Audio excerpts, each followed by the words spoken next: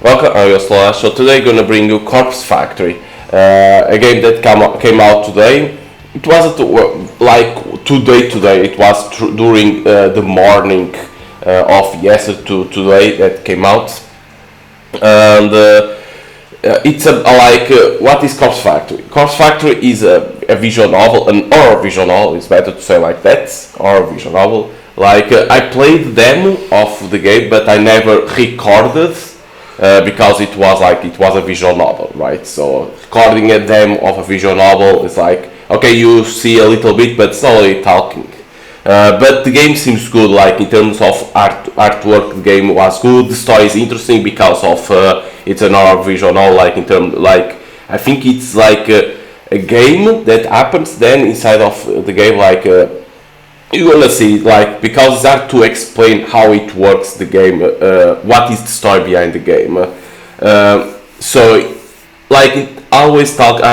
Every time that I play a visual novel, I always say, for a visual novel to captivate a lot of attention for the player, always a good story. The game has a good story. I can say that.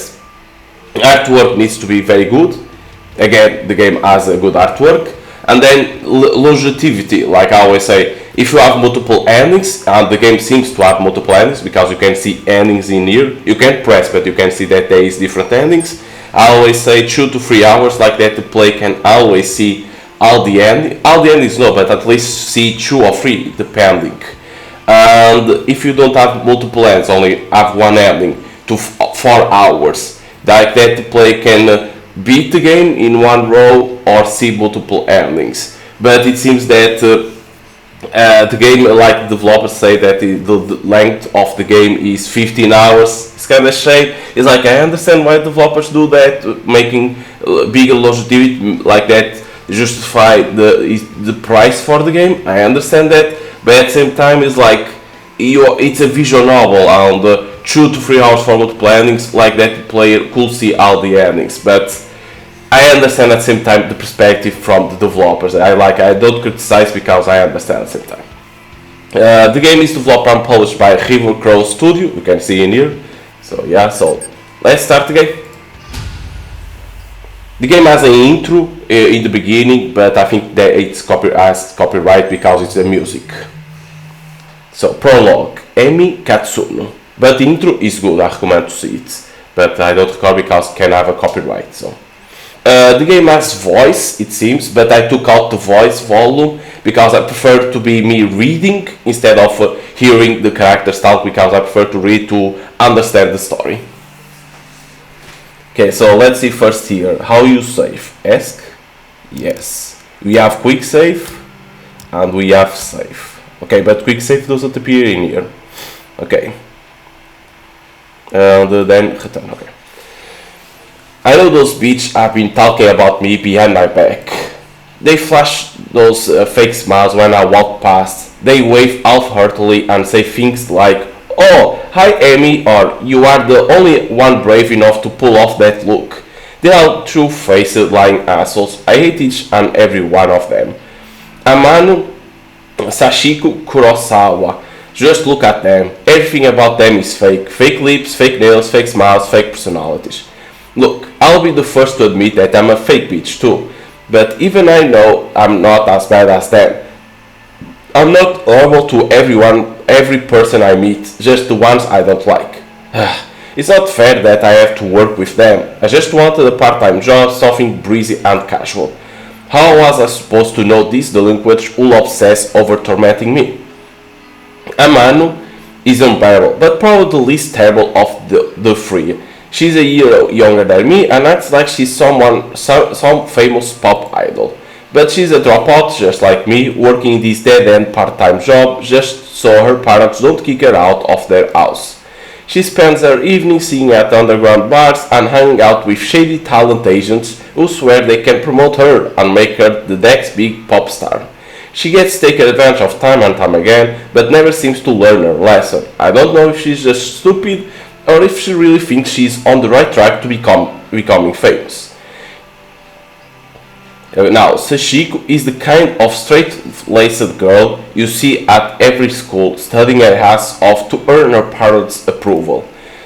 The type of girl that always has the best grades. Why it appears like this, purple, but never really has any friends. She's the kind of girl that graduates, then the reality of the real world knocks her on her ass, and she realizes she actually has no clue what she's doing, just like the rest of us. So she settles for the first crappy job she can find, and then suddenly it's 3 years later and she's still slaving away for assholes managers just to make ends meet. Instead of being humbled by her station in life, Sashiko decides to take her anger out on everyone around her. I've seen her slap customers out of frustration. Okay, interesting. Rumor has it that she strangled our boss on one occasion. Apparently he's too afraid to fire her now. I don't blame him. I'm afraid of her too. Okay, how she continues to have job. Yes, the boss is afraid, but Jesus Christ. And then there's Kurosawa. I could write an entire blog on all the things I hate about her. She's pretty, but she's very aware of it. She seems to have a new sugar daddy every few weeks. Some poor old fool that she strings along and milks dry. She must be nearing 30, but all her friends are still in senior high school. It's more than a little weird. They hang out around the train station, bullying homeless people and shoplifting from the convenience store. I'm pretty certain that she's done time once or twice. Kurosawa is just an all-around terrible person. She makes Amano and Sashiko look like saints in comparison. Honestly, I couldn't ask for a worse group of coworkers. Finally, there's me. Emi Katsuno, that's us. That's because the prologue is called our name. University dropout, part-time cashier, and up to my ears in debt. I live in a small apartment in a bad neighborhood just to keep my head above the water. My apartment building is filled with dead beds, loan sharks, junkies, perverts, you name it. By some miracle, I managed to snatch up the best apartment in the worst building. Although the place is nice, the rent is questionably low. I'm fully expecting the landlord to wander in one day and demand more money or murder me. I'm constantly worried about money, worried about my safety, worried about what the hell I'm supposed to be doing with my life. As if that wasn't bad enough, I have to work 4 days a week with the 3 worst girls I ever met in my life. Today is no different from any other day. A man greets me at the door, her disgustingly puffy and potty lips pulled back in half snarl, half smile. I can smell the sickly sweet scent of too much lip gloss from 10 feet away. Here you go, Amano. Oh, hi, Amy. You are late again, you know? Bitch.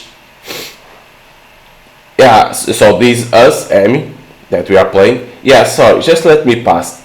I'll go clock in. Whatever. Kurosawa wants to see you. Can you, just go see her? Fine. A man walks off. I look around for Kurosawa. The stale stench of cigarette smoke eventually overwhelms the lingering scent of lip gloss in the air and leads me to her location. See, that why I say the artwork is very good. Look at that artwork. They are different, and in terms of artwork, excellent. You wanted me? Katsuno, I need you to process a big refill. Don't mess it up, okay? It's for a regular customer. Okay, I can do that. What I'm refilling? There's a bunch of shirts on the counter. Just ring them up and refill them for cash. You can leave the money in the envelope under the register. Fine, I'll take care of it. Thanks, I'm going for a smoke break. I decide to clock in before processing the refill. I won't be paid for this shift if the company doesn't know I came into work. I go behind the counter, retrieve the sign-in booklet. I flip to today's date and fill in my details. Done and done. The shirts that Kurosawa mentioned are lying effortlessly over the counter. I pick them up and scan each one. They are not cheap. The first rings up at 11,000 yen and next is 13,000. There are 6 shirts all up, each one a little more expensive than the last. They don't look worn and the tags are intact. I'm supposed to ask for a receipt or proof of purchase before making a refill, but the customer is obviously not here. Besides, the request came directly from Kurosawa, my superior, so I can't exactly refuse. The refill goes through the system successfully, and the cash drawer opens up. I count out the correct amount of money in 10,000 yen bills, then pop an elastic band around the cash and put it on an envelope. I also print a copy of the refilled receipt and slip it in with the cash. Job done. I slide the envelope back under the register and lean against the counter. Serving in the store, I can see that there aren't any customers around. It's still early in the morning after all. We don't usually get much business until around lunchtime. I hover around the register for a while, biting my nails and staring at the clock to pass time. Kurosawa eventually returns from her smoke break. Half an hour must have passed by now. Who does she think she is? You finished that refute? Yeah, I did just like you said. Okay. She rummages around underneath the cash register and pulls out the envelope stuffed with cash. Her fingers flick through it quickly, counting each note, and she nods as though satisfied. Good work, Katsune. I'll pass this on to the customer next time they come in. No problem. Anyway, I'll take over the cash register for a while. Do you want to go tidy up stock? Yeah, okay. I'm not too bothered if Kurosawa wants to take over my register duties. It's boring standing around. I would much rather be doing something than nothing. As I head toward a rack of untied jackets, Sajiko bumps into me. Sorry, I didn't see you there. Sorry, did she actually apologize to someone? Sajiko, the customer abuser? That's fine. You okay? I haven't been sleeping real well. I'm just tired, that's all. Well, get some rest, I guess. Thanks. Look, while I've got you here, I know I haven't really been easy to get along with lately.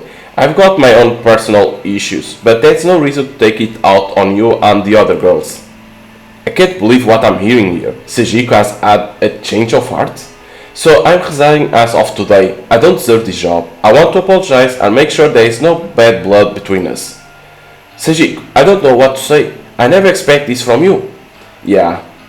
If you are resigning, do you have another job lined up? No, not yet. But I need to work on myself first. I have a lot to think about. Well, I mean, as long as you are sure about this, I am. In that case, then thank you for apologizing. I forgive you. Thank you, Amy. Well, until next time then. Yeah, until next time. So Sajiko gonna leave this job, it seems. Sajiko takes her leave. I'm still a bit taken aback by her subtle personality change. Did I misjudge her from the start? No, that can't be. She has a history of abusing customers and co-workers. No way I imagine all that. Regardless, I'm actually kind of glad she's trying to get a grip on her life. I hope everything works out for her. If she's resigning today, then I suppose the only two terrible co-workers left are Amano and Kurosawa. I glance at Amano, who is standing by the door, waiting to greet customers. She has a vacant expression on her face, like always. I then look toward the register where Kurosawa should have been standing. But she's not there. Didn't she offer to take over register duties from me? Where the hell did she disappear to? I wander behind the counter. The register doesn't look like it has been touched. Out of curiosity, I slide my hand around under the register. The cash stuff envelope is gone. No sign of it. The receipt from the refund is lying on the floor. I bend down and pick it up. It has a standard refund receipt, stating the value of the transaction. My name is signed at the bottom since I was the one who processed it.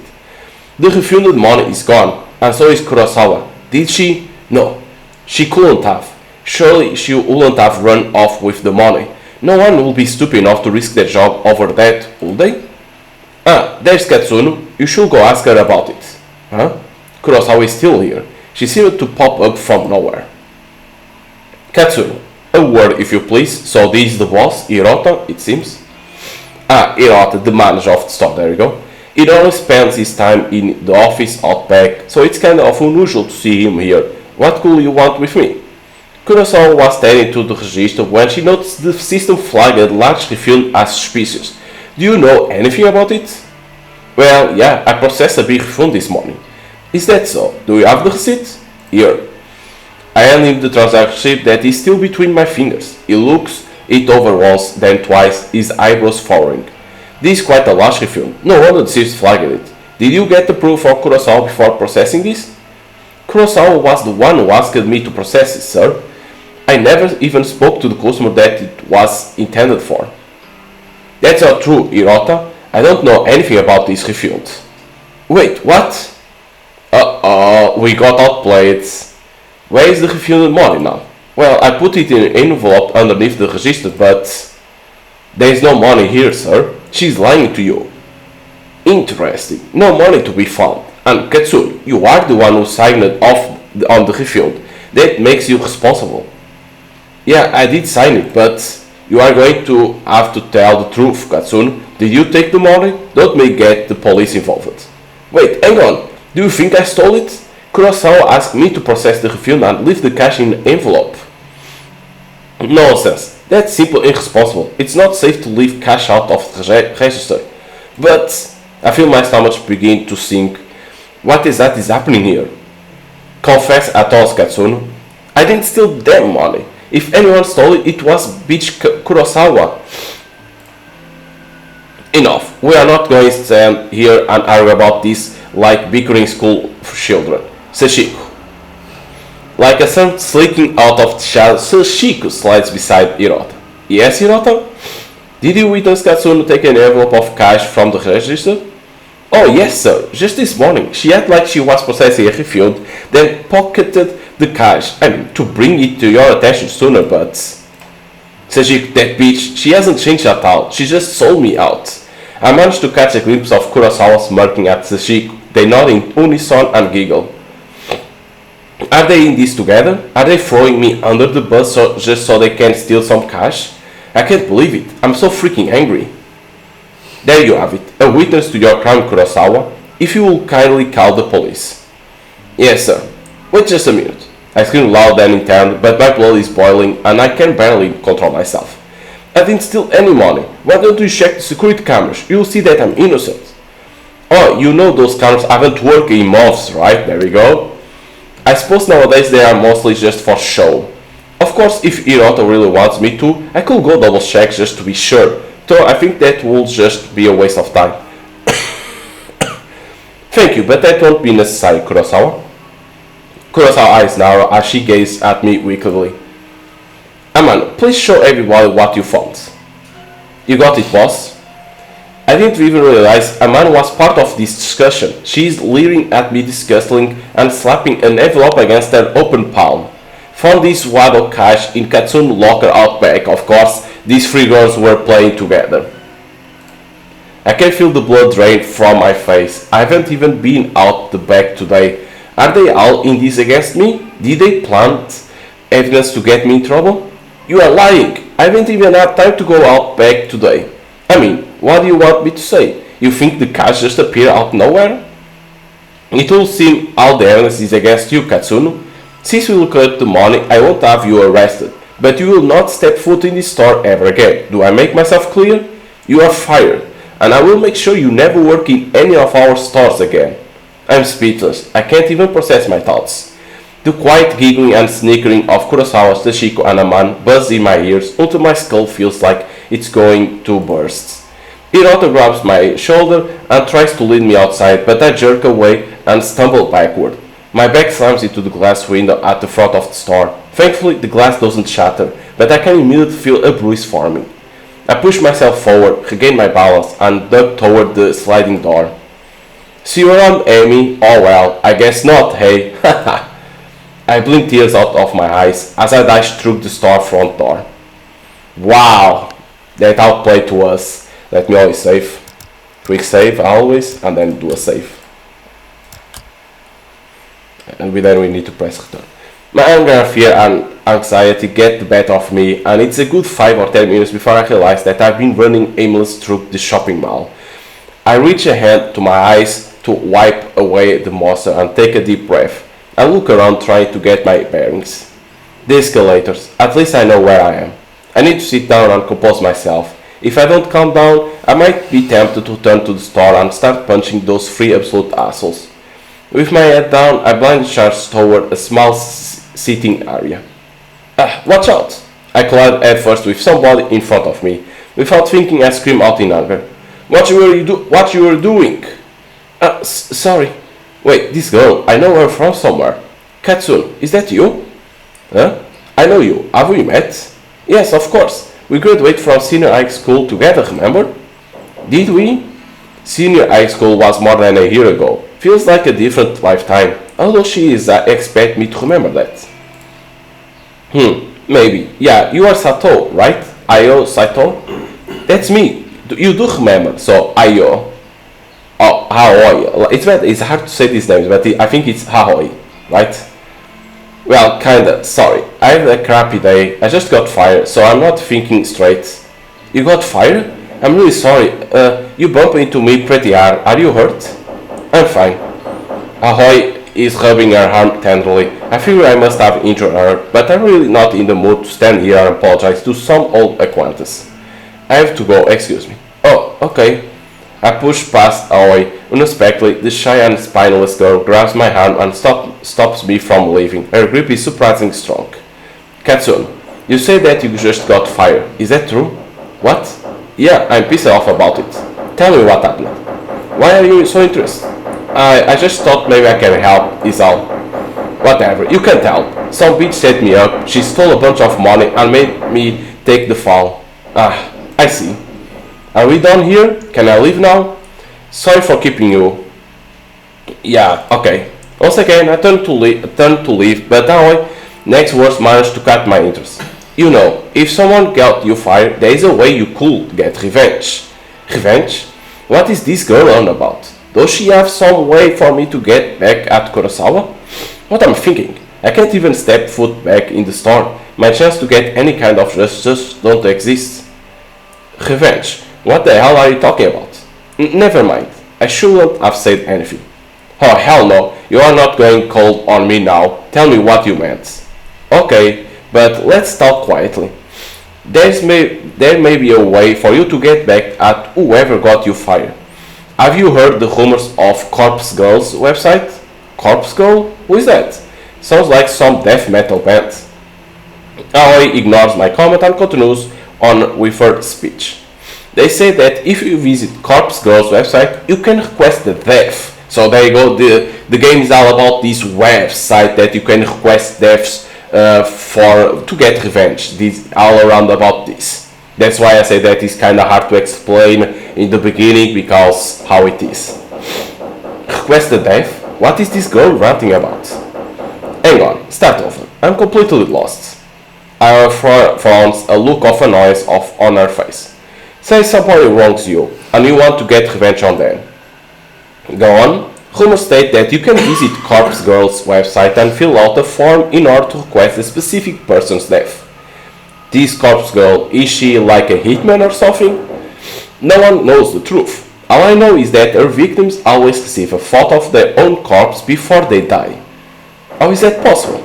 I don't know. I've been wanting to use the website for some time. There is somebody that I will be happier without, but I'm not brave enough to go through with it. Still, I want to know if the rumors are true. If you use the website, you could tell me if it works or not. This whole thing sounds sketchy, risky. Are the police gonna come get me if I go on this website? I've got no idea. Well, thanks I guess. Hawaii doesn't make a further attempt to stop me when I turn on my heel and walk away. I don't know what to make of her suggestion. Can such a website even exist? The ability to request a death just sounds so unbelievable. And yet, because the game is all around this, that you request a death and then that person can die. I find myself unable to get possibilities out of my mind as I make my way toward the train station. Corpse Girl, a website tailored for revenge. A cool dog in Kurosawa Sashiko Amano. If I could remain anonymous, then no matter what happens, whatever fate befalls those girls, it couldn't be traced back to me. I start to wonder if ordering the deaths of a few girls simply because they got me fired is a little extreme. Although they are not exactly saints, they are close to human garbage more than anything else. They've always been hostile toward me. I'll probably be doing the world a favor if I had them all killed. If they screw me over without a second thought, who knows what they might do to their next unsuspecting victim. Yeah, killing all three of them is the right thing to do. Removing them from the planet will prevent them from hurting anyone else. My heart begins to race. The trip back to my apartment is boring. The train carriage is nearly empty save from a few junior high school boys and a couple of women in business attire. I have a few seats out to myself, so I sprawl out and check my phone for message. When I feel confident that no one in cars is watching me, I try to search for Corpse Girl's website on my phone. I don't exactly know how easy it will be to find. Maybe I should have asked Aoi for the address. Well, a quick search shouldn't be too hard. I begin to type Corpse Girl's website. A few results pop up on my screen, but none seem relevant. There are links to funeral service and anime fan sites, but nothing really matches what I'm looking for. Maybe this was a bad idea. I should probably delete my search history. Maybe just one more search. Corpse Girl requests a death. My phone seems to lag for a few seconds as the search is submitted. Then, a fresh list of links appears. The top result catches my eye immediately. Corpse Girl, revenge at your fingertips. Jesus. This must be it. I click the link and the website loads immediately. You saw that lagged? Why it lagged? Because it's dark net. Because you shouldn't be in there.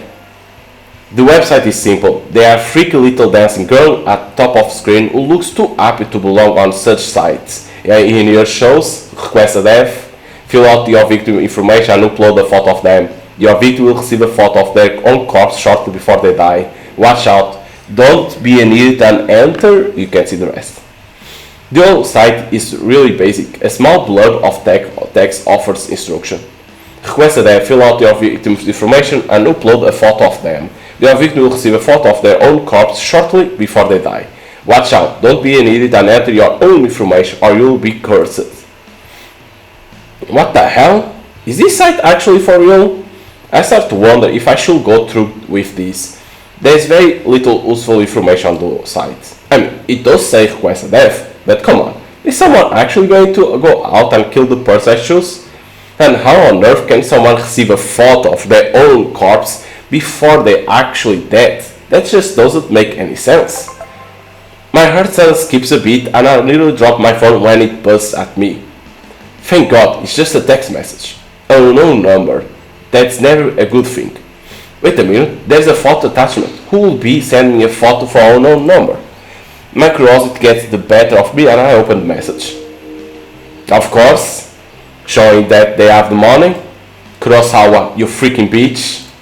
I knew it. I knew she set me up. And Amano and Sajiko were in on it too.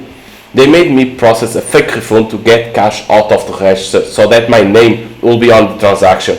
And all for what? A bit of cash they will have to split 3 ways?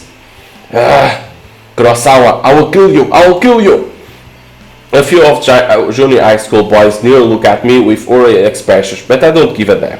I'm angry, I'm furious. Kurosawa is going to pay. I close Kurosawa message and return to Corpse Girl's website. It's clear what has to be done. I'm going to request Kurosawa's death. I read the website instruction one more time to make sure I haven't missed anything important. Enter victim phone number and upload the photo of the victim. I can't believe it. Kurosawa just signed her own death sentence. She sent me a photo of herself and her phone number was included with the message. I fill in the phone number and upload the photo, my hands trembling the whole time. My thumb hovers over the submit button. I feel a chill down my spine, my face turns pale and I immediately feel cold and clammy. Is Kurosawa really going to die if I use this website? Or is this all a sick hoax? I run through the possible outcomes in my head. First possibility, nothing happens and Kurosawa is none the wiser.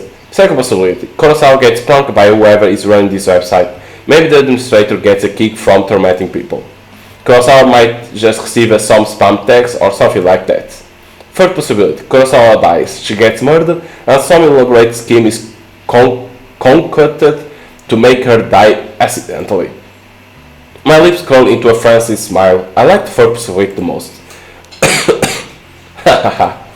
I slam my thumb down and smash the submit button. Prepare for the end, Kurosawa. Yes, kill. Kill everyone. Okay, Friday evening, June 12th. When I get home, I can't bear contain my nerves. I'm shaking as I open the door to my apartment. By the time I walk through the door, the sun has just started to set behind the backdrop of the city. Even though it's not dark yet, I'm feeling physically and mentally drained. The drama at work this morning, the taunting laugh of Kurosawa, I feel exhausted, like I just want to crawl into bed and sleep. Despite my dipping energy levels, I can't extinguish the burning question flickering within my mind like a candle flame. How will I know when or if Kurosawa is dead? Will Corpse Girl's website notify me? No, of course not. I didn't give any of my personal information to the site. The entire thing was anonymous. And it's not like I can visit the store tomorrow and see if she comes into work. I'll be kicked out as soon as I show my face. So what do I do? That's it. I whip my phone out of my purse and open Noise, a social network app that all my coworkers are connected to. Kurosawa, Sajika, Man, and I are all in this group chat labeled Work Life. We use this chat to swap shifts with each other and complain about the boss. Just as I was hoping, I haven't been kicked out from the group yet. I swept through the list of chat members and tap on Kurosawa profile. Lost online, 1 hour ago. Perfect. If I use this app, I can keep an eye on when Kurosawa is active. She's only asked to be using her phone for Noise to detect that she's online. She doesn't necessarily have to be using Noise itself. It's the best way I can think of to monitor if she's still alive or not. It will do for now at least. I wonder why Kurosawa sent me that photo of herself via regular text message instead of through Noise. Maybe she thought she could be busted for it if someone got into her Noise profile? Who knows what that girl was thinking. Regardless, I'm thankful she made such a stupid mistake. I wouldn't have obtained her phone number if she had decided to message me through Noise instead. After all, Noise is strictly an online service, no need for phone numbers. Come to think of it, where did she get my phone number from? Well, no matter, it worked out in the end. I slumped down on the couch in front of the TV and kept my phone firmly gripped in one hand, my knuckles whitening. I started to bite the fingernails on my other hand out of anxiety. In an attempt to distract myself, I switched TV on and streamed some stupid reality shows. The distraction hardly works, and I find myself instantly glancing at my phone every couple of minutes, waiting for any kind of updates on Kurosawa online stats. The evening passed slowly. Yeah, because how she obtained our phone number, right? Like, she doesn't have our phone number and then send a message to us? Like, isn't that too suspicious too? So Saturday. Sunlight streams through the open curtains and I startled. Did I fall asleep on the couch? I wiped my mouth with my sleeve, cleaning off a trickle of drool from my chin. My phone is still in one hand and I could check it. I tapped the fingerprint smeared screen, but it's not responding. The battery died. I must have fallen asleep and left the screen on all night. I restored my charger and plugged it in, actually waiting for just enough energy to turn the phone screen back on. After what seems like an internet, the phone comes to life. I catch a glimpse of the clock as I swipe the lock screen away. 6:34 a.m. I open Noise as quick as I can and flick through to Kurosawa's profile. Huh? This profile is private. You are not connected to this person. Damn it, she blocked me. I frantically navigate through the group chat only to find that I've been kicked out. Damn it. What can I do now? I got no way of knowing whether Kurosawa is still alive. I slam my phone down in frustration and it vibrates in retaliation. Huh? Another text message? I blink a couple of times. Who will be texting me at this hour? It might be Kurosawa again, trying to rub my face in her victory. Well, if that's the case, at least I will know that she's still alive. I instantly picked my phone up again and opened the message. There is no text, just a photo attachment. Uh-oh, it says dead. It's her dead in there. It's from that website, meaning that someone wants us dead. Kia, what the hell is this? I nearly dropped my phone in terror. A photo of a dead body, twisted, crumpled, like it has fallen from a great height. A spatter of blood is flecked across the grass. It's hard to make out the details of the person. Dirty blonde hair, familiar clothes, smudged makeup. This dead body, is it supposed to be me? There can be no mistaking. Without a doubt, this picture of my own corpse. I shriek again, unable to process what I'm seeing. I'm so interested by the battered corpse that takes me a minute to notice the timestamp in the corner of the photo. It says that it's today's date, but something's off. The time says 7:28 a.m. That's about an hour from now. I shiver involuntarily and feel the sickening sensation of bile rising in my throat. This photo, is this a prediction of my death? Am I going to die within the hour? And then the truth hits me harder than my face hit the ground in this grisly photo. When you request a death on Corpse Girl website, your victim receives a photo of their own corpse before they die. I can't look at it anymore. I throw my phone to the side and curl up on the floor. Did Corpse Girl send this to me? And how? How did somebody get a photo of my corpse? A photo that is seemingly from the future. It's impossible. It has to be a hoax. Some trick, some psycho tormenting me. Yeah, that's all it is. Someone is messing with me. Probably Kurosawa. I get up off the floor and stumble around. I'm kind of lightheaded and unbalanced, and my stomach feels queasy, ready to launch its contents through my throat at any second. I blindly reach around for my phone and finally grabs it with near-frozen fingers. The phone number that sent the photo. It's an unknown number, but the digits don't match the number that Kurosawa texted me from yesterday, so it's unlikely this came from her. Bizarrely, the phone number is kind of weird. There are more digits than should possibly be possible. I try to count them, but stumble a few times in confusion. I eventually conclude the number as 18 digits, way too many. In addition, the phone number seems to repeat digits a lot.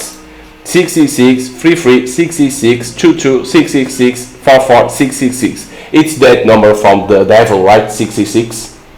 That is that, so you can see there is a lot of 666.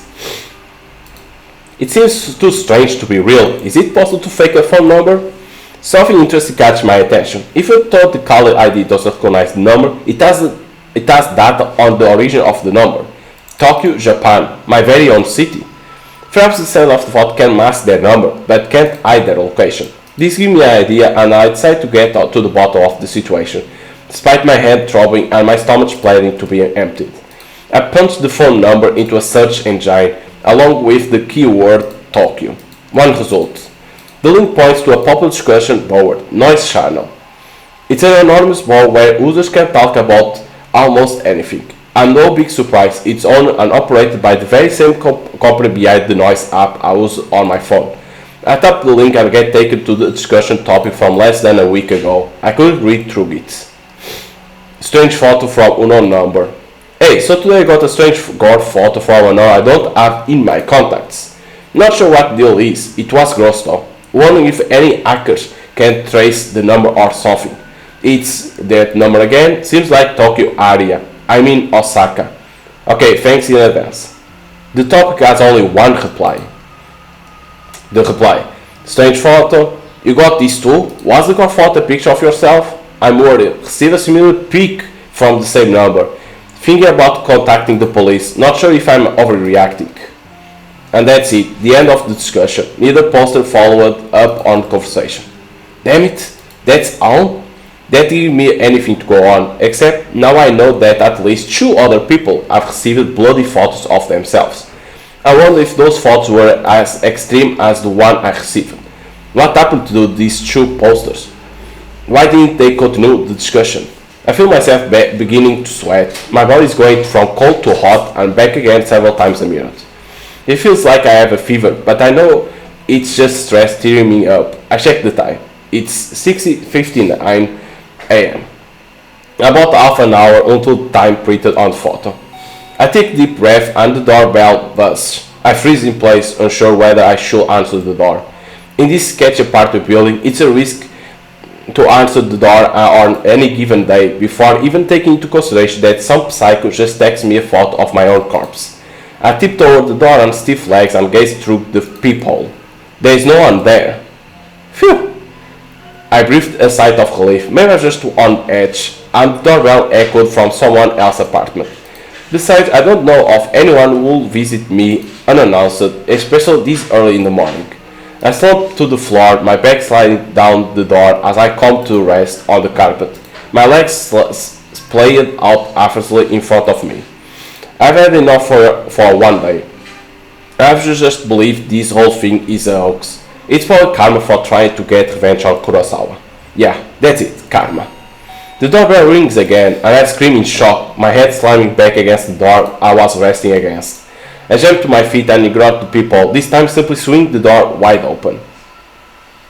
A gust of chilly morning air sweeps into my apartment, and I shut my eyes tightly against the sudden cold. My messy hair tangles in the wind and obscures my vision when I open my eyes. Quickly, I sweep the air out of my face and look around. There is no one here except... What the fuck is this? A metal troll is blocking the walkway in front of my door. A stark white bag about the size of a human body rests atop the trolley. My heart begins to race as I immediately recognize what this is. On TV, they always show these trolleys used in morgues to cart dead bodies around. Dead bodies. The vomit that has been trying to escape my body all morning finally finds its way out of my mouth. I retch and heave in the doorway until nothing is left inside my belly except the stinging stomach acid that threatens to burn through its fleshy container. The stench wafting from the trolley is overwhelming. Pinching my nostrils close to those little more than trap the horrific odor inside my own skull, and I gag and splutter involuntarily. My hand reached forward, as I thought controlled by some being other than myself. I can't pull it back, and I can't prevent my fingers from grasping the zipper tag attached to the front of the body bag. I unzip the bag. Oh shit!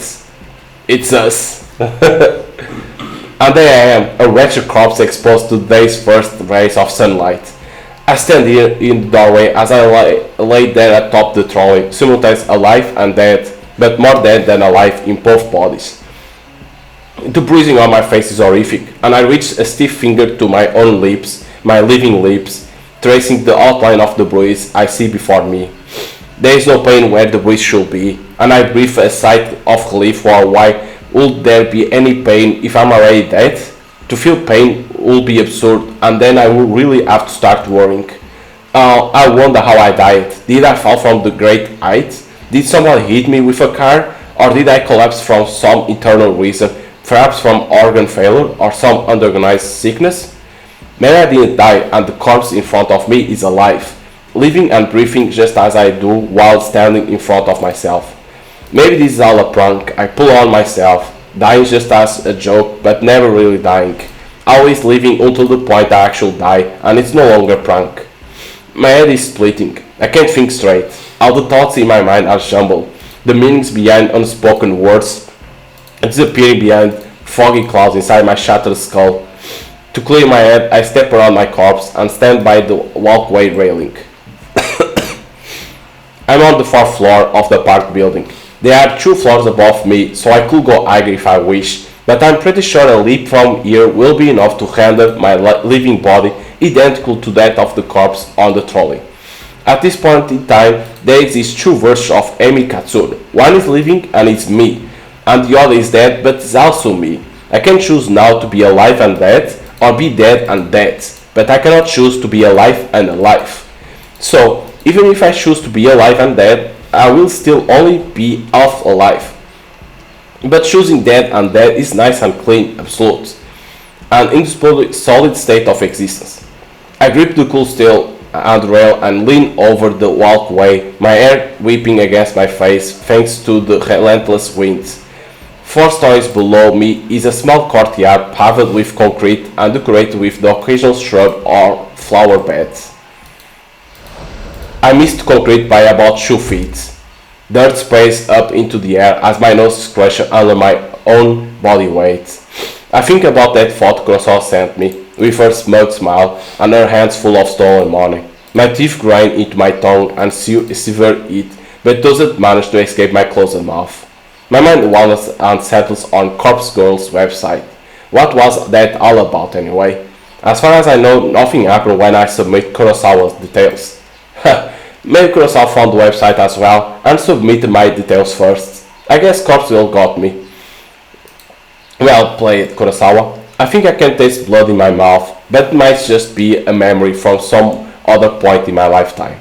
A blinking light from a nearby parked car kind of irritates me, but then my vision turns blue or black, and my only concern is how I will never truly know what. and she kills herself because of panic and she falls. This is only the prologue, of course. Is to understand a little bit how the story is gonna be, like how things work, and at the same time to know how this girl Amy died. But it's well explained that. So Act 1, Noriko Kurosawa, but it's well done because it explains how everything works and you see that panicked. So Kurosawa, 3 weeks earlier. So May 25, so these 3 weeks before that thing happens. I've always liked the shape of my eyes. I can be critical about other parts of my body, but I'll never complain about my eyes. With or without makeup, I think they look great. Models to tell me I narrate her eyes, and my big sister narrate father's eyes. To be honest, I don't see any of father's features in myself or my sister, but do I agree that my eyes are exact replicas of mother's. Mother doesn't see too well anymore, and that might be something I have to also worry about in the future. But for now, my eyes are perfect and I couldn't be happy with them. I wear eyeshadow and eyeliner to bring out my best features. Some people tell me I use too much makeup, that I tend to overdo it and make myself look intimidating. Well, I don't really care. I mostly like the way I look, and honestly, how many people can claim the same? Today morning ritual is the same as on any other workday. I'm slave to the wage and I'm not proud of it. Call me a corporate sellout, but I can't survive without money. My alarm goes off at 6 a.m. The shower is running at 6:05, and I'm dry and dressed by 6:15. I skip breakfast because I'm watching my figure and spend until 6:30 a.m. working on my makeup. I'm out of my cramped showbox apartment by 6:45 a.m. Sometimes I catch my neighbor returning home from his overnight shift, and if so, I exchange simple pleasantries with him and continue on my way. Today there is no sight of my neighbor, so I don't slow down as I descend the stairs and exit the building. Hitting the convenience store for a can of coffee saps another few minutes from each day. I prefer sweet milk coffees, but every now and then I am in the mood for rich black coffee. Regardless, I never start the day without it. I don't always need the energy boost, but it helps to stop my stomach growling. It's a milk coffee kind of day, so I pay for my favorite brand and get out of the store in no time. The canned coffee dives into my handbag as I continue on my way. The train station is always busy in the morning, and it's usually a struggle to navigate my way to the correct platform in time for the 7:12 a.m. train. Today is no different. However, I always make it in time, because my routine has been perfected over the last few months. So her routine is always same shit. You're like, oh damn. I board the train bound for Shinjuku. A cursory glance reveals there are no empty seats, so I push through the throng of bodies and stand against the carriage wall. Whenever there are seats available, I like to sit and read, but it's much more common to have a stand and stare at my phone screen. It's like almost everyone else. When I do read, I read classics: Stoker, Lovecraft, Poe, horror, Western horror, and that is my favorite genre. And of course, faithful translations to Japanese are as good as it gets. My English isn't nearly strong enough to read these novels in their original language. If I'm stuck staring at my phone screen, I like to stalk people online. Acquaintances or the few friends I have lead such boring lives. They post about the most mundane topics, all day, every day, acting like they are shriveled up and die unless they get the attention they seek. I find their dull, tedious life simply fascinating. From behind the safety of a glass veil, I can fulfill my voyeuristic fetish and consume as much pointless information as I desire. Knowing every mundane tidbit of people's daily lives turns me on. This morning is the same as any other. I stare down at the phone held in my frail hands. My fingers move on their own accord, scrolling and tapping against the black lit display, pausing, pondering, pouncing on any post or picture that my pupils haven't yet consumed. Standing in the train carriage packed to the gills with people, I can't help but feel my face getting flushed and my steamy breath escape my lips. I digest post after post, photo after photo, memorizing the comings and goings of every single person on my noise activity feed. I catch my breathing getting heavier, my gasps become short and sharp.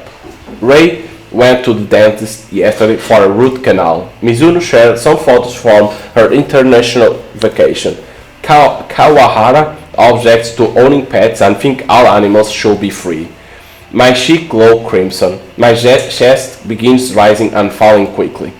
I clutch the collar of my shirt, knuckles whitening, knees shaking. A few people in the car start to move away from me, but I barely notice them. My fingers keep scrolling and I hit jackpot. A new post from a coworker at my office. Tomoi Watanabe. She's a gal girl, the type of with a heavy fake tan, bleached blonde hair and questionable clothes. I hate her, but I love her post. This morning update reads. Tomo.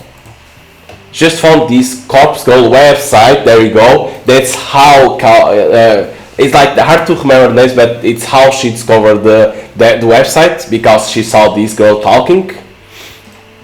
Such fake bullshit, haha. Waiting to meet a bitch to try it on. Tomo just discovered Corpse Girl website, huh? I feel a slight squeal trying to escape from my throat as my legs threaten to buckle underneath me. I can't take this sight anymore, and I have to force my phone from my hands and bury it at the bottom of my handbag. Deep breaths, Noriko. Deep breaths. I need to calm down and control myself. Composure is key. I close my eyes and let a cool breath of air whistle through my slightly parted lips. Feeling a little calmer and no longer ready to explode, I analyze the information I just read. Tomoe wants to try out Corpse Girl website. That's good. That's very, very good. Rumor has it that you can visit the website and request the death of somebody you know. Or she already knew about websites. How and if the victim dies isn't known to the public. Because of that, some people are pretty quick to dismiss the site as a hoax.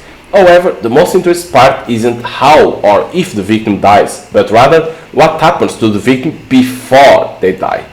Suppose the victim will receive a photo of their own corpse. How this photo exists before the victim's life is snuffed out isn't public knowledge. But the thought of this phenomenon occurring is utterly intriguing. Nevertheless, the site has been gaining popularity lately, at least in certain corners of the internet. Message boards like Noise Channel and other similar sites have picked up on the rumors and like to exaggerate the website authenticity.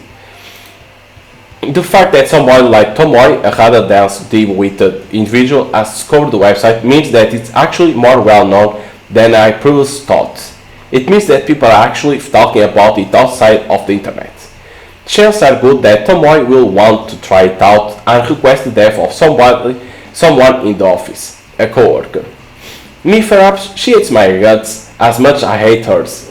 Finally, something exciting is going to happen in our dull workplace. The next station is Shinjuku. The doors on the right side will open. Please change here for the Chu line, the Sonan Shinjuku line, the Saikyu line. As the automated announcer reads through a list of connecting train lines, I get ready to disembark. The train pulls to a stop and I contort my body around the other passengers in an attempt to exit the train. Okay, so this character already knew about the Corpse Girl's website. That's interesting because don't forget that this now is happening 3 weeks earlier that from Amy to die. So if she already knew, she could have already requested her death. Finally, free of the tangled mass of flesh, I hasten my pace and navigate through the labyrinth station. I take the exit close to my office and settle into a slower walk. I'm on time and I never decide to reach the office any earlier than needed.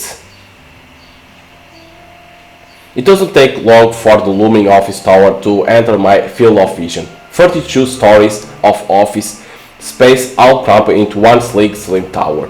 The name Temujin is stamped across the structure in gigantic block letters. If you are looking for this building in Shinjuku, you can't possibly miss it. Temujin carries the title of Japan's third biggest banking corporation. It's a gigantic company with other branches in Kyoto, Osaka, Sapporo, Fukuoka, and a dozen small cities I don't even remember. I've worked here for to 3 months now, not a long time in the grand scheme of things. Let's say I'm the only attempt, and all I do is data entry. I work on the 14th floor along with about 60 other junior employees, including girl Tomoe Watanabe. I don't speak to many of my coworkers, that's the way I like it. When I reach the building, I enter through the giant double sliding doors and find myself in the familiar lobby. Comfortable couch line the walls, circling a reception desk. 4 large elevators are tucked away in a nook behind the reception desk. It's already busy this morning, though to be fair, this place is packed all the time.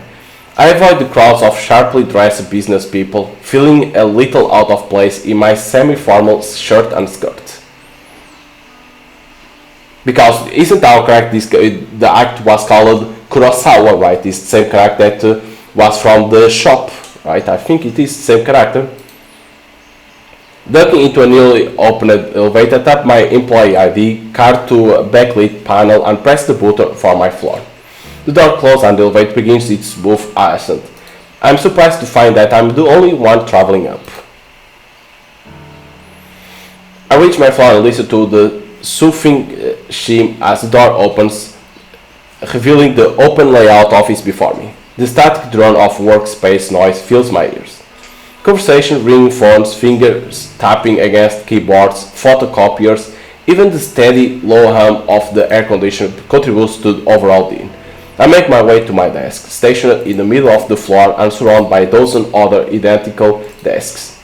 As I walk, somebody taps me on the shoulder gently. So, Shinya. Good morning, Kurosawa.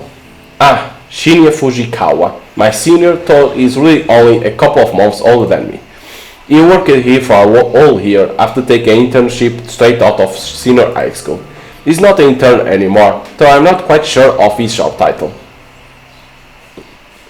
So, Noriko. So it's not the same character as with the other that was on that shop.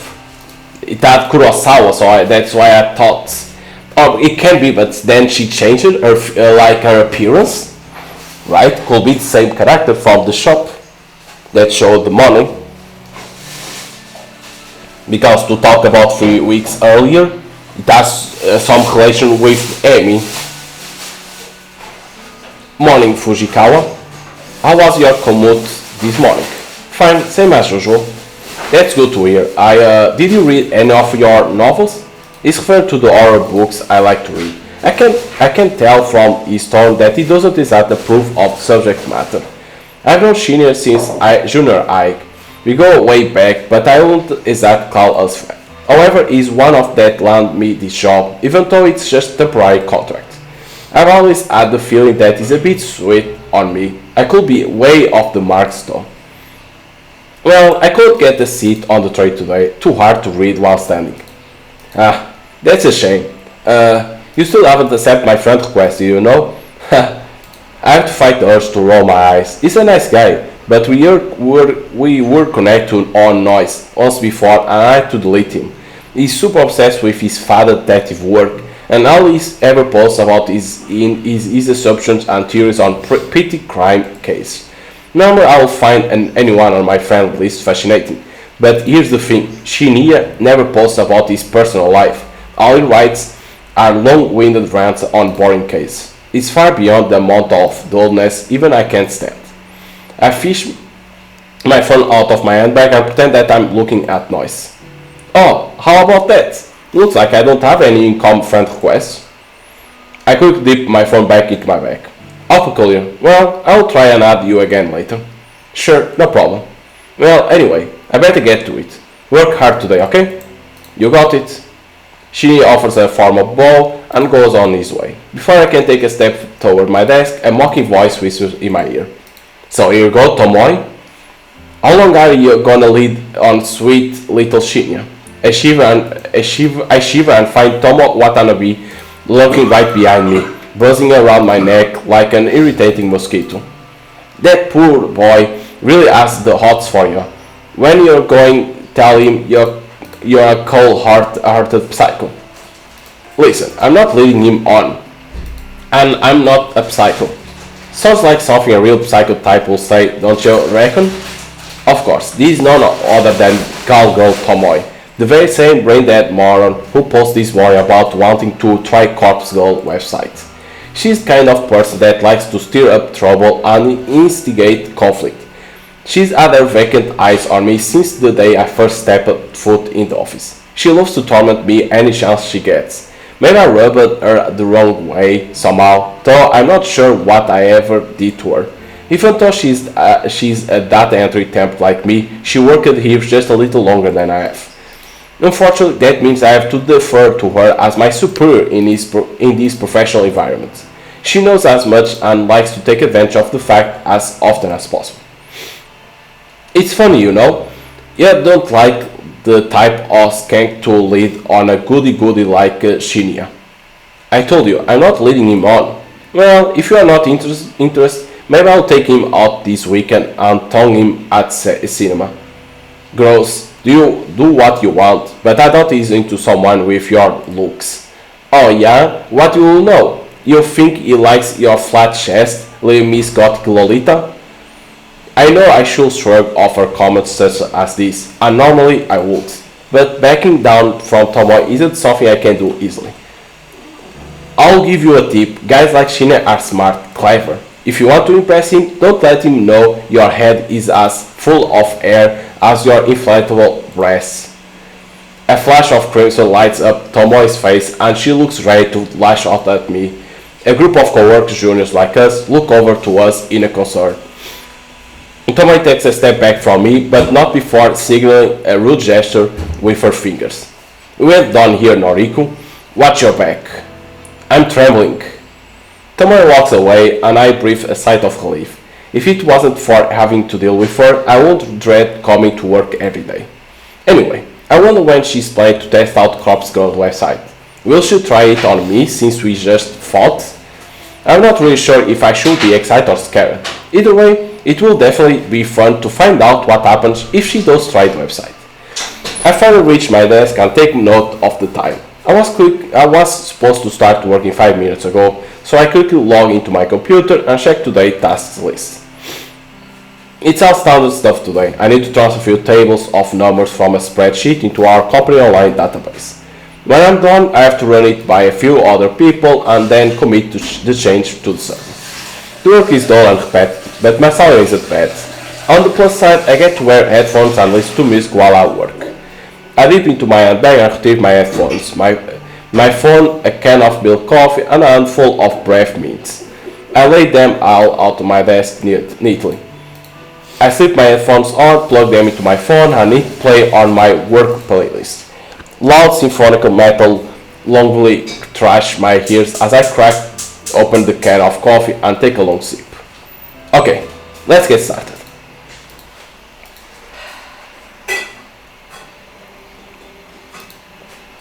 I return home to my quiet, crumpled apartment after work. The place is eerily silent, a stark contrast to the bustling office where I spend my days. Throwing my handbag onto the tiny coffee table, I pick up my laptop and sit on the couch. I lie back and get comfortable, letting the laptop rest on my stomach as it boots up. The welcome screen loads up, so I click a couple of times, open the web browser, and then head to a very specific website saved in my favorites. Of course, Corpse Girl's website. Let me save. Of course, it had to be the website too. So it seems that everyone knew about the website. Only that Amy didn't know. A cute dancing zombie girl is animated at the top of the page, a peculiar irregularity that always makes me giggle. I noticed that the page view content at the bottom of the website is nearly the same as it was yesterday. There have been maybe 4 or 5 new visitors. I have a site. Maybe the website isn't quite that well known after all. That begs the question, how did Tomoe discover it? Well, never mind that. I scanned the website content. Requested dev, big, bold letters, headline site. The intention couldn't be clearer. Further information on the site is sparse. Brief instructions tell the user to fill in the victim phone number and upload a photo. Aside from that, there is not much else to mention. It doesn't even ask for a name. After scanning the site, I move my mouse to the browser address bar and click. I type a forward slash after website address and then add the word admin. I hit the enter key. A login page presents itself with an empty username and password fields waiting to be filled in. My fingers tap dance around the keyboard and within moments I presented with a brand new page. A blinking slab of text greets me. One new request. A crooked smile cracks my stony expression. Finally, somebody has requested death. Somebody has asked me, corpse girl, to kill a victim. These web things get exciting. I giggle and feel my cheeks flush red. This is the first request I've had for about a week. I've been logging in every evening, fingers crossed that somebody has elected a new victim for me. Today my wish has come true. I can't help but feel emotional at a time like this. My lower lip trembles and I feel tears welling up. I dab the corners of my eyes gently to avoid smudging my makeup. As I hover my mouse cursor over the view request button, a familiar unpleasant tingling sensation surges in my chest, my stomach, my thighs. I shiver with anticipation, my hot and steamy breath beginning to fog up the laptop screen. I click the button. Request details. Today, 2:47 p.m. local time. Victim's phone. The long image attachment. The victim photo automatically loads on my screen. The person in front of me is a total stranger, but that's okay. It doesn't change the task set out before me. A woman rather plain in her early 40s. She's well dressed with minimal makeup and she's not really putting her personality on display. It's a nice photo, better quality than some of the images I've received in the past. In fact, the photo looks like a corporate ID picture. I wonder if it was downloaded from a company database or website. Well, the source of the photo doesn't matter. The simple fact of the matter is that somebody has made a request for this person to die. It falls to me to fulfill that request, and as a corpse girl, I take requests very, very seriously. I have the victim's photo and I have her phone number. All I need to now is to select a way for her to meet her untimely demise. I previously thought about including an extra field on my website, an option for the user to choose the way they want their victim to die.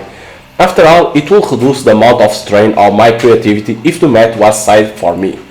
But after careful consideration, I decided against it. Some people are sick, twisted. The cause of death could be far beyond my means and impossible to achieve, of course. Therefore, allowing the user to define the cause of death just isn't visible. Instead, I will stick to my current modus operandi. Everything depends on the quality of the victim's photo. If it's detailed and the victim's features are easily distinguishable, then I can be rather creative with the cause of death. Perhaps the victim's face suffers grotesque burns or she has an iron stake thrust through her skull. However, if the victim's photo is low quality and doesn't provide enough detail to identify the subject, I have to resort to the default cause of death, a terrible unlucky fall from a great height. Maybe she slips or maybe someone stumbles into her and sends her tumbling over a rail. The result will be the same, a swift crushing death from an height. The victim will end up face down on the concrete, completely unrecognizable save for her clothes and accessories. It's not my favorite cause of death, but in some cases it is necessary.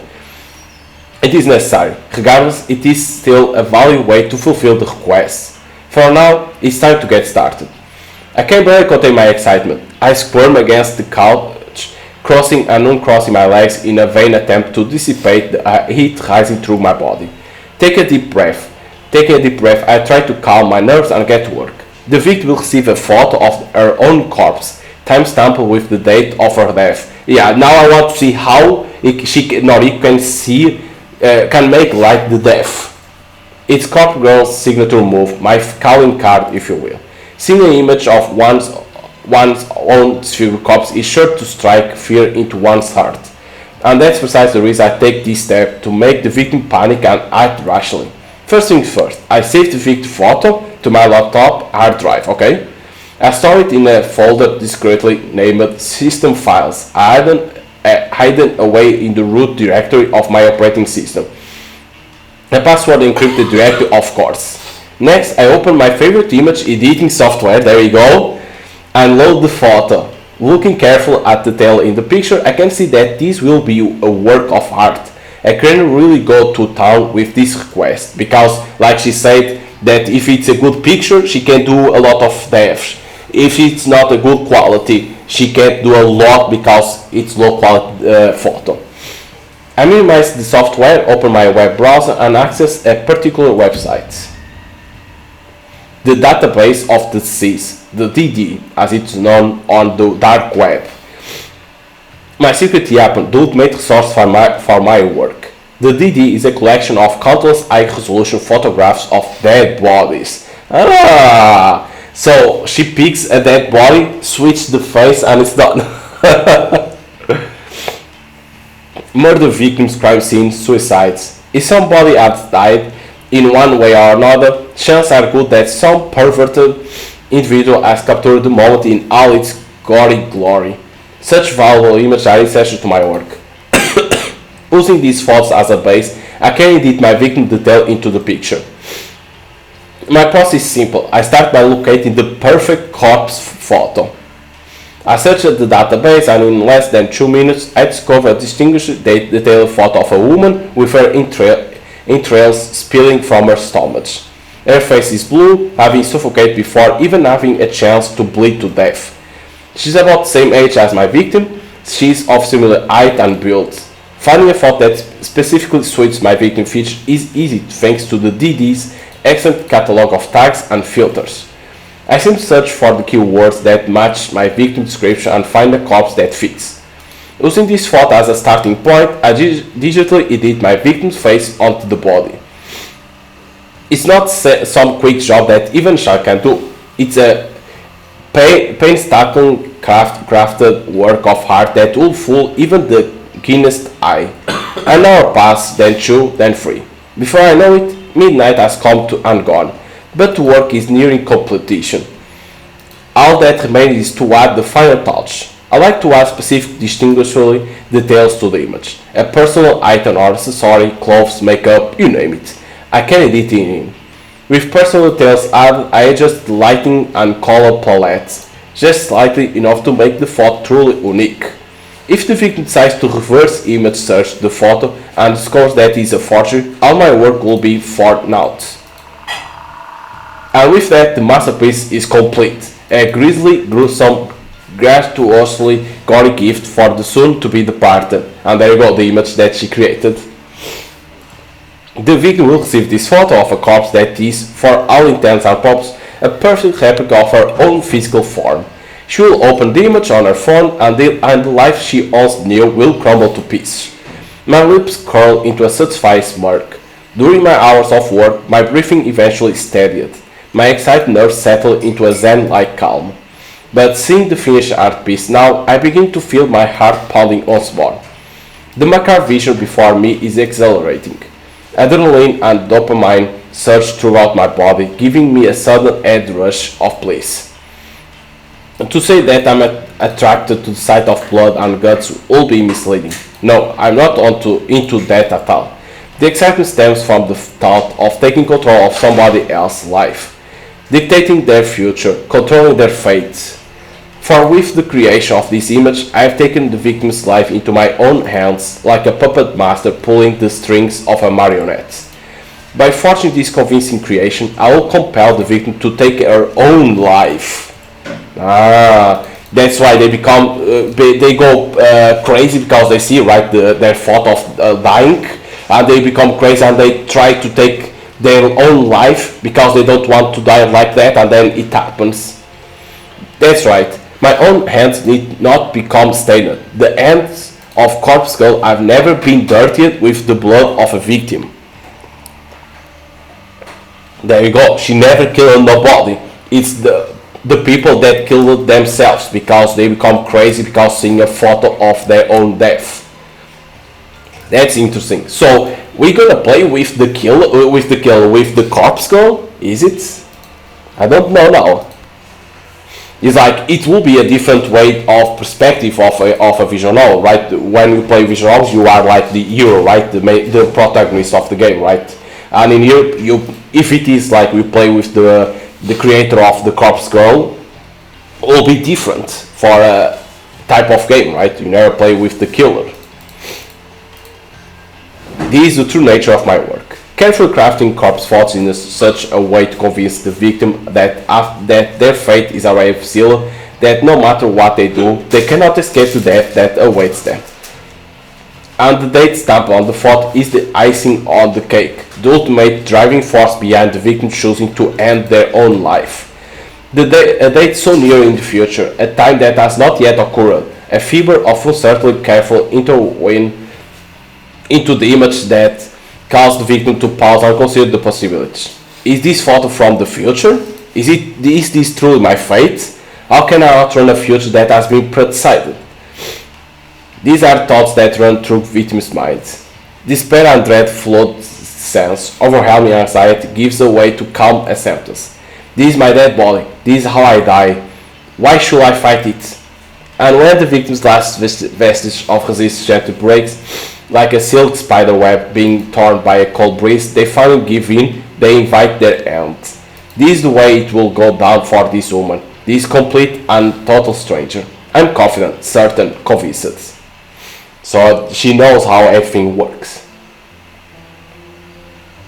It was a sudden spark of inspiration that guided me to begin fabricating corpse thoughts about a year ago. I can never quite recall exactly what it was that spawned the idea. Sometimes I get close to remembering but the recollection dances at the edge of my mind and slips back into the darkness. Regardless, I ventured down a dark and dangerous path. I built Corpse Girl's website and invited strangers to request deaths of people they knew. It was a sales tactic, simply a way to encourage users to submit images. I had no intention or means of ending lives, so the objective wasn't to kill nobody, it was only to attack a sales tactic, like she was saying, come to my website and put photos of people. Little did I know of the true power I wielded. I only intend to create corpse photos and send them to people for fun. There we go. I want to start and scare some unsuspecting fools. It will be a lie to claim that I didn't get off on it. The thought of people shrieking in fear at sight of their own corpse was more than delicious. It sated my budding lust. It filled a dark hole in depths of my soul and gave me purpose. Never in a million years did I dream that one of my corpse thoughts would result in the death of another human being. I'll never forget her name, Huri Atano. So this was the first time that she, like the corpse thought work, that someone killed themselves, was this girl, Huri Atano. 20-something, slim, gorgeous eyes that took my breath away the moment I gazed upon her portrait. She was the first person to make me feel bad about crafting Oak's thoughts. The only person to make me feel bad about it. But I did it anyway. Corpse Girl never rejects a request. It's my conviction. I forged a beautiful rendition of her death. Thanks to some rather macabre source photos obtained via the database of the deceased, I struck Huri's corpse upon a field like a ghoulish scarecrow. The photo was incredible. It was my 5th or 6th work, the 5th or 6th time a user of Corpse Girl website requested death. Huri Atan died just hours after receiving the photo. I don't know why. I don't know if she killed herself or if someone murdered her. But I know one thing. Huri Atan, holy shit, she died like this, like a scarecrow. Holy shit. Her body, a real body, was found in the field, hanging like a scarecrow, surrounded by crows. Her eyes had been gouged out of her skull, and her stiff fingers clutched her phone tightly. Holy shit. According to the news report, her phone displayed a familiar image, the very image I created of her corpse. When I first learned of Huri's death, I was overcome with varying emotions. I felt sick, elated, disgusted, overjoyed, depressed, aroused. Had I somehow caused her death? Was Corpse Girl responsible for taking her life? Even though my hands weren't stained with blood, I still felt responsible. A lurid truth descended upon me at that moment. Corpse Girl held the power to end lives, and the more I dwell on that fact, the more obvious it became to me. I began to feel that power pulsing through my veins, forming in my blood as my heart pumped and pounded within my chest. I can't explain how the power works, and I don't know why I have it. But somehow the corpse photos I create can compel a victim to end their own life or compel someone else to end it for them. Holly died in the way that I envisioned it. Her dead body matched the fake corpse photo I painstakingly crafted. And I didn't even have to leave the safety and comfort of my apartment to ensure her death. Corpse Girl's power is real, extraordinary, and I vowed to exercise that power as frequently as possible. It's crazy, my god. Huri Atan died last year. Since then, I've been chasing that rush, that thrill that comes with snuffing out a soul. It wasn't hard to grow the popularity of Corpse Girl website after that incident. Particularly dark corners of the internet gobbled up the news with enthusiasm, and the site saw an influx of new visitors, of course. And on a few occasions, I've been overheard people in the real world whispering about it, the mysterious website that lets you request a death. I've crafted corpse photos for dozens of requests. Each photo is more convincing and realistic than the last, thanks to my ever-evolving skills. But none of my recent attempts have been successful. Not a single person has dropped dead since Huri Atano. So that was the first girl to die, but then nobody died after that. That's why she said that she has been low people entering the site because nobody died more with the requests. I begin to wonder if Corpse Girl power has fizzled out, or perhaps I never had any power to begin with. Maybe Huri death was simply a fluke, a morbid coincidence. I spent countless hours doubting myself, doubting Corpse Girl. I've tried so hard to replicate that one success. Every time I receive a request, I do the same thing as I did in Huri Atano's case. I edit the photo of the victim, I create a convincing corpse photo, I timestamp with a time of death, I send the photo to the victim, and then I leave the rest up to fate. But nothing ever comes to it. I'm not so delusional to think that, in normal circumstances, a simple photo will be enough to convince someone to kill themselves. And even if that thought fell into someone else's hands, it wouldn't inspire them to go out and kill the victim, of course not. However, these are no ordinary circumstances. I also activate the power beyond the ken of mortal man. I cause Huriatan to die by her own hand, or by the hand of another. I need to find a way to manifest my power once more, to prove that I, Corpse Girl, have the power of death and the destruction at my fingertips. Once a new victim perishes, I know it will pave the way to more and more deaths. My website will gain popularity and become more than just an urban myth. People will live their lives in fear forever, wondering if Corpse Girl is lurking behind the next text message they receive. Yes, I can see the future I crave so clearly in my mind.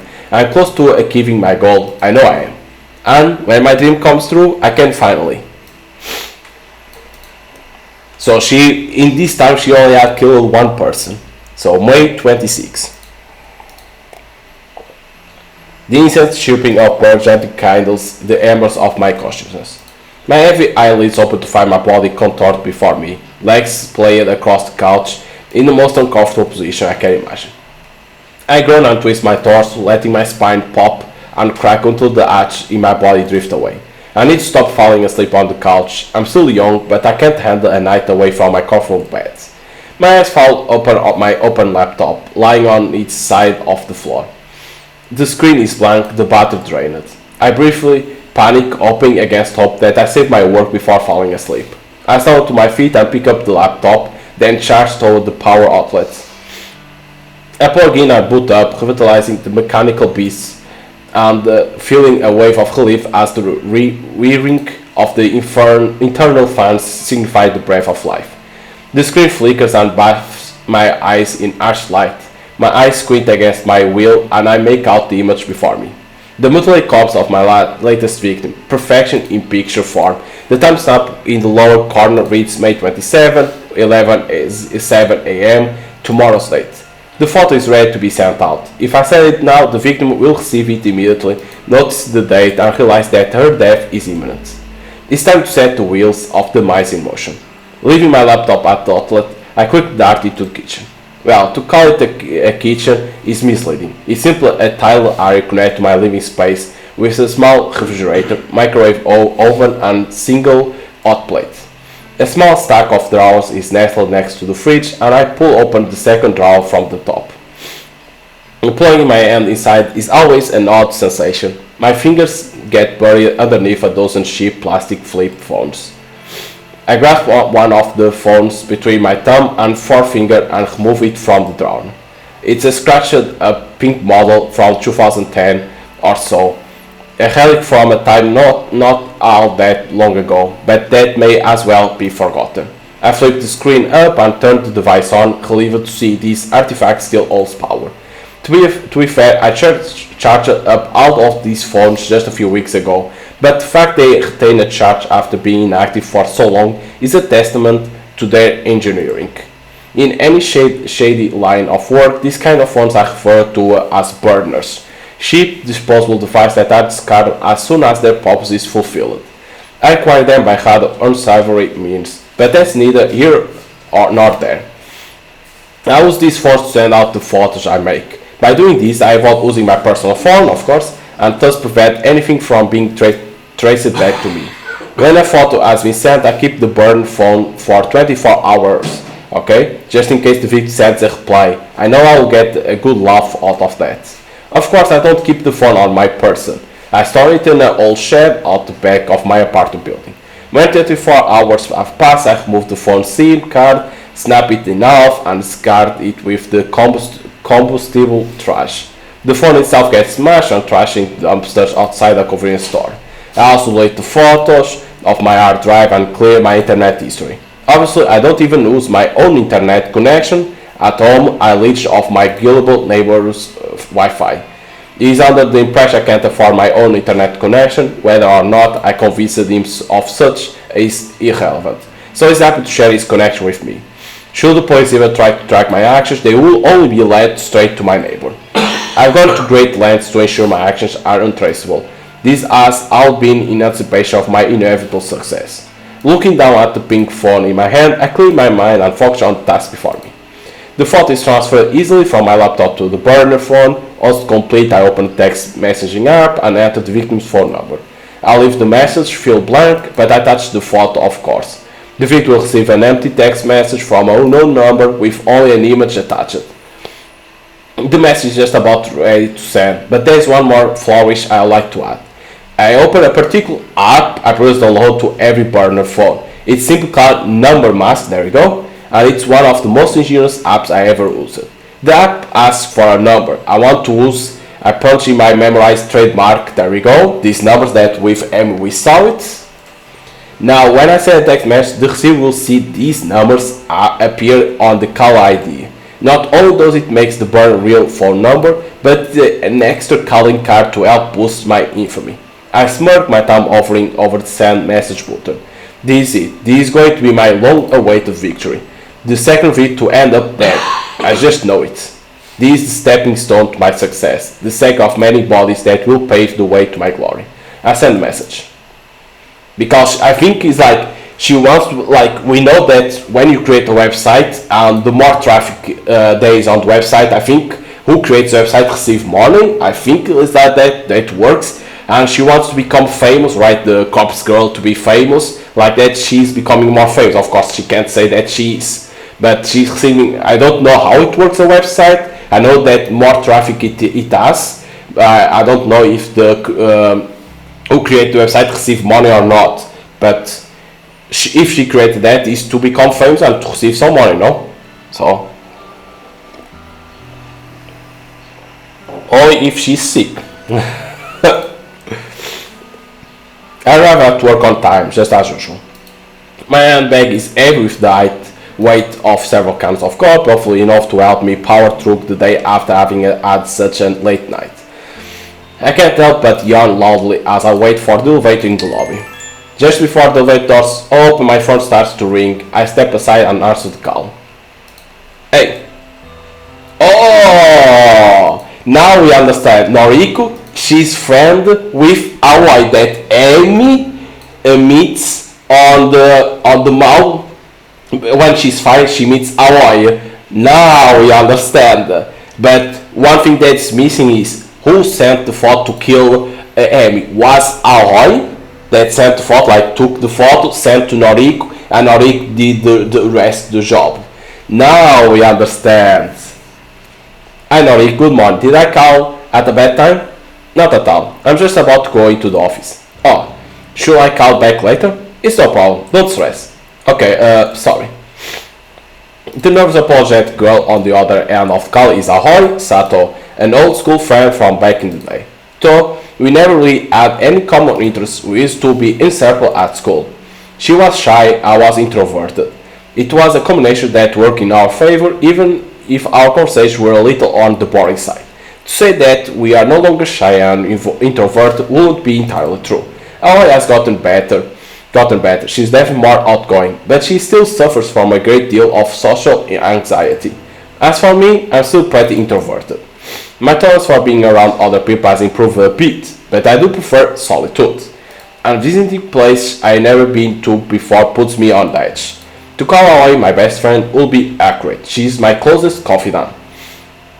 Even so, she knows nothing about my part-time masquerading as corpse girl. Okay, so at this time, Aoi didn't knew that Noriko was the corpse girl. Maybe later Noriko tells to her. Maybe. No one does, and I plan to keep it that way. So Aoi, what do you want to talk about? Oh, well, you see, that guy at work is still bothering me, and I want to see if you had any more advice for me. Ah, jeez, the older guy that always eats on you? Yeah, what a creep. You are 19, for God's sake. He must be what, 50? I think he's 52. You know his actual age? Well, whatever. If he's still bothering you, you have to take a stand. He's not your co-worker, right? Just a regular customer? That's right. Then tell your manager. Have him banned from the venue. I can't talk to the manager. I don't want to cause trouble for the company. Jeez, girl. Sometimes you need to stand on your own 2 feet. I know. Well, if talking to the manager is out of the question, then you need to be firm with the creep. Tell him you won't stand for being groped anymore. His behavior is simple and unacceptable, and if you won't change, you won't serve him anymore. He's scary, Noriko. I don't know if I can confront him like that. He's always drunk, even before he comes into the place. I try not to serve him too much, but... Are you sure you can't quit that stupid job? Working at Maid Cafe really doesn't suit you at all. I thought you want a government position. I do. I want to work in a cozy office, kind of like you, but you know I don't have any qualifications. Why don't I see if there's anything open here? Maybe Shinya can help out. He got me this job, remember? Shinya, maybe. He's always a nice guy, right? He's super nice, a stick in the mud, but a nice one. Hey, Norik, don't be mean. Yeah, you want me to ask? Yes, please, if it's no trouble. It's no trouble. I'll talk to Shinya. Then maybe you can quit that crappy job and come work with me. That really does sound wonderful. Thank you, Noriko. I will be so lost without you. Don't be silly. You are amazing, Aoi. Leave this to me. Thank you. And the call and aside. Having to go and ask Shinya about the job actually is a pain in the ass, but I will never admit that to Aoi. I want to help the poor girl, I really do. I will do nearly anything for her. The elevator arrives at the lobby, and I step inside as soon as the door opens. Good morning, Kurosawa. Because see, like when we start the game on prologue, there is another girl on that job that's called Kurosawa. That's why I thought Noriko would be that Kurosawa. That's why. Fujikawa. Good morning. Shinya takes me by surprise as I exit the elevator. Has he been waiting for me here? I want to catch you before we sit down to work. I sent you an friend request. Can you make sure you got this time? Oh, yeah, okay. What I'm supposed to do when he puts me on the spot like this? I try to not groan as I get my phone out and open up noise. It's impossible to hide my screen from Shinya's piercing gaze. Well, what do you know? I have a new friend request. Oh, great. It worked this time. Go ahead and accept, please. Yeah, sure thing. I instantly accept the request. A little fireworks animation pops up on the screen with a celebratory message about making a new friend. Yay! It looks like we are official friends now, so can I call you Noriko from now on? I never care much for formalities. I try to adhere to them in the workplace, but honestly, I don't care if people refer to me by my first name or last name, regardless of whether they are friends or not. That's fine, you can call me Noriko. Shinia's eyes light up. That seems to have made the boy happy. Thank you. Oh, you can call me Shinya, of course. Shinya. Hey, we have known each other since junior high, right? Shouldn't we have been on first name basis anyway? Yeah, that's true, but we are in the office now, you know? It wouldn't do if started working here and call me Shinya right away. I suppose. Anyway, I'm really glad we are proper friends now, Noriko. Maybe we can get a coffee sometime? I can't help but feel he's trying to push his luck as far as it will go. Any suspicions I had about him having a crush on me are now confirmed. I brush a stray lock of hair out of my face and smile as sweetly as I can while I change the subject. Hey, actually, I want to ask you something. Are there any more temp jobs available right now? Temp jobs, huh? Are you looking to pick up extra hours? No, not exactly. I'm asking for a friend who needs a new job.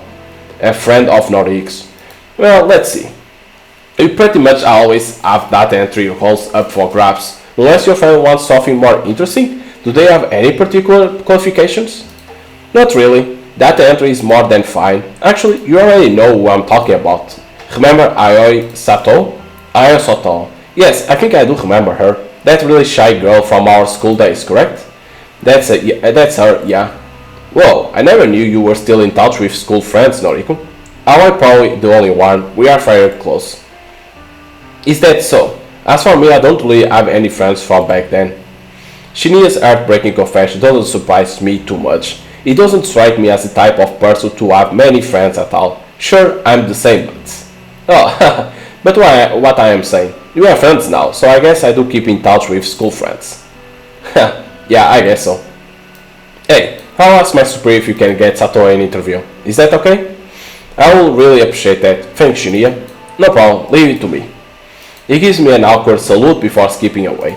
Our little exchange has always made him pretty happy. For some reason, something that Tomoe Watanabe said yesterday pops into my head. She mentioned that I'm leading Shinya on, but that's not true, is it? I shake the thoughts out of my head. I'm just being nice to him. That's not wrong, is it? I take a seat at my desk and perform my morning ritual. From my handbag, I clear my headphones, coffee and breath mints. Computer on, music playing, coffee open. My fingers tap rhythmically against the keyboard and I slip into the usual workday trance.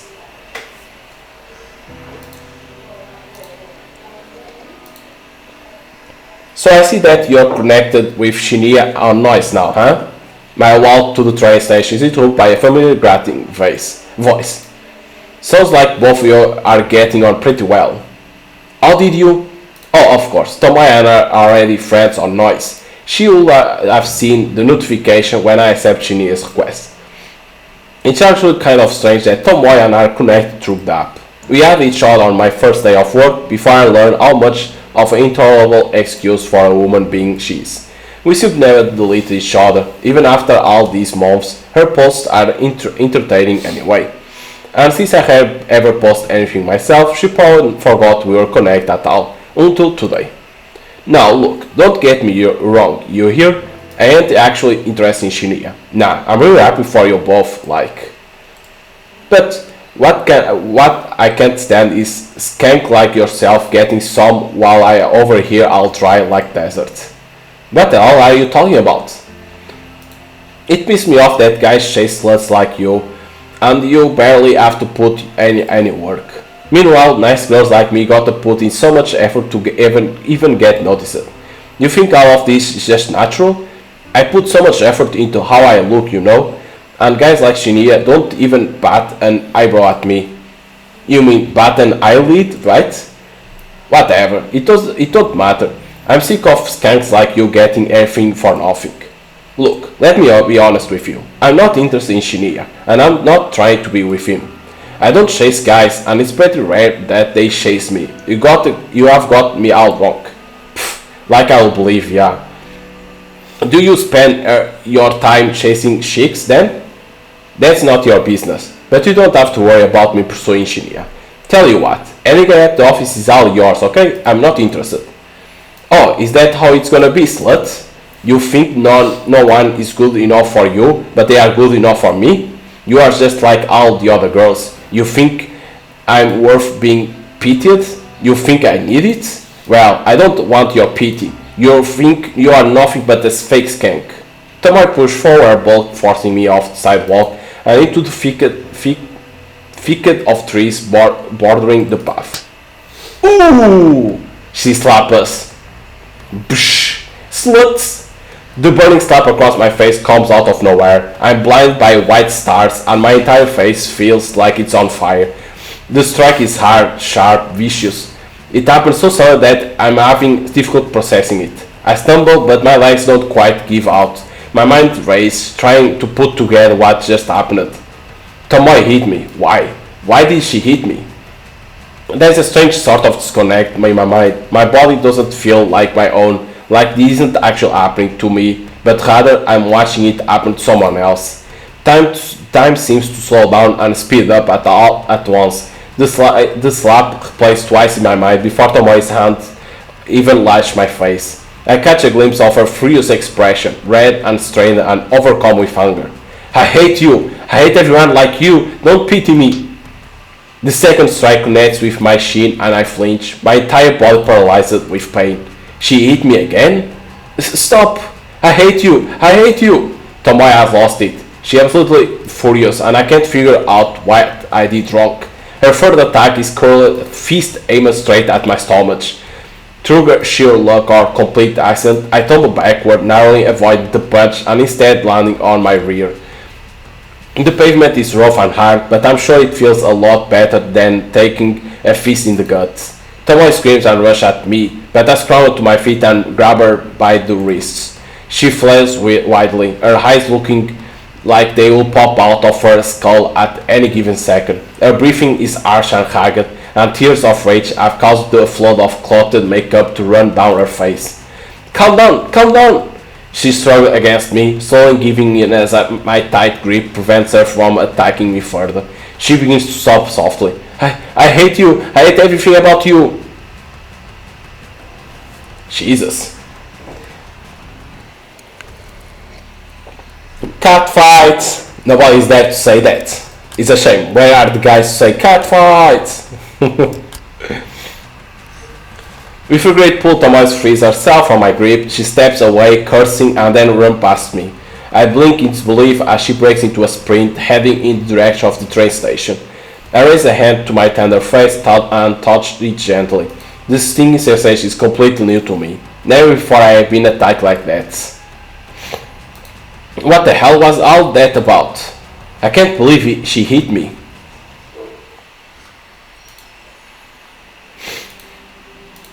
The pack of frozen vegetables pressed against my face soothes my swollen jaw, but does very little to calm my nerves. I'm still on edge after what happened today. Tomoe actually physically attacked me, all because I said something, I'm not sure what, that provoked her anger. Maybe that girl is more complicated than I gave her credits for. Seems like she has her own inner demons, just like the rest of us. I replayed the event in my head 100 times since returning home, without confronting Tomoe about it. I don't think I will ever figure out what incited her aggression. But I don't plan on talking to her about it anytime soon. I won't say I'm scared of her, but I don't exactly want to encourage a repeat performance. I rest the bag of frozen vegetable on the small coffee table next to me. I think I've done all I can to reduce the painful swelling for now. Sighing and leaning back, I let the soft padding of the couch consume my body as I sink deeper. My eyes glaze over as I bring my phone to my face. My fingers lazily tap and scroll as I look through a careful curated obituary news feed, a list of deaths that are being reported throughout the day. Using a set of handy filters, I narrowed the feed down to include only human deaths in the age range of 30 to 50. I set the location to cover all of Japan. I immediately explore any results that mention natural cause of death. I'm looking for specific cases, suicides or as is more often reported, accidents. Of course, I'm looking to find out whether my latest victim has offered herself yet. Should this search string return no results, then it's pretty easy to look up recent murders. They are few and far between. Between suicides, accidents, and murders, I've covered all the potential ways my victim could die. 9 out of 10 of the search results include a photograph of the deceased, not a photo of their corpse, mind you. This isn't the database of the deceased I'm looking through. Rather, it's usually a nice flattering picture of the recent departed, submitted by their kin to go along with their obituary. I was the first to meet with obituaries to compare and match with the image of my victims. This is the only reliable way I have to discover whether they or not my victims have perished. If I knew a victim's name, I could easily look up their current fate, but my website don't ask for that information. Call it respect for the victim's privacy, but there's a lot more to it than that. But that's a topic to dwell on another day. Today's search turns out no solid leads. I'm disappointed, but this result isn't entirely unexpected.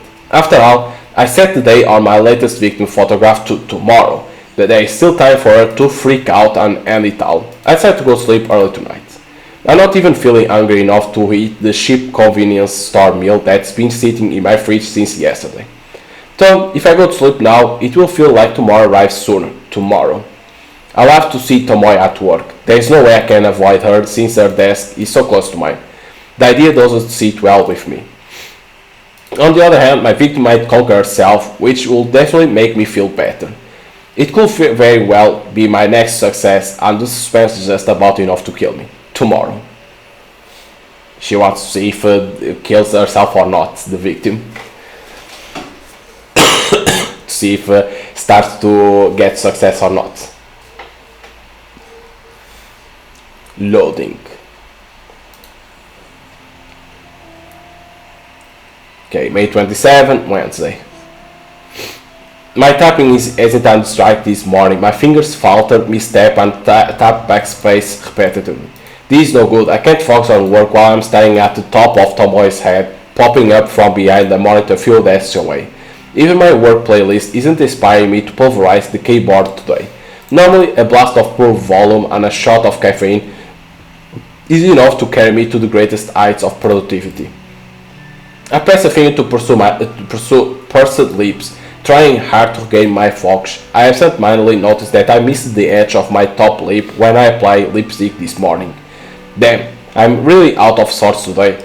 At least I managed to apply some extra blush to cover up the faint bruising on my face. I might have overdone it a little bit, but it's better than looking like I just stepped out of a boxing ring. Good morning, Noriko. Boy, have I got some neat news for you. I'm so sorry in my own thoughts that I barely registered Shinya standing in front of my desk. Noriko? Excuse me, Noriko. Are you there? My eyes fixate on Shinya's goofy smile. I couldn't remove my headphones. Fujikawa, Shinya, sorry, Are you okay? Yeah, I'm fine. Tired is all. Oh, I hate you. I was up late last night. Boy, I must have been up past 10. Just could not put down this new crime thriller I've been reading. Oh yeah, right. I was up late reading too. Your horror novels, right? Don't they leave you feeling a little scared before you go to sleep? No, not really. It's all fiction, so it's pretty easy to distinguish from reality. Is that so? Well, that's not like my book at all. The crimes in this story are all based on real case. My jaw hits the floor every time I turn the page. Huh, yeah. Anyway, let me tell you this. Your friend Sato can take a data entry opening starting from Monday. She doesn't even need to interview. That's how much the boss trusts me. I'm generally impressed with Shinya's ability to score Aoi a job. Say what you want about the guy, but the big wigs obviously have faith in him. Whoa, Shinya, I don't know what to say. Thank you so much. Ha, don't fake me yet. Sato is going to be worked to the bone. I hope she is prepared for it. Trust me, anything will be better than her current job. Really thank you, Shinya. You came through for us here. Well, I'm just happy to help. Hey, Nori, can I ask you something? Sure, shoot. Shoot? Oh, right, the next question. Sorry, I just remembered this case in the novel I'm reading where a police officer shoots at perp only to... Hey, you want to ask me something? Right, are you friends with Watanabe? I blink a couple of times. Tomoe? Ah, you are on first name basis with her. Then you must be great friends. I mean, I wouldn't say... Listen, would you mind putting in a good word for me with her? I'm kinda of interested in taking her out sometime, but I could never ask her myself. I'm stunned, gobsmacked, speechless. Shinya likes Tomoe? I thought he likes me. Is my intuition wrong? I wonder if the clues have been in front of me this whole time. What else haven't I seen? Noriko, what you say? Shinya, look. Honestly, I'm not really friends with Tomoe. I don't think I can help you. Oh, I see. That's a shame. I thought maybe you were close. Darn. I guess there's not much to be done, is there? Even after I helped you and Satoy out and all. Is he seriously trying to guilt me? I have to hand it to him. I didn't think he had it in him. Well, I suppose you can just tell Satoy to start work on Monday morning. Guess I'll see you around the office then. Shinya leaves, and I bury my face in my hands. Has this world gone mad all of a sudden? Shinya likes Tomoe, not me. It's not that I've been disappointed. Hell, I don't have feelings for the guy. But for him to be interested in someone vapid like her just blows my mind. To add insult to literal injury, Tomoe assaulted me yesterday. She has a vicious, violent side to her that Shinya doesn't know about. It could be in real danger if he pursues her. I'm completely unable to process what I should do. Shinya scored Aoi a job, and I'm truly thankful. Do I feel like I owe him one? Should I ask Tomoe out for him or warn him about her?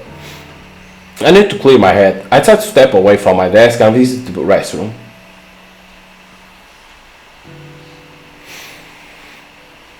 Though I no need to use the restroom, I enter the stall and lock the door behind me. Sitting on the toilet close to the lid, I lean back and exhale. I'm getting too caught up in the office drama. That's what the issue is. It's unlike me. I'm supposed to be stoic, unflinching. It's my ideology, my entire identity. My emotions are better locked away than stitched on my sleeve. I'm corpse girl, for crying out loud. My purse is bigger than all of this. I'm destined for greatness. They will come when people fear my name, right? I shake the doubts from my mind and pat my cheeks. I'm doing all of this for the right reasons. I know I am. If I start doubting myself now, I'll never see my mission through. An unfamiliar jiggle rings out through the restroom, echoing off the walls. It sounds like a phone alert, but where did it come from? It takes me a few seconds to realize I have my own phone in my hands and it's vibrating incessantly. I must have grabbed it unsubconsciously from my desk when I stood up. The screen is lit up and a message reads, "One new article match your custom filter. Dead body, lol." Wait, what? The auto newsfeed I set last night, it actually located something? I early unlocked my screen and opened a certain app, the same app I was trawling through last night looking for obituaries. A little unread email icon sits at the top of the screen, blinking and practically shouting for my attention. I hit the icon and read the information presented to me. Article post online today. Keywords found free. Miss accent numerical data range 3050. Image data found yes. Wednesday, May 27. Miss Akan Tsuromaki, 46 of Shiba Prefecture, was pronounced dead this morning at her personal residence. The chief coroner reports that Tsuromaki was involved in an accident resulting in self-asphyxiation. Tsuromaki is survived by her husband, Mr. Gordon Tsuromaki, 42, and their daughter, Miss Fu Tsuromaki, 1. A funeral service will be held on Friday, May 29. View image attachment. I heard tap the button and gasp as the image loads. There you go. It's her, the photo. It's unmistakable, the same woman.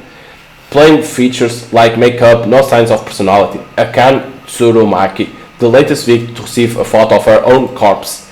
My breathing stops all of a sudden. I'm gasping for air. My cheeks on fire. My fingers numb. I did it. My meticulously crafted photo caused this woman to end her own life. An accident resulting in self-asphyxiation, meaning she died by suicide, strangled herself, or held her head down in the bath. The news never reports anything as suicide. It's such a taboo topic in this culture. Everything is always an accident.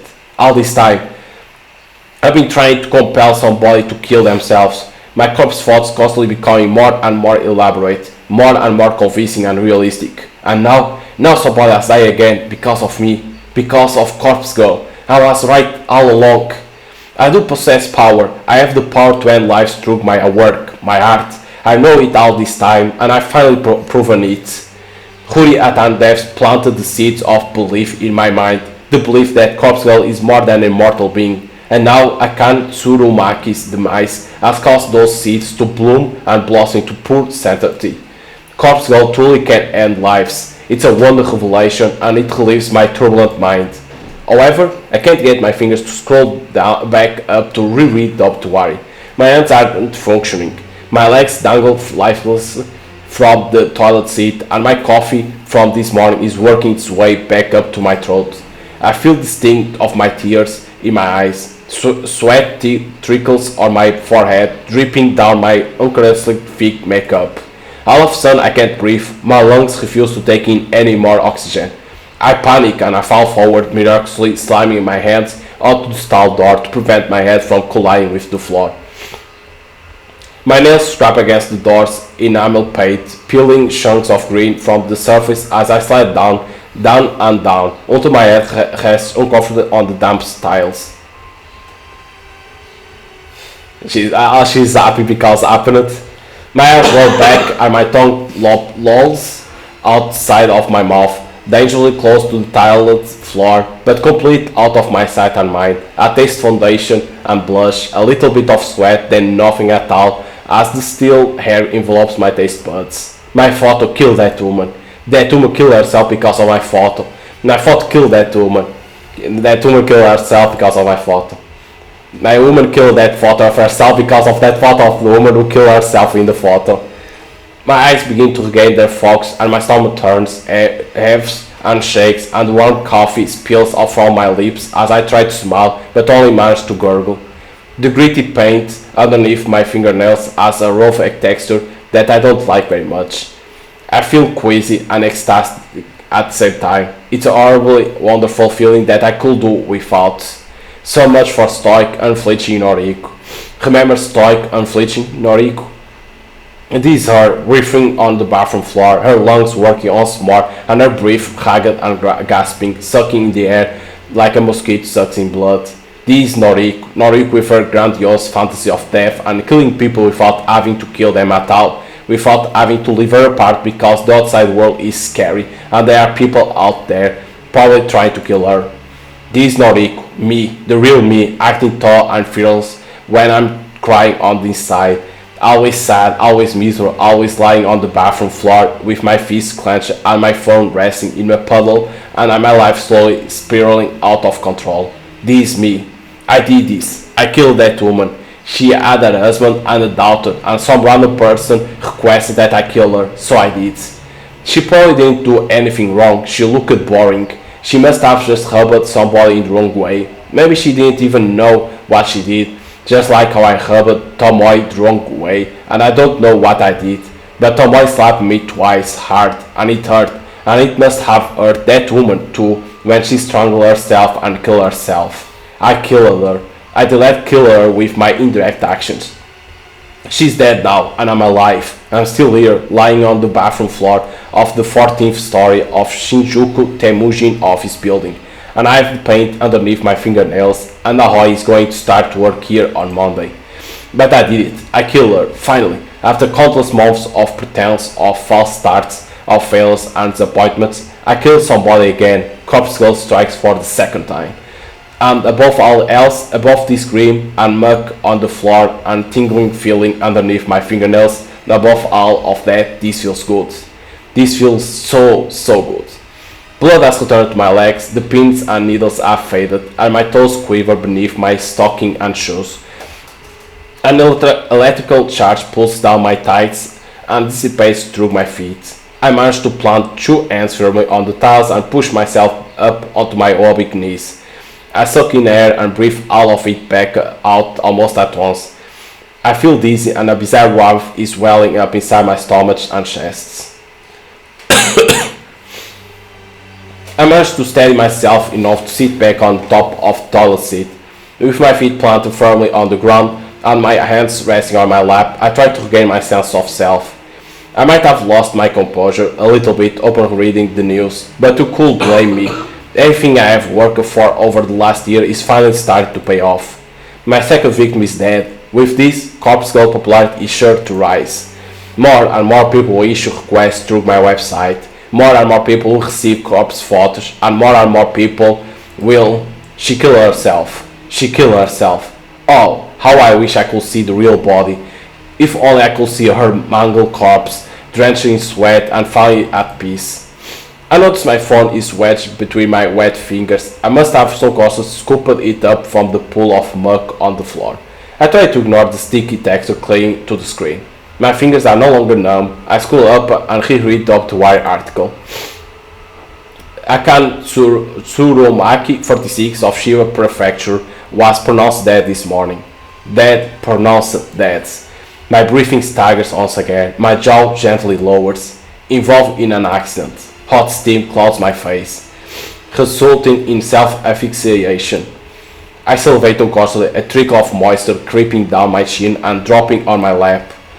My cheeks are flushed, my vision slightly blurred. She killed herself because of me. She killed. I let off a gasp as my hips rise against my wheel. My toes curl, my legs stiffen, my skin tingles. I lean back against the sister, the cold porcelain penetrating the thin fabric of my clothes and chilling my burning hot skin. My eyelids flutter as my mind races over. I can't control my body any longer. All the anticipation of the last few days, the tension building in my muscles. I can't. My legs tense up, my knees buckle, my neck tilts back. A whispered gasp slips softly between my lips. My phone falls to the ground once more as my fingers slowly uncurl. The dull think sound as it hits the floor is last thing my foggy mind registers before I drift away. Like she's so happy that someone killed himself that she can't even control. You look like horse shit. Tomoe brazen drawl snaps me out of my dead eye stare. Look like you have been sleeping in the sewer. It suits you. I don't know what she's talking about. I can't really focus on what she's saying. I realize I've been staring at my computer screen for about 20 minutes, rarely blinking. My mouth is dry as thought I've been stopped producing saliva altogether. A dull throb in my lap causes me to cross one leg over the other in an attempt to get comfortable. You know I'm talking here. It's rude to ignore your superior. I swallow in an attempt to moisten my parched throat before speaking in a cracked voice. Do you need something? Though you should know that Shinya and I going eat to town on Friday night. Turns out he's fancied for me for a while now. In the end, seems like the better gal won, don't you think? Seems that way, is that all? I can tell Tomoe is trying to get under my skin, but I'm honestly not in the mood to deal with it right now. I thought you would be more torn up about it. I don't care in the slightest. Why don't you go sit back at your desk? Whatever. Hey, maybe I'll meet you after work again. Why, so you can attack me again? I realized my voice was louder than intended. A few people nearby tilt their heads quizzically. Tomoe takes a cautious step back. Keep your voice down, psycho. Stuff like that's between me and you. You assaulted me. I should report you to the police. Don't you dare. Lost for words, Tomoe turns tail and walks away. I sigh and lean back in my office chair. Why do I feel so exhausted? My mind flickers, piecing together fragments of memory from the bathroom a short while ago. That's right, I let myself get carried away in the exhilaration of my success. I temporarily step away from my own body and let my basest instincts take over. But I'm in control now, I'm myself again. I'm Noriko, stoic and unflinching. I'm Corpse Girl, successful and furious. I can kill people as easily as I can manipulate a photo. People like Tomoe should be scared of me. People like Tomoe shouldn't mess with me. I'm in control now. It's like only kill two people and she's like, I'm invincible, I'm like God. Like only two people, come on Noriko. Cleaning the steps to my apartment is always such a chore. I wish I would move into a building with an elevator, but I simply cannot afford to when I first moved out on my own last year. These old apartments will creak and groan when you ascend the stairs. On top of that, you can hear the bustling of other people within their tiny homes as you progress up each floor. There's always a slight whiff of mold or mildew whenever I ascend the stairs. I want to chalk it up to the fact that the building is so old, but it is possible some of the residents here don't keep their apartments very clean. At the very least, this neighborhood is decent. I feel safe in my home, even if it's small and cramped. And my neighbors are respectful for what I can tell, not that I really know them at all. In fact, the only neighbors I have regular contact with are the very same ones I leech Wi-Fi from. Some middle-aged divorced guy named Kenji, who lives on the floor below me, and his daughter Momo. Kenji is a decent enough guy. He works overnight, which unfortunately means Momo is left home alone a lot in the evenings. Momo's a sweet girl, perhaps 6 or 7 years old. Occasionally I hear her sing drift up into my apartment, but it doesn't bother me too much, she's just a kid. This is the very same Kenji and Momo that I bump into when I'm climbing the stairs this evening. Oh, good evening. Hello. We are just on our way to get some dinner. Isn't that right, Momo? Yes. That sounds nice. I hope you have a good meal. Thank you, Say. Are you feeling okay? You look like you have been in some trouble. There's dirt or something all over the side of your face. I tilt my head and reach a hand to my cheek. Sure enough, dry muck has blended into my makeup and caked over my face. It seems like my eyeliner has smeared as well. Is this from when I fell in the bathroom? Damn it, have I looked like this all day? Oh, right. I tried to make up some lies so Kenji doesn't worry about me. I actually fell asleep on the tray home, and I guess the seats were kinda dirty. Is that so? You should wash your face and do your makeup again. I can help if you like. I can't help but smile slightly at Momo's generous offer. Thank you, Momo. I'll be sure to wash up and make myself look like nice again. You should go have a dinner with your dad. The girl nods resolutely. Well, I hope you are okay at any rate. Have you been working hard at the bank? Oh, actually, I just work at the head office for the bank, so... Oh, that's right, sorry. Data something, right? Yeah, data entry. It's a bit dull, but I'm happy enough. That's good, that's very good. I know it's hard for kids like you to get good work in this economy. When you find a job like that, you have to really hold on to it. When I was your age, I could only find cleaning work. I must have a dozen different janitorial jobs before I met Momo's mother. I blink a couple of times. It's not like I talk to this guy often. Really, we hardly know each other. Still, I never heard him actually mention Momo's mother before. Most of the things I know about him, I've just pieced together from context. Mom? Of course things are different now. I have Momo, and her mother isn't around anymore. Cleaning work doesn't cut it these days. I was really lucky to get into security. It means I can work overnight while Momo sleeps, and I can still take her to school every day. Security. Of course, now I remember. He did mention when we first met that what he does for a living. If memory serves, he works for a private security company. I assume he guards corporate office or parking lots or something like that. Anyway, what was I saying? Oh yeah, hold on to your job if you like it. That's very important.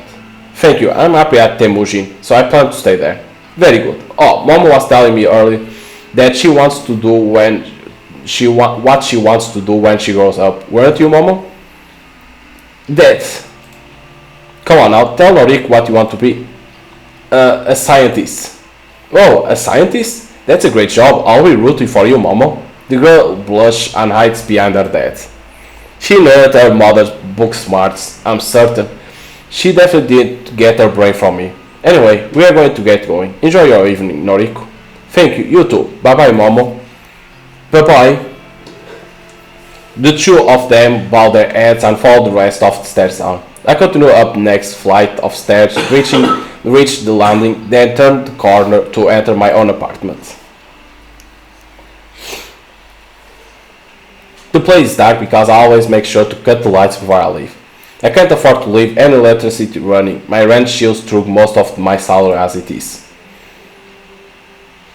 I flick on the lights and feel a relief as the living room illuminates. My faithful couch and TV emerge from the shadows. I immediately feel at home.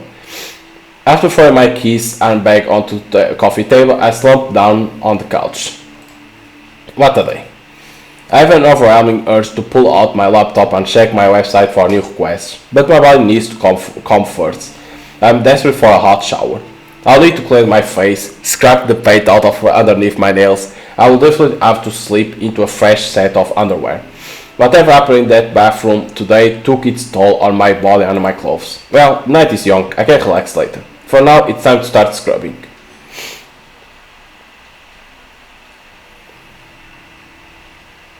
May 28th, Thursday.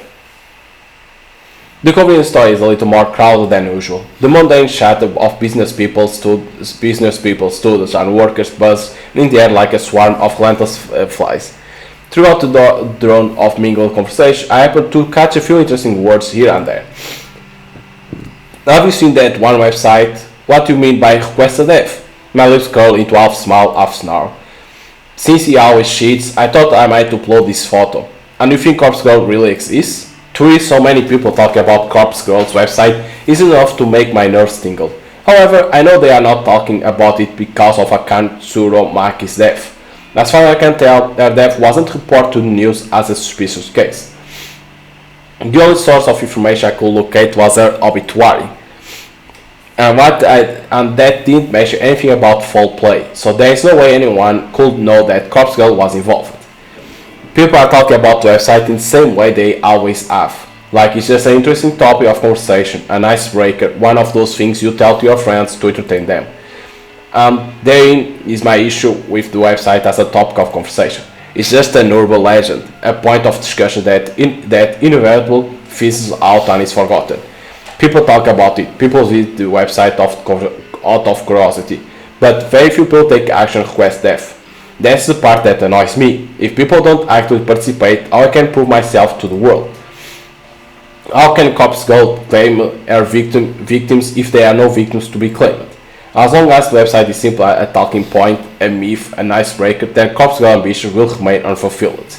To be fair, I haven't yet provided a compelling reason for people to take the website seriously. The death toll is humiliatingly low. I need to ramp it up and step up my game, for Corpse Girl's sake. Until I manage to do that, people will continue to simply discuss the website in hushed tones like it's some taboo fantasy that shouldn't be spoken of. But with some more time and some more victims, soon everyone will know to fear Corpse Girl. Faced concerts drawn in the convenience store, I barely resist the quiet melody of a ringtone.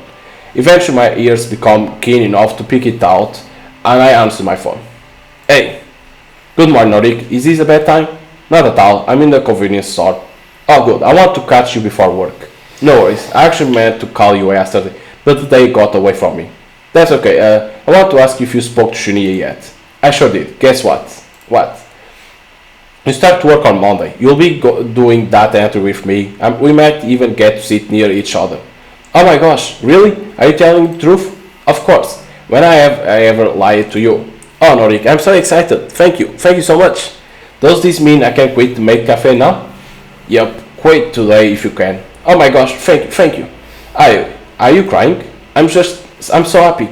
Making our way so overwhelming up feels really good. I care so much for this girl. Her happiness is vital to me. I use so much, and Shinya too. I know. I'll buy him a gift to give him on the first day. Do you think he'll like it, that? Yeah, I'm sure he will. That's a great idea, Aoi. What does he like? I managed to spill the answer to that without having to think twice. Crime novels. Oh, really? He's a detective, right? Okay, I can get something like that. Right now, I'm going to march into the cafe and quit. You tell them. Good luck, kids. Okay, bye Noriko. The call ends and I smile. Aoi sounds so happy. I'm really glad that I could help her out. She deserves to be happy. Ever after to select a can of coffee from the line of refrigerator shelves before my phone rings again. Huh? Oi? Sorry to call again, Noriko. Something was bugging me, so... What's up? This is going to sound stupid. Did I thank you for getting me the job? Oh yeah, you did. A few times, I think. Okay, phew. I just want to check. It was bothering me and I didn't want to come off as ungrateful, so... you know what, just make sure. Thank you, Noriko. Okay, I'm going now, really. Bye-bye. Bye, Aoi. The call ends and my brow furrows. That was strange, but maybe not so strange for Aoi. I guess she really wanted to be polite. I shrugged it off and returned to select my coffee for the day. That's kinda weird, like, why she needs to thank twice. The office had to be unusual somber when I exit the elevator. There are few people around than normal. Some executives I see on this live are hovering around in one of the glass-screened cubicles to one side of the floor. I spy Shinya standing at his desk, talking quiet on the phone. He's nodding and bowing a lot, despite the fact that whoever is on the other end of the call can't see him. I want to ask somebody what's going on, but nobody seems to notice me arriving. I shuffle my way to my desk and sit down. I spent some time looking over a spreadsheet of today's tasks. After going through it thoroughly, she arrives in front of my desk, seeming out of breath. Noriko, has anyone filled you in yet? No, what's going on? Why is half the office empty? Well, you see, somebody within the company died yesterday.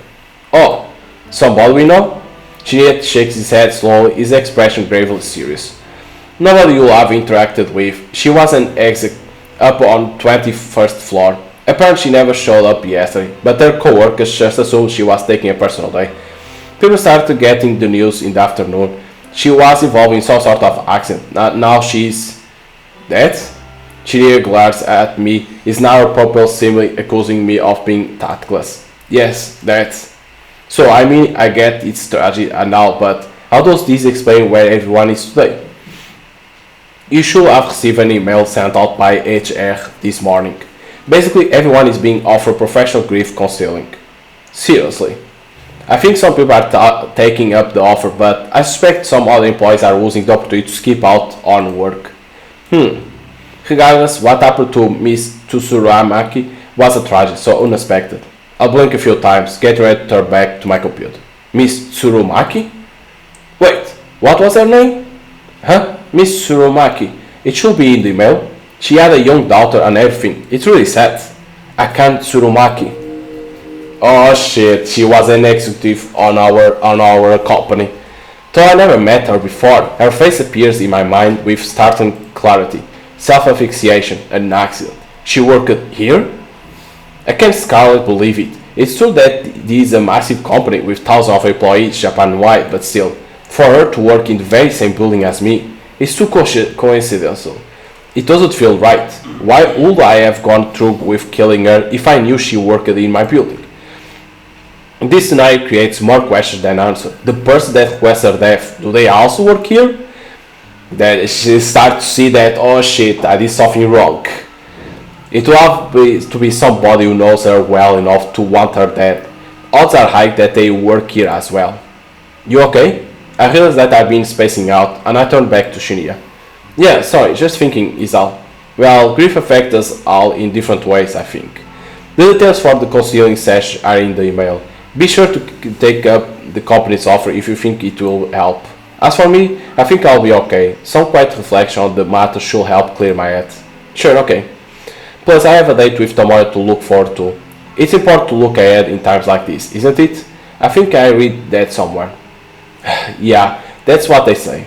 Very well then, do your best today, okay? Right. Shinrika takes his leave and I let my shoulders slump. I killed someone from my office building, but I didn't know that at the time. Could my involvement be traced? No. I was careful to cover my tracks. I deleted photos from my computer, scarred the burner phone SIM card, and trashed the phone itself. There is no way anyone will find out I was involved. Besides, I don't even know if the authorities are treating the case as a murder. As far as general information goes, it would seem like it truly is being treated as an accident. I'm in the clear, I know I am. However, I sure would like to uncover the identity of the person who requests summary death.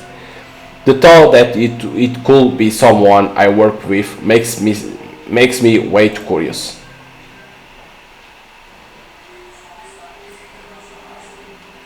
Despite work being eventful this morning, the rest of the day passed quietly. Even Tomoe kept her distance from me. I wonder if I scared her off when I casually mentioned reporting her to the police. Not that I actually would report her. That would lead to the police getting mixed up in my life, and I can't really have that, considering my moonlighting occupation. Especially now that I know I have a connection to Tsumuraki. I brush my hair in front of the mirror in my bedroom. I remove my makeup and reveal the ever so faint bruise on my cheek, the fading token of my fight with Tomoe. Since tonight is rather cold, I decide to snuggle up under the covers in bed with my laptop. I crawl into bed and pull the plush blankets up over myself. The warmth and softness is immediately comforting, and I have to fight the urge not to fall asleep here and now. To keep myself awake, I check the requests on my website. I'm pleasantly surprised to find there are 2 new requests. 2 in one day. My heart begins to race, and I quickly open the message. The first message reads: Request details. Today, 11:14 am. Victim phone, image attached not found. No image attachment? What? I thought I configured the website to reject requests unless an image is attached. This is really irritating. I got my hopes up for nothing. It takes me a second to remember that there is another quest waiting. My hope is renewed. I early click into the unread message. Today, 5-6 p.m. Download image attachment. Yes, this quest has been submitted correct. The image is loading before my eyes. The review is male, early 20s, is fit and athletic looking. His clothes is casual, so it's impossible to infer what kind of work he does. The photo of him is pretty simple. I don't know if he used it for his noise profile or if it's an ID photo of some sort. Either way, it looks like an happy person. I'm not so naive to pretend I can't guess at the reason this guy is wanted dead. Perhaps an ex has submitted his details after a bad breakup, or a jealous siblings want him out of the picture. People's motivations are purely selfish. Requesting the death of somebody is guaranteed to be motivated by self-interest. So why did somebody want Sumaraki dead? She was so plain looking, so uninteresting. She didn't look like she was capable of even thinking about wronging somebody. Did somebody want to revenge on her? Or did someone simply find her so dull that the thought of removing her from the planet seemed appealing? I include my own thoughts and return to the task at hand. Dwelling on a past victim won't do me any good if I want to continue my streak of success. This new guy is attractive. It's almost a shame to have to chop him up. Well, we all get what's coming to us. No sense in trying to avoid scaring a pretty face. Beauty is superficial anyway. I know that as well as anyone. No one deserves to be spared just because they are good looking. Beautiful people should suffer as much as anyone else. Beautiful people do suffer as much as anyone else. Take Kawaii for example. She's gorgeous, absolutely stunning, and definitely my type, but she suffers endlessly at the hands of cruel stalkers and patrons. Everyone suffers, beautiful or not. We all cop the crap we are dealt. So why fuss over beautiful corpse? This guy or Aoi or even Tomoe on a good day, beautiful people die the same way as the average person. The guy on my computer screen probably doesn't really deserve to die. I'm sure there is some pretty reason his death has been requested. But I take all requests seriously. I won't turn a single one down. Corpse Girl Kovish will pave the way to her fame. With a spark and a lick of my lips, I get to work. I got a nice clear photo here so I can go all out on requests. I hit up the DD, the database of the deceased, and spend some time selecting a suitable base image. I hesitate between choosing an image of a corpse with a knife in its throat or a body soaking in a bloody bathtub with its wrist slit. Either image will do just fine, but I really want something special for this latest victim. After all, I have to top my last success, right? Another 5 or 10 minutes pass until I gasp at coming across the perfect photo. Thanks to my clever use of tags and filters on the DD, this image matched my victim description perfectly. 20 to 30 years old, athletic build male. The corpse's legs are severed below the knees. Bloody stumps leak their vital fluids from an eye. The body is hanging from a set of power lines on some suburban street. It's perfect. Beautiful even. It will help me create a beautiful death from a beautiful person. I kind of have to question the story behind this photo. I wonder if the police ever investigate and discover what happened to this sucker. Well, regardless, this will serve my purpose. I download the highest resolution copy of a lab and save it to my hard drive. My fingers trace along the computer's trackpad with practiced movements, clicking, tapping, dragging at random intervals. The night carries on. But why somebody requested a death without putting a photo if in the website says that needs to have a photo? Okay, Friday. That's kind of weird, right? Like, no photo when the own website say that needs a photo. My walk through the train station in the morning is coughing, cocky, self-assured. When I board the train, I even managed to take a seat for the first time in a while. I withdraw one book from my handbag and flip open the cover. There is a name scrawled in the blue ballpoint pen on the first page, but it has become faded and illegible over time. I don't quite remember where I picked up this book. Maybe I discovered it as a second-hand bookshop. Who knows? I own so many obscure tomes that I can't be expected to recall purchasing every single one. Its Asian cover and weather spine both bear the same title. False Photography, a comprehensive history of photo manipulation. The book is written in English, and it's a slog to work through with my limited knowledge of that language. But I like to skim through it primarily for the photographs contained within. These examples of early image doctoring from centuries ago fascinates me. The book even features techniques and studies as recent as 1993, when it was first published. It's true that a lot of techniques discussed with it are no longer relevant in today's digital age. However, there's a hearty section dedicated to the art of manipulating corpse photos, something that I'm indeed very interested in. The most intriguing aspect of this section content is that the featured artists perform the opposite kind of work that I do. Instead of manipulating image of the living to make them appear dead, the artists in the book edit image of the dead in order to make them look alive once more. In bygone eras when photographs of people were taken few and far between, a sect of artists dedicate themselves to honoring the memories of the deceased. They did this by making the photos taken up to death look beautiful and full of life. These photos were gifted to family members and loved ones. The tradition makes sense. Imagine if you lost someone dear to you and you had no photographs of them.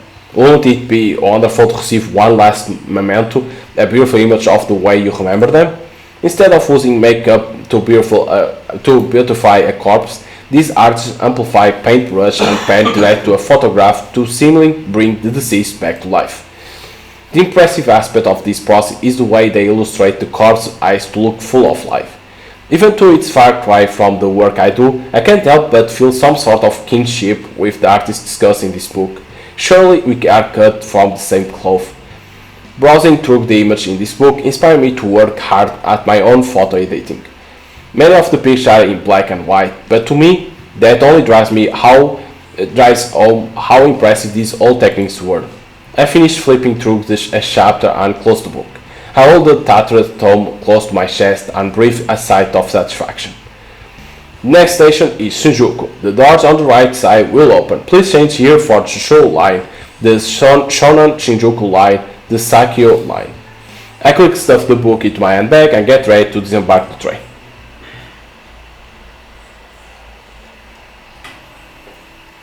When I'm certain nobody is looking, I carefully open the lid of the large dumpster in front of me. The stench of rotten food and who knows what else assaults my sense, and I reflexively gag and splutter. The staff at the convenience store really needs to seal their trash in plastic bags before tossing it in here. This is disgusting. I have to stop doing this. The razor open lid locks into a place at 45-degree angle, allowing my now free hands to retrieve a small black object from my handbag. It's a flip phone, a cheap plastic thing with a shiny charcoal finish. I open it up and tap on the retro tactical keys, confirming that I've completely deleted all sent messages and photos. Knowing to myself, satisfied that I've covered my tracks, I eject the battery from the back of the casing and toss it in the dumpster, and then snap the phone in half along the inch, separating the screen from the pad. The screen crunched into pieces with a gratifying cheek underneath my shoes. I retrieved the smashed parts from the asphalt, careful not to prick my finger on the sharp glass. With hardly a glance, I unceremoniously launched the broken parts of the phone into the dumpster. I clapped my hands together to dust them off, then shut the dumpster lid and hurried away. I sidled between the brick wall of the convenience store and the narrow metal railing intended to keep people like me away from the dumpsters. Now in front of the convenience store, I finally feel I can breathe deeply without fear of inhaling the toxic contents of the dumpster. I let my lungs take their fill before nonchalantly crossing the streets. That takes care of my latest burner phone. Before leaving the office building, I cracked the SIM card in half and disposed of it in the combustible trash. Now, if the phone is out destroyed and discarded at different locations, my mind is at ease. It has been slightly less than 24 hours since I messaged my last victim. That athletic guy that I may have briefly fantasized about during my restless slumber. My general rule of thumb is to keep a burner phone for exact 24 hours after sending a photo. However, I made an exception today. I want to discard the phone early, clear my anxiety and get a full night rest tonight. Besides, it's not like anyone ever replies to the message I sent. I will love it if they did, but it is what it is. So really, there is no point holding on to the evidence of my wrongdoing for longer than necessary. If memory serves, I wrote tomorrow's date on the latest victim timestamp, May 30, 10:41 am. The victim may decide to kill himself today, of course. It could end up just like a Kan Tsurumaki. But if he's anything like her, he'll hold out until just a few hours before the designated time. He will let panic and fear boil and build inside him until he just can't take it anymore. Or someone else will come along and edit it all for him. I can't be sure. I still don't know what happened to Huri Atanu. Did she kill herself or did someone else snuff out of her life? Either way, I'll start researching obituaries tomorrow. I'm confident that this will be another successful request. If it is, I'll truly be on a winning streak. With butterflies in my stomach across the road.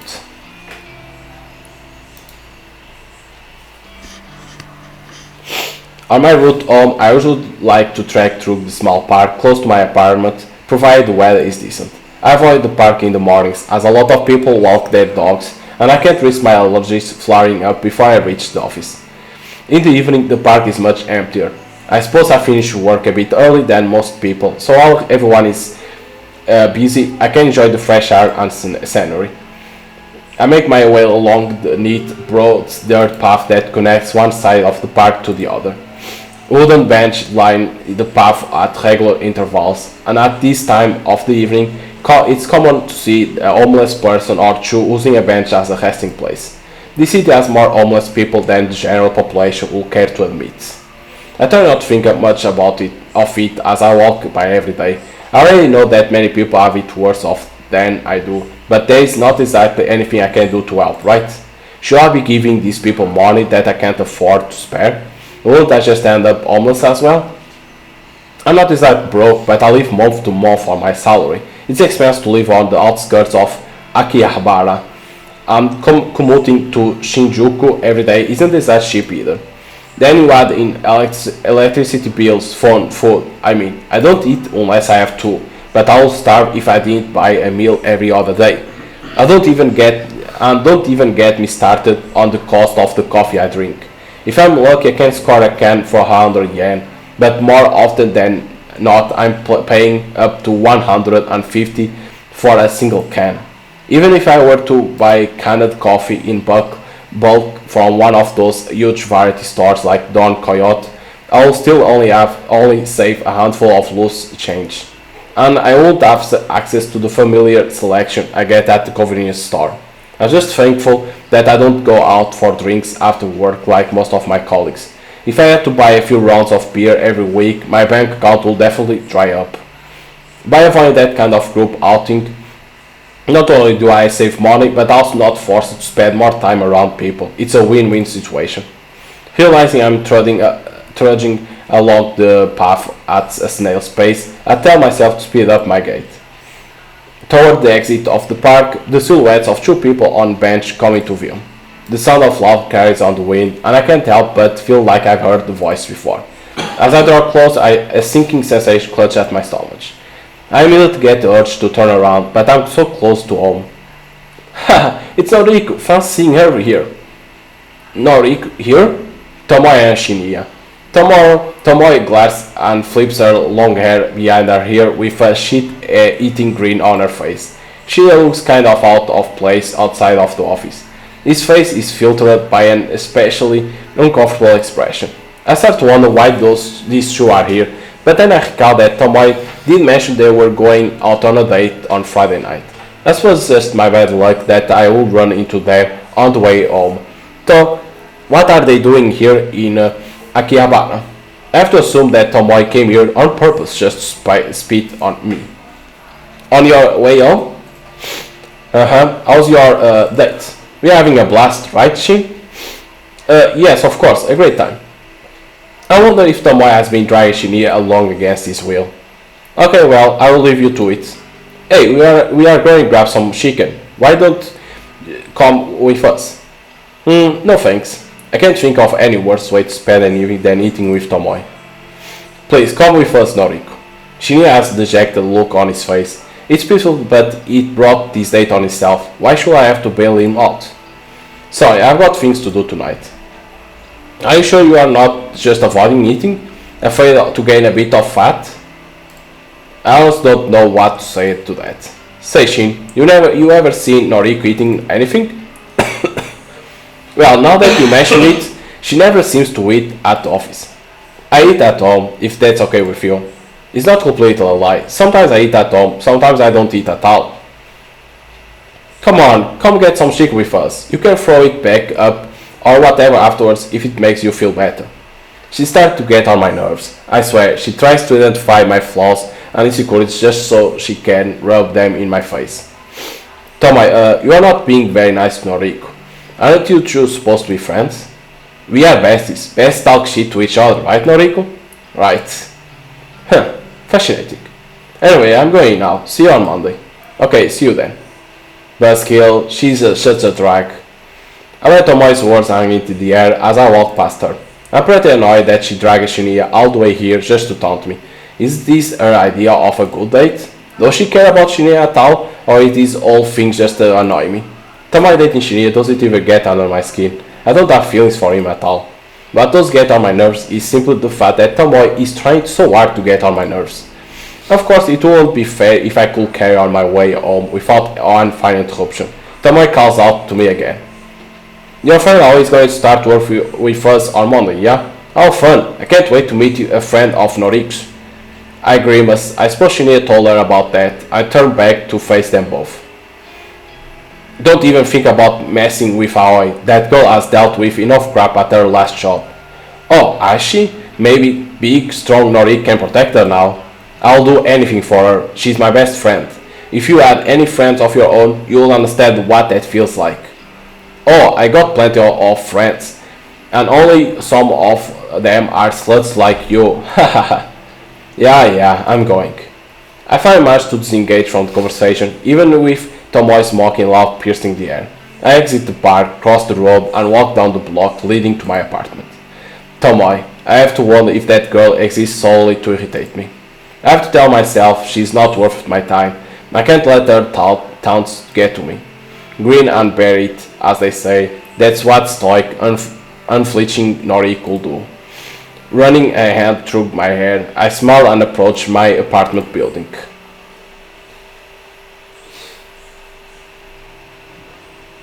Saturday, May 3rd. 30. I spent all morning trying Unicef to calm my nerves. I'm anxious about finding out whether my latest victim has perished. It's afternoon now, so the time writing on his photo has passed. If my work was successful, I should know soon enough. I've already set up an obituary news alert on my phone to keep me informed. Instead of sitting at home all day and waiting for my phone to go off, I decided to visit an old favorite hangout. Public libraries don't get the credit they deserve in this age. They are quiet, calm, soothing. I can sit here for hours for free and just get lost in different worlds. Plus, they always carry works by my favorite authors. Sometimes the librarians are even kind enough to recommend titles that might fit my tastes. I don't feel judged here. Nobody looks at me and mocks my clothing or my makeup. Nobody looks at me and asks if I had enough to eat lately. Nobody makes fun of me, that lonely girl in the corner reading Lovecraft and calmly stroking her hair. Every so often, I put my book aside and check my phone out of habit. Still no alerts. Have I miscalculated something? Did my latest photo not look convincing or damning enough to inspire suicide or murder? I find myself growing increasingly anxious and impatient. Kojiro. Cthulhu, huh? You a Lovecraft nerd? I blink twice and look up at the strange man standing over me. Huh?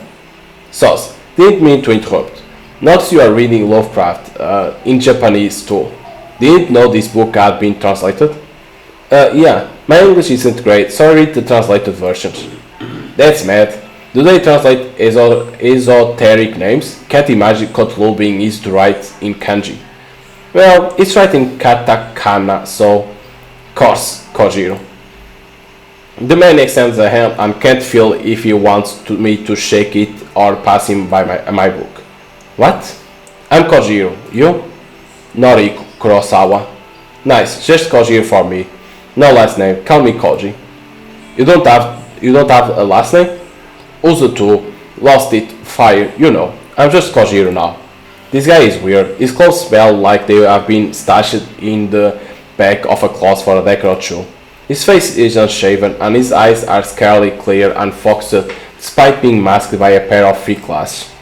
Didn't mean to keep you. Sus again. I'm looking for Noble Sinclair. He around here?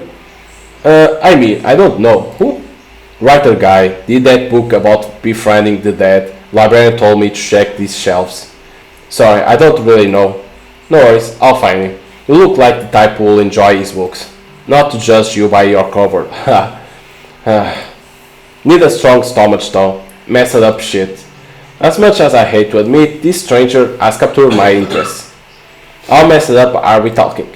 Well, his first book describes dressing up corpses, taking them to dinner, goals to not get caught out. Mad, right?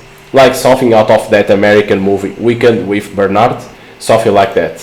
Second book goes nuts, Makeup fills a school classroom with bodies, all dressed up as students, runs lectures and records them, plus puts them online. Best part, no one can figure out if these books are fiction. Internet says Noble Sinclair actually did these things, says he's doing time now, writing these books as a confession. Interesting, right? It's deranged. Makes for a good bedtime reading. Huh. You are nice? Well, of course you are. Yeah, you? Yeah, Koji, add me if you like. We can talk shop. I'm going to find Noble. Wish me luck. Now, without such as a glance back at me, the man walks away. I try to return to my reading, but that old conversation just replays back in my head. What a bizarre encounter. Maybe I'll just head home for today. Being here has helped me calm down, but I'm still eagerly anticipating the fate of my victim. Besides, I have to admit that I'm growing a little bit hungry. Maybe onigiri, a rice ball from the convenience store, will tide me over until tomorrow. I got my things and stand up, letting out a little whew as I stretch my muscles. As I head towards the sliding doors to leave the library, a little alert sounds from my phone. Ah, this is it. My phone is in my hands. In less than a second, the screen unlocked and the obituary page loading before my eyes. Article post online today. Keyword free. Mr. Accident, numerical data range 20 to 30. Image data found yes, Saturday, May 30. Mr. Eiichi Anada, 22, of Tokyo Prefecture, was pronounced dead this afternoon at a traffic intersection. Coroner's office reported that Mr. Anada was involved in a traffic accident. No other casualties have been reported. Mr. Anada is survived by his fiancée, who wished to remain anonymous. A funeral ceremony has not yet been arranged. View image attachment. I quick load the image attachment and can't believe my eyes. It's that guy. The photo is the exact same one that was sent to me through Corpse Girl's website. There can be absolute no doubt that he is my latest victim. I've done it again. My breathing starts to quicken, my cheeks begin to grow hot. I know from experience that if I don't get somewhere private and quickly, I may very well make a fool of myself in public. I quickly glance around the library for a sign pointing to a restroom. As soon as my eyes settle on it, I dash toward it, swerving between bookshelves and through narrow alleys. There's one door for unisex bathroom, an unremarkable beige portal. The muscles in my thighs are tightening, and I squirm as I reach for the door. My hand grasps the cool metal handle and press down, only to be met with immobile resistance. It's locked. There's a sign on the door. I notice that I completely ignore it in my haste. Closer for cleaning. Shit! I curse despite my best efforts to keep a low profile. My hand turns frantically, looking for somewhere, anywhere that I can sit down and remain out of sight while my body reacts erratically to my latest success. Yo, you busting? This guy again. I need to use the restroom. I hope they can't tell that the expression on my face is not one of desperation to use the facilities. On it. To my surprise, Koji strides up the restroom door and begins to slam his fists against it. Hey, cleaning time is over. Get out of there. I hear a panicked yell from within. Koji's commanding voice was more than a little intimidating. Within seconds, a terrified old woman emerges. She wheels her cleaning trolley around us, bows quickly and disappears from sight. All yours. Bad to hold it. Thanks. Because every time that she sees that she was a success, becomes like that. I dash past Koji, unable to believe what is happening here. I slam the door behind me and slip into the cubicle. As soon as I sit atop the toilet, close the lid, my legs begin to shake uncontrollably, and I have to lean backward to steady myself. Eiichi Anada is dead, killed in a traffic accident. That could mean anything, but I'm willing to bet that I caused his death. After seeing the thought of his dismembered corpse, he might have purposely crashed his car. Or perhaps someone else calmed his vehicle, intent on murdering him on behalf of Corpse Girl. I still don't know how my power works. I don't know why these victims end up dead. But because of that, ultimately doesn't matter. What matters is that Corpse Girl is victorious once more. I find myself panting, squirming, struggling to stay myself. My vision fogs, my knuckles clench, and with barely a fanfare, I begin to cool down all of a sudden. Just like that, the overwhelming urge to explode simply flutters away. Huh? My breathing regulates, my legs solidify, and rest firmly on the ground. This experience wasn't nearly as staggering as last time. Maybe because I was so confident that this victim would die, my body already prepared itself for it. I've already become desensitized to my ability to wield death itself. I won't pretend that I'm not disappointed. That exhilarating feeling I experienced last time, the complete and utter loss of control, it was addicting. I craved experiencing it again. Still, I need to remind myself of the most important thing. I fulfilled the request issued to Corpse Girl. That's 2 new victories in a row, 2 victories in a single week. As long as requests keep coming in, I can keep achieving my goals. I can do this. Full of confidence and feeling steady once more, I exit the callback and leave the bathroom. So she wanted to feel that again, but like it didn't happen because okay, at first time because past months, she felt again that feeling, but now it was so fast again that okay, she is happy but doesn't feel because it didn't pass a long time. That strange man, Koji, is waiting for me at the end of the aisle. You good? Yeah. Hey, thanks for, I really needed the bathroom. Of course, been there, gotta go when you gotta go. Look what I found. Koji holds up a book with a plain black cover. Novel Sinclair latest, Dazed by the Dead. It's a Reaper. Oh, what's that one about? Falling in love with the dead. Read it already last year. Time for another go. Oh, here. Koji hands another book to me, this one with a brown cover. An illustration on the front depicts a field of flowers. What is this? Sinclair first ever published work, Strange Flowers, titles nonsense. This is the one where he puts corpses in suites, trades them to meals at fancy restaurants. Loaned it out under my name. You take it, return it before the due data, can't risk getting fined. Oh, well, thank you. I will be sure to read it. Sure, send your thoughts on noise. Right, be seeing you. A brief wave of his hand and it disappears behind the closest shelves. I can't really get over how peculiar he is, but he certainly is making an effort to be friendly. I turn the heavy book over in my hands and look inside the front cover for publication date. 2009. It's actually not that old, definitely not as old as the fiction I normally consume. I shrug and hoist the bulky tome underneath my arm, then make for the library's exit. I feel uncommonly hungry on my way home, so much so that I decide to stop by a restaurant and get some dinner. I wonder if killing steers my appetite. I often pass these stores when I exit the train station in Akihabara. It's an old venue that serves traditional Japanese food as well as popular Western dish. To say that I've always been curious about eating here would be accurate. I've been working hard lately, achieving my goals. I can't afford to treat myself to a cooked meal, right? Why do I find it so hard to justify that? I'm really going to eat at a booth tonight, another rarity for me. The waiters guides me to an empty booth and I slide in before looking at menu. The house specialty, according to the menu in my hands, is grilled eel. Not exactly my favorite. In fact, seafood of any variety doesn't sit well in my stomach. I try to pass on the specials and order something I know I can digest. Almond rice sounds good. I used to eat a lot as a kid. Omelette, rice and ketchup. What's not to like? Plus, it's only 700 yen before tax. The waitress returns to take my order and I confidently point out what I would like. She offers me a smile and runs off to the next table. First, my recent victory streak has given my cards a boost because I will feel awkward or anxious sitting here, surrounded by people eating and drinking on all sides. I'm somewhat calm and at ease amidst the hustle and bustle of the restaurant. I almost feel like it might be nice to have company. A friend, perhaps Aoi or even Shinya, might be nice to talk to and pass time with. Oh well. In a way I do have some company. I retrieve a book from my handbag, the very same book Kojiro lent to me. and I open it up to the first chapter. Strange Flower, and not a proud meaningless title. Still, it comes I recommend by an eccentric stranger, so it must be good. My meal arrives and I a few pages into the book. I think to wait and look at the omelette rice before me. It smells good, it presents beautifully.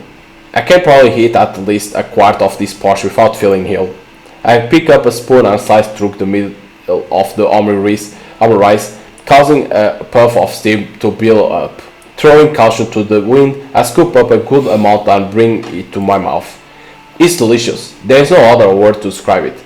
The convenience store meals I normally eat can't even compare to something like this. The egg is soft, the rice is fluffy, and there's just enough ketchup along the top. I take a second mouthful, then a third. I can't help but giggle a little at the thought of myself sitting here and eating like a normal person. All the people around me probably think I'm a normal person too. Just a girl sitting at the restaurant, eating her dinner. Another quiet giggle escapes my lips and I gently dab my mouth with a napkin. I set my spoon to the side and return to the book in front of me. The author of this work certainly is interesting. Noble Sinclair. According to the bio inside the front cover, he moved to Japan from overseas at a young age. The book was written originally in Japanese. It's not a translation, but even so, the writing style is quite unusual. I can't quite put my finger on what is strange about it. Maybe it's the lack of complex kanji used throughout.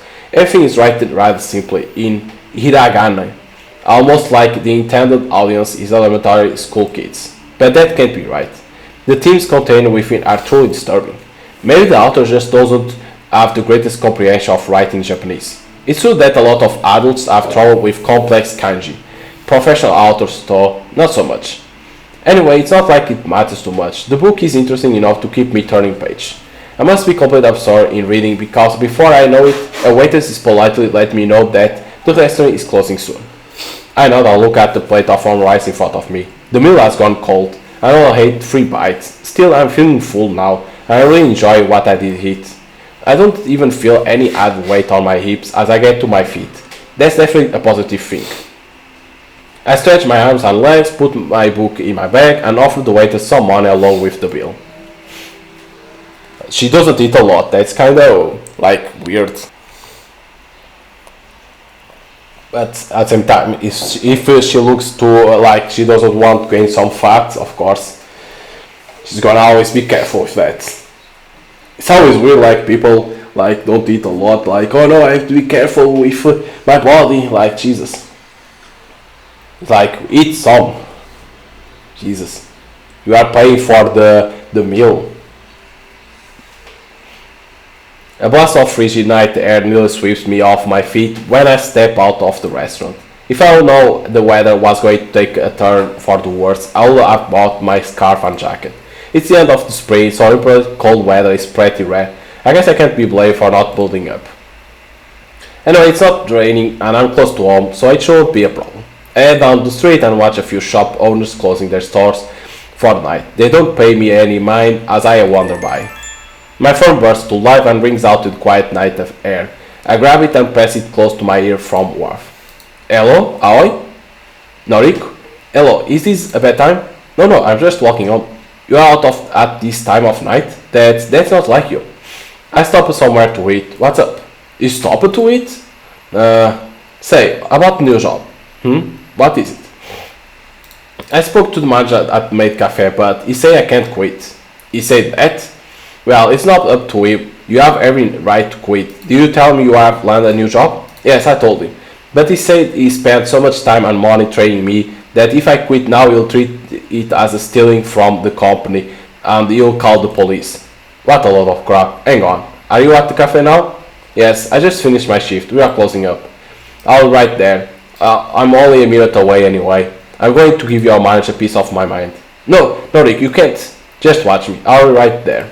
I end the call despite our objection. I can't believe how furious I am. How if I has an escape route from that god-awful job and now the manager won't let her quit? That has to be illegal. I never met her manager, but I can't just imagine this type. A self-important, wretched, greedy pig thinks he's the king of the world because he runs a shady maid cafe in the back streets. Well, I won't stand for it. People like him are the ones that should be reported to Corpse Girl's website. I would love to target victims like that. I change direction and take up a running pace. The cold air against my face is kind of nice now that my body is warming up a little. Thankfully, there is hardly anyone around this time of night, so I don't feel particularly embarrassed by running in public. I'm not a clever fit person, so it isn't long before I feel out of breath. I come to a stop at the end of the street, having and clutching my chest. Phew, I'm okay, deep breaths. After taking a moment to collect myself, I start back up and walking briskly this time. I can see the make of illuminated side ahead of me. I approach the entrance and read the neon aboard. Chateau de Crystal, welcome home, master. Drinks from just 400, I don't know what. Table charge 500 per person. Jesus. Open till 10 p.m. every night. I pass the sign and reach for the door handle, just as somebody hurried throw the door open and emerge. Noriko. Oh wait, told you I will be here. I'm really glad to see you. Ori gives a brief wave. She fidgets nervously and straightens the ruffles in her dress. I can't believe you have to wear this ridiculous outfit. Yeah, but the costume isn't the worst part of the job. I know, listen, is your mother still here? Ori hesitates, then shakes her head sadly. You just missed him. There are only a few girls inside closing up. Damn it, I really want to give you a piece of my mind. Norik, it's fine, I can go to work in here. It's not so bad. Hell no. Don't even pretend it's okay. This place is torturing you. You have that customer that always drops you, and now your mind is controlling you? I won't stand for it, and you shouldn't either. But what can I do? I was stumped by the question. In all my hastiness to get here, I never even thought through a plan for Aoi. Damn it, that heartbreaking expression on her face. I just want to grab her, hug her, tell her everything going to be okay. So why can't I? Aoi. I know you don't feel like it, but you are the strongest girl I know. All the shit you have dealt with over the years, all the shit you are still dealing with. You are brave, whether you know it or not. My issue pale in comparison to yours, but you still get up each and every day and do your best. I'm proud of you, and I want to make things easier for you. Come to work with me at Temujin. Just leave this place behind. Forget all about it. Noriko, you are my best friend. You always will be. Even if we can't be anything more than that, I'm happy just having you in my life. I'll do anything for you, Aoi. I hope you realize that. Of course, I know. Thank you, Noriko. Let's get out of here. It's really late. Come back to my place. You know I can't. All my things are at home, and I need to check everything first. Otherwise, I nod calmly and understand. I can't push her too much. Don't worry, I get it. And the thing is, I can't just run away from this place. This stalking customer, he knows where I live.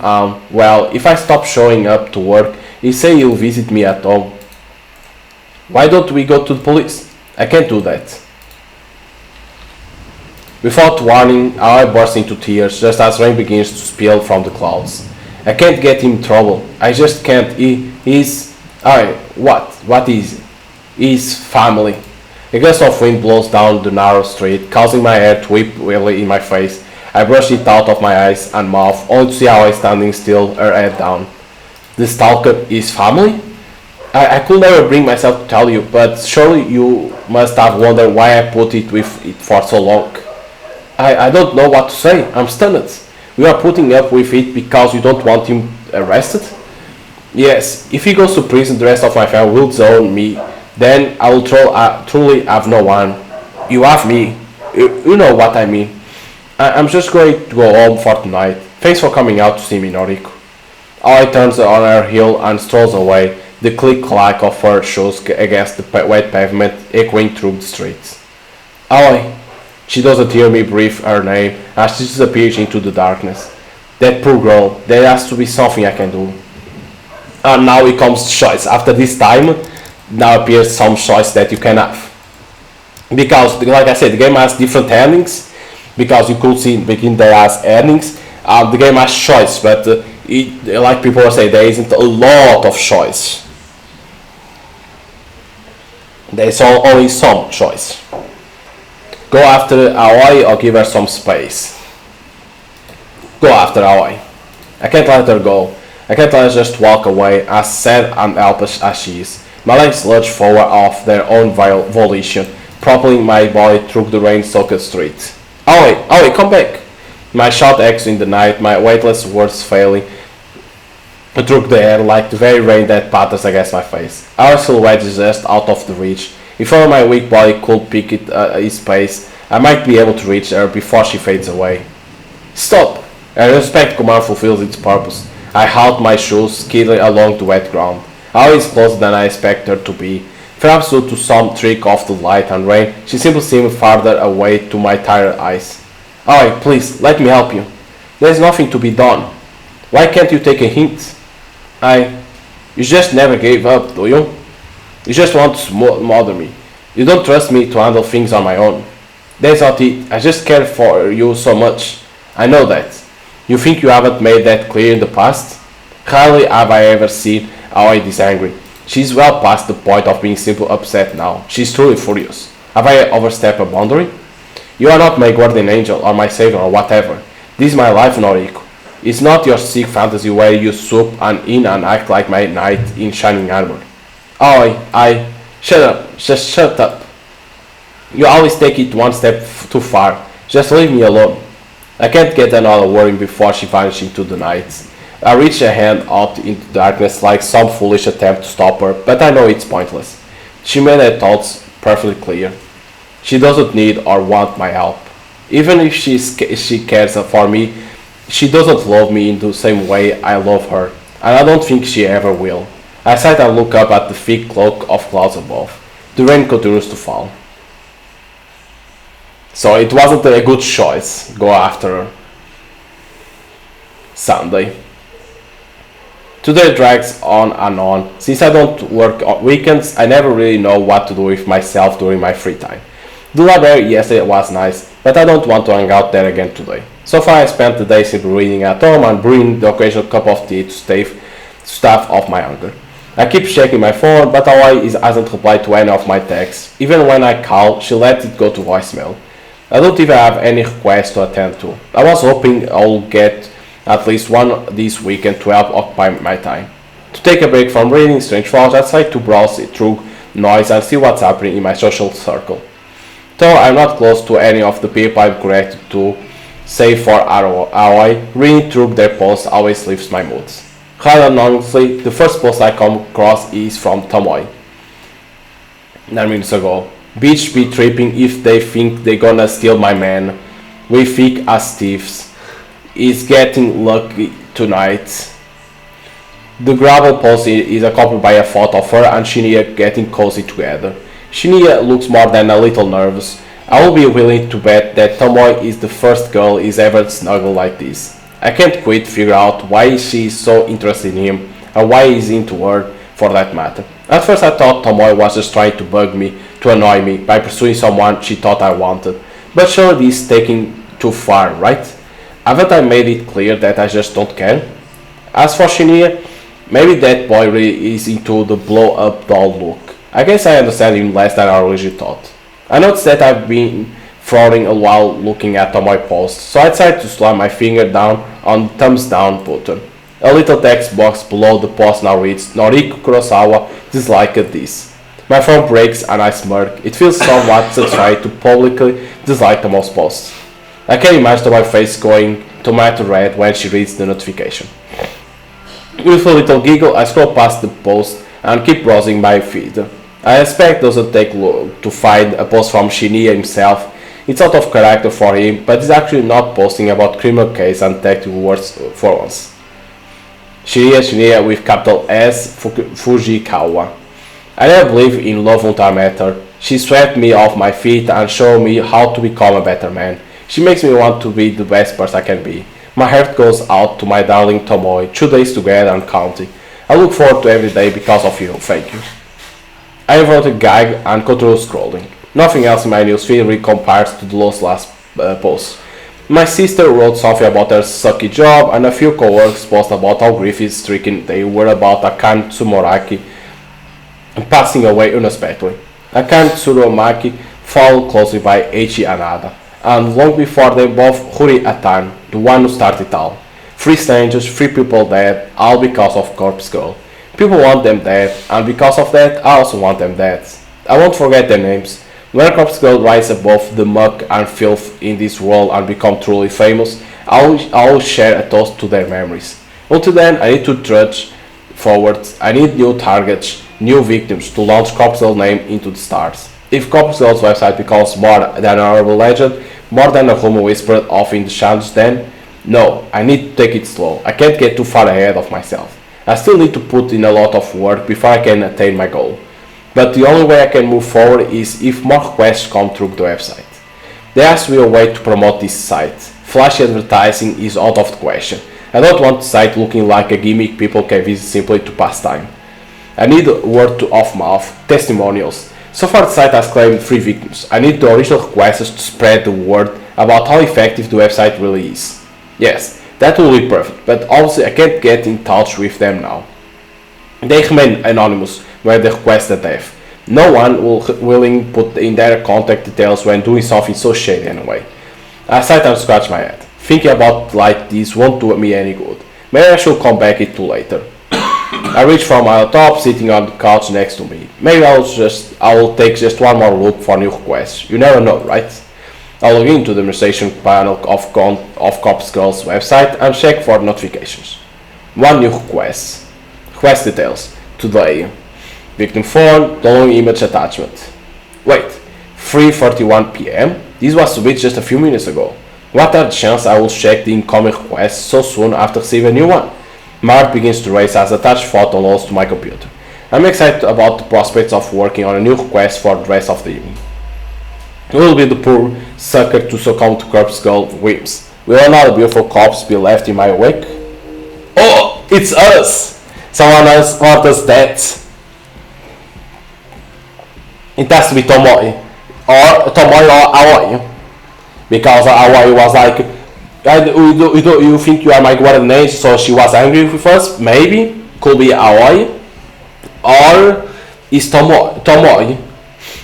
My heart skips a beat and my hands instantly turn cold. What the hell? A photo of myself appears on the screen. It's the very same image used for my company ID tag.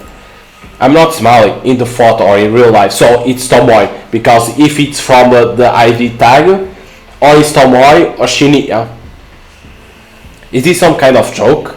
Someone has requested my death. Somebody wants me dead. Of course she doesn't kill herself. Oh, look at this now, she's like going crazy. I can't believe it. It finally happened. I know it's that who requests my death. Tomoe. That stupid vapid bitch. Tomoe Watanabe, the one person who hates me more than I hate myself. Of course she's the one who uploaded my photo. Of course she wants Corpse Girl to take care of me, because she talked about Corpse Girl too. She's been looking for somebody to test the website on. Her noise post from the start of the week confirms that. And she has been getting crazy obsessed with tormenting me lately.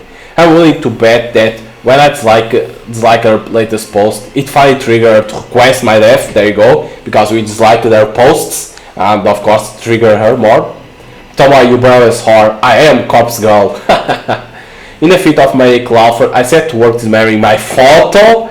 I'm going to make my corpse look so realistic that she'll think she really succeeded in getting me killed. And then, when her guard is down, holy shit. June 1st, Monday.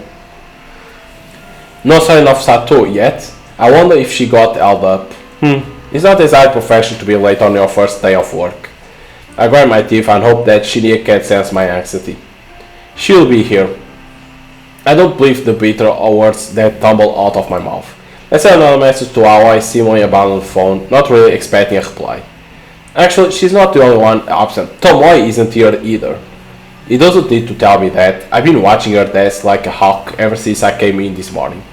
There is a small surprise waiting for her in her top desk drawer, courtesy of yours truly. I've been here anticipating her arrival for an hour now. We had a late night last night, so I wonder if she woke up on time. I taste something fall in my mouth. I don't really need Shinya's recap of his night with Tomoe. Don't you have work to do? Oh, of course, I need to. His vocalized thoughts trail off as he wanders away. I turn my focus to the keyboard in front of me. As I type letters scroll across my screen seems slower than usual. No Aoi, no Tomoe. The static drone of the office environment is just as loud as ever, but without those two here, something falls off. Oh, I shouldn't be missing her first day of work. And say what you want about Tomoe, at the very least she's punctual. For her to be this late is very unusual. So another character, Kotomi. Kurosawa, a word if you please. A soft but sharp voice snaps me out of my thoughts. I look up to find a middle-aged woman standing over me, one hand beckoning in an intimidating fashion. Kotomi Ida, an executive who oversees a lot of the juniors on this floor. I deal with her a few times a week. She's a serious and critical person, but I've seen a warmer side of her when she chats with colleagues of her own level. Miss Ida, did you need something? Please come with me. I hurriedly rise from my chair and follow her through the office. She leads me to one of the glass-screened cubicles that line on one wall of the office, special space reserved for meetings and temporary workstations. Take a seat. I follow instructions, sitting down on one of the bright and colorful plastic chairs that filled the small enclosure. A new employee was supposed to start work today, Sato, an acquaintance of yours, if I'm not mistaken. That's right, I've been trying to get in contact with her. I see, you understand that it doesn't reflect well on Sato's character if she can't arrive on time for her first day of work, correct? Yes, I understand. Believe me, it's very out of ordinary for her to do something like this. I'm sure. Fujikawa recommended Sato for the job based on your personal request. You need to be aware that since Fujikawa holds rank over you, his one will be reprimanded for hiring an unsuitable employee. Now, I won't go so far as to say that you will be punished. Rather, his recommendations will be denied for the foreseeable future. And any attempt he makes to climb the ladder, so to speak, will be vehemently refused by the other executives. Isn't that a bit extreme?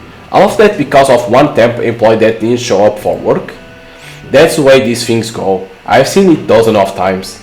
The reason I'm telling you this is because you should feel some sort of responsibility to apologize to Fujikawa.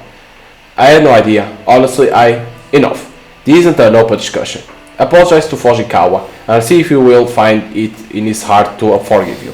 And please, advise him to seek employment elsewhere. I don't foresee his career with us flourishing anytime soon. That's all. Kotori rotates the comic and leaves me alone, sitting in a stupid-looking green plastic chair. I take some time to compose my thoughts before also walking out. I don't know what to say to Shinya. I don't even know if I should say anything. Surely Kotomi is being a bit extreme in effectively outing Shinya's career at Temujin. This is all because I recommended Aoi for the job. I feel like an idiot. But how was to know that Aoi will prove unreliable? And still, it's far too extreme. Kotomi is out of line. Something else is at play here. I can feel it. Maybe Kotomi wants Shinya gone for her own reasons, but I can't imagine why. He's a junior employee and not exactly the type of to step on anyone's toes and make enemies. I return to my desk in a bit of huff and slump in my swivel chair. My eyes fall on the empty can of coffee next to my computer screen, and I begin to wish I will purchase more than one this morning.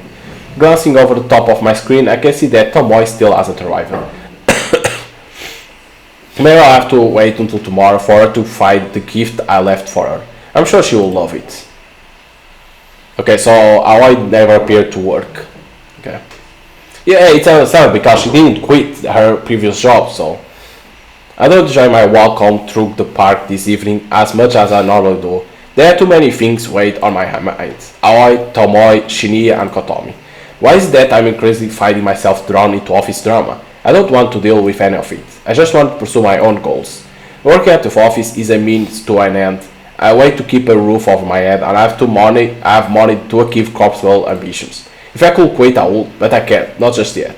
I wonder if I could monetize, okay, so she still don't monetize from corpse goal service. So maybe on the website traffic doesn't give money. Users could pay a fee to request a dev, or I could even just accept donations. True. But I get the sinking feeling that asking for money will reduce the amount of requests I get. That's true too. The number of requests coming in is already depressingly low. If I reduce it any further, I'll be in trouble. As I draw close to my apartment building, my phone cries out for attention. I bring it to my ear with a swift hand. Aoi? Noriko, what's the deal? I've been trying to get in touch with you all day. I'm so sorry. I couldn't bring myself to come into the office. Yeah, well, I gotta do that. Tell me why. You know, just stuff I normally have to deal with. For real? What are we talking about here? Stalkers or your own battles? I left the park twice, I really did. But I had to go back inside each time because it didn't feel right. I had to check a few things and then check again, and in the end I gave up and lay in bed. I must have fallen asleep because when I look at the time it was already late. I sighed angrily and hope that Aoi doesn't hear me. Alright, it sounds like you had a rough day. I'm sorry, but the situation isn't great. I'm just going to be honest with you, okay? I don't think they will happy with you if you come in tomorrow. If I were you, I'll write a polite letter of resignation and just forget about the job. Shinia's been kind of thrown under the bus because of this. Shinia? Why? I'm not sure myself. Since he got you the job, I suppose he was somewhat responsible for you. But because you didn't come in, it sounds like his career is in real jeopardy. Oh god, oh no. Take a breath. You didn't know something like this would happen. I didn't either. I think this one executive has its own for him or something because it's too much of an overreaction. I can't believe it. I never want to cost him this job. I know, you didn't mean for this to happen. Look, I'll try and smooth things out a little. I'll talk to Shinya tomorrow. You need to look after yourself right now, okay? Promise me you'll just take it easy tonight and relax. Okay. Forget this ever happened. Noriko will look after everything. Thank you, Noriko. Okay, get some rest. Talk to you soon, alright? Bye-bye. I end the call with a heavy heart. I don't actually have an idea what to do. When it comes to Aoi, I always feel obligated to just tell her anything that will help her feel better. If I could actually follow through with my words and generally make things better for her, then, well, maybe we'll have a bit of different relationship than we do now.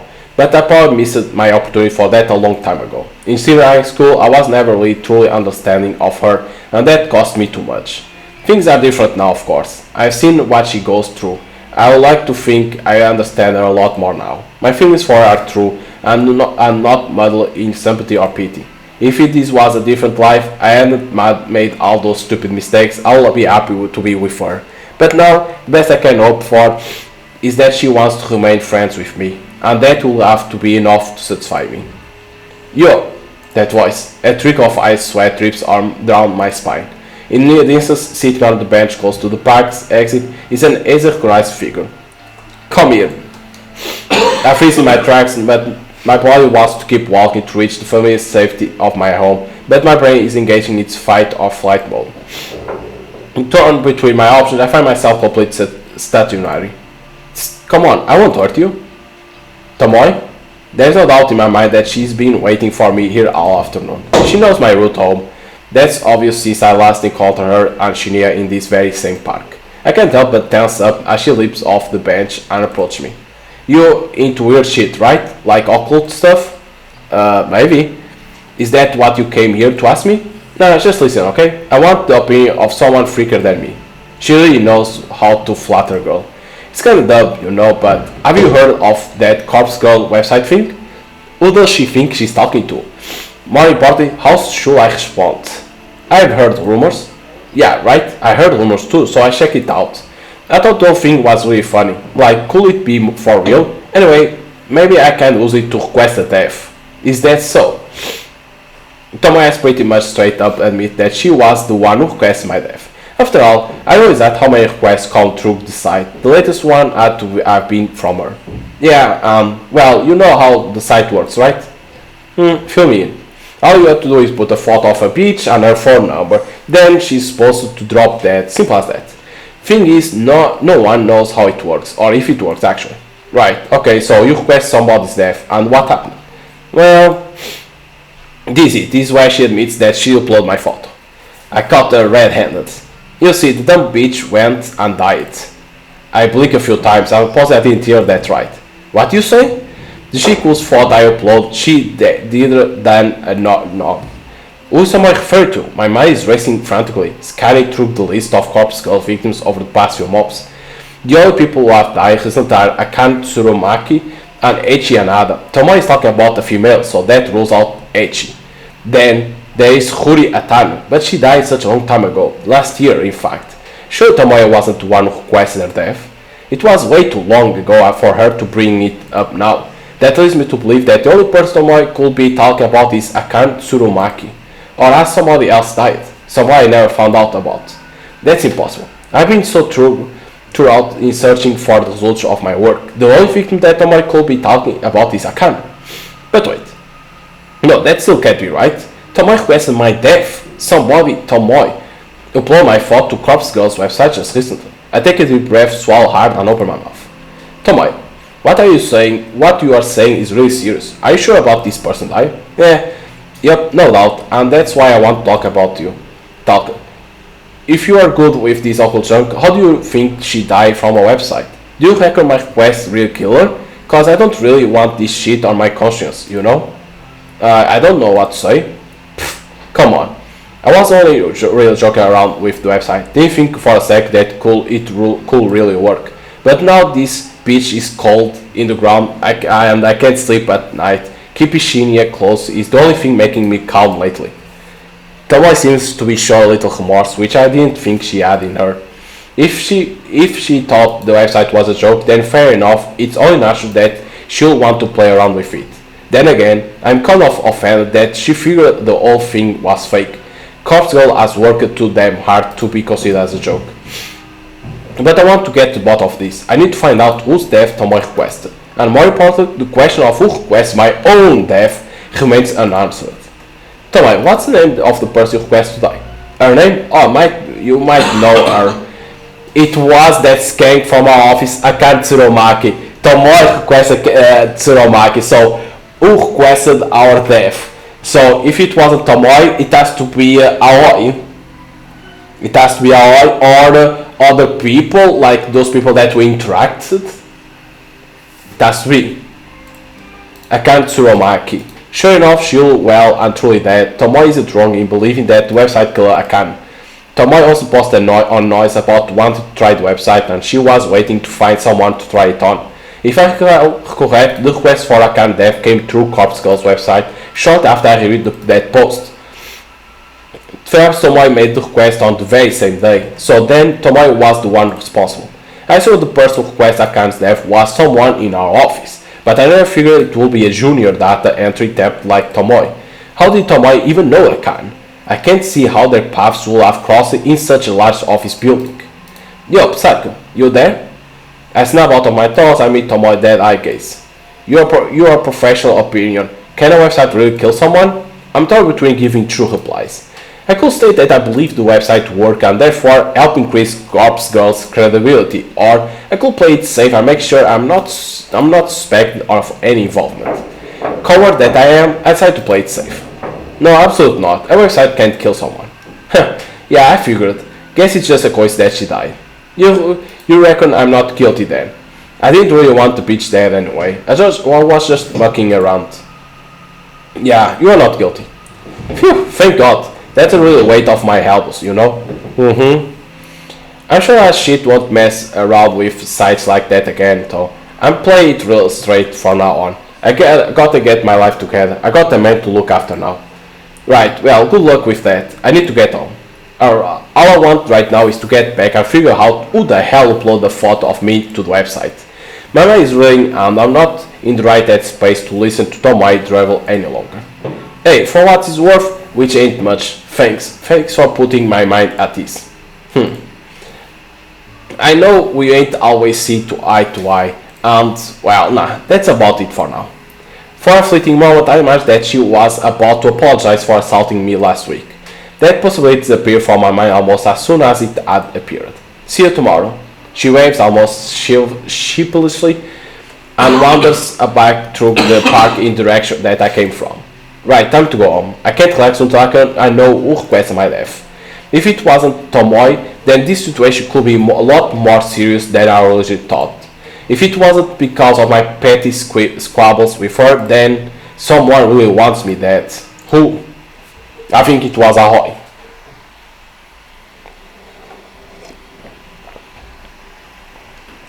I can't sleep. I think it was Ahoy because she said that we are her guardian angel, like that. But who knows? It must be past 3 a.m. Countless hours have passed since I started trying to figure out who requested my death. I've run through every possible candidate and their potential reasons 1,000 times. I've replayed every encounter I ever had with every person I've met, and I'm drawing a blank. Could be Shinya too, right? Because we say that we don't like Tomoe. Can be. Or because this of the work, like I didn't appear on the work, and no, but that was before of this day, so it couldn't be. Couldn't be Shinya. I don't know who wants me dead. I'm not so vain to think that everyone likes me. I'm sure a hell of a lot of people don't like me very much at all. But does anyone not like me enough to want me dead? To nominate me for Corpse Girl to claim as a prey? I take a little solace in the fact that my life isn't actually in danger. Corpse Girl victims are only brought low by my hands. Through my convictions are strong, I never refuse a request. Taking my own life is absolutely out of the question. This is the one and only request I will ever refuse. And it's not for the sake of my own life, but rather for the sake of Corpse Girl's continued existence. I will not let her die and be buried with me. However, now that I've eaten of the knowledge that somebody just want me dead, I can't cure my upset stomach. No amount of mental reassurance will quell the sickness rising inside of me. The top candidates are of course those closest to me. I've crossed the Tomoe off the list, and relief at knowing Akane Tsuromaki death wasn't her fault convincing me that she wouldn't make the mistake of messing with the website twice. Add to the fact that she came to me for reassurance, well, it's safe to say that she's not the person I'm looking for. So that leaves the people I deal with on a daily basis. Aoi Sato, my best friend in junior high, and the first person I ever fell for.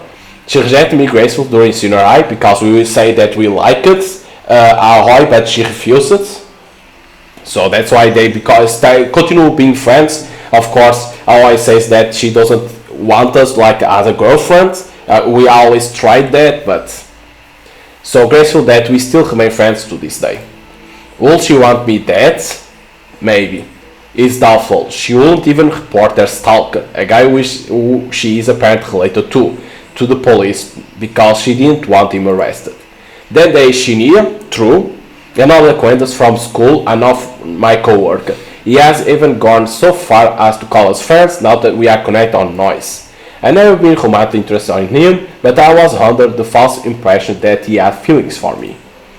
He's a wannabe detective, but he doesn't have the competence to follow in his father's footsteps. He doesn't strike me as the type to want somebody dead, let alone to go through with request somebody's death. Still, quiet, guarded people like him can really surprise you. When you take those three out of the equation, the people I deal with daily are very few. There are the higher-ups and execs at work like Otomi Ida, but our dealings are so short and simple that I'm sure I barely even register on their radar. If I extend my list of candidates to include people that I don't deal with regularly, but who are technically still part of my life, then the list gets a little more interesting and hard to narrow down. Kenji and Momo, the father and daughter living in my apartment building, they are sweet, kind and considerate. Clearly imagine they will want to kill me unless I'm really using up too much of their internet bandwidth and they just can't take it anymore. True, you can see they know that we use the internet, right, because we ask it, and maybe the bill is too high, they prefer to kill us, maybe. There is my elder sister, of course, Yuriko Kurosawa. Okay, the sister was that works on that shop. Is what I think it was like this. We haven't talked in over a year at least. She's a scam, but probably not the type to handle elect her own sister for death, probably. She's on parole, so I have to believe she won't do anything to jeopardize her freedom. And there's mother, Asuna Kurosawa. She's simply not in position to submit my details to Corpse Girl website. My strong brain can't think of anyone else currently in my life. I have a very small social circle. It's true. All the people that fill my noise newsfeed have either already been named on this list or they are from such a small, long ago part of my life that they won't even remember I exist anymore. And then suddenly, and without warning, a face pops up into my mind without starting clarity.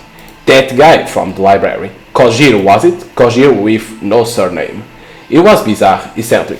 Didn't seem like the type of a person that gets outside much. Kind of like me, I suppose. His eyes were so clear it was unnerving. They say the eyes are the window to the soul, but I couldn't see anything of substance through his lens.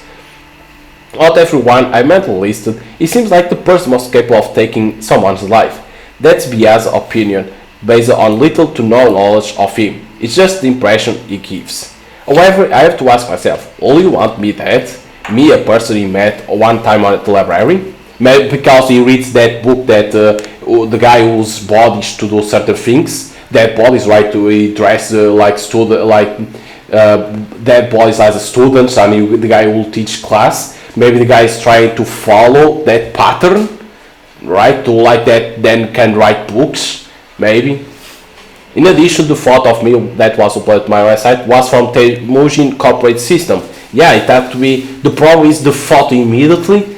That is someone inside of the office. Maybe that Kojiro works in the office, but she doesn't know.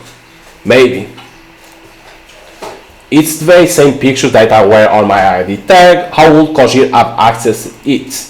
If he was going to upload a photo of me, you would have found my noise profile and used an image from one of my albums. There aren't too many photos of me on there, but they are enough to identify me.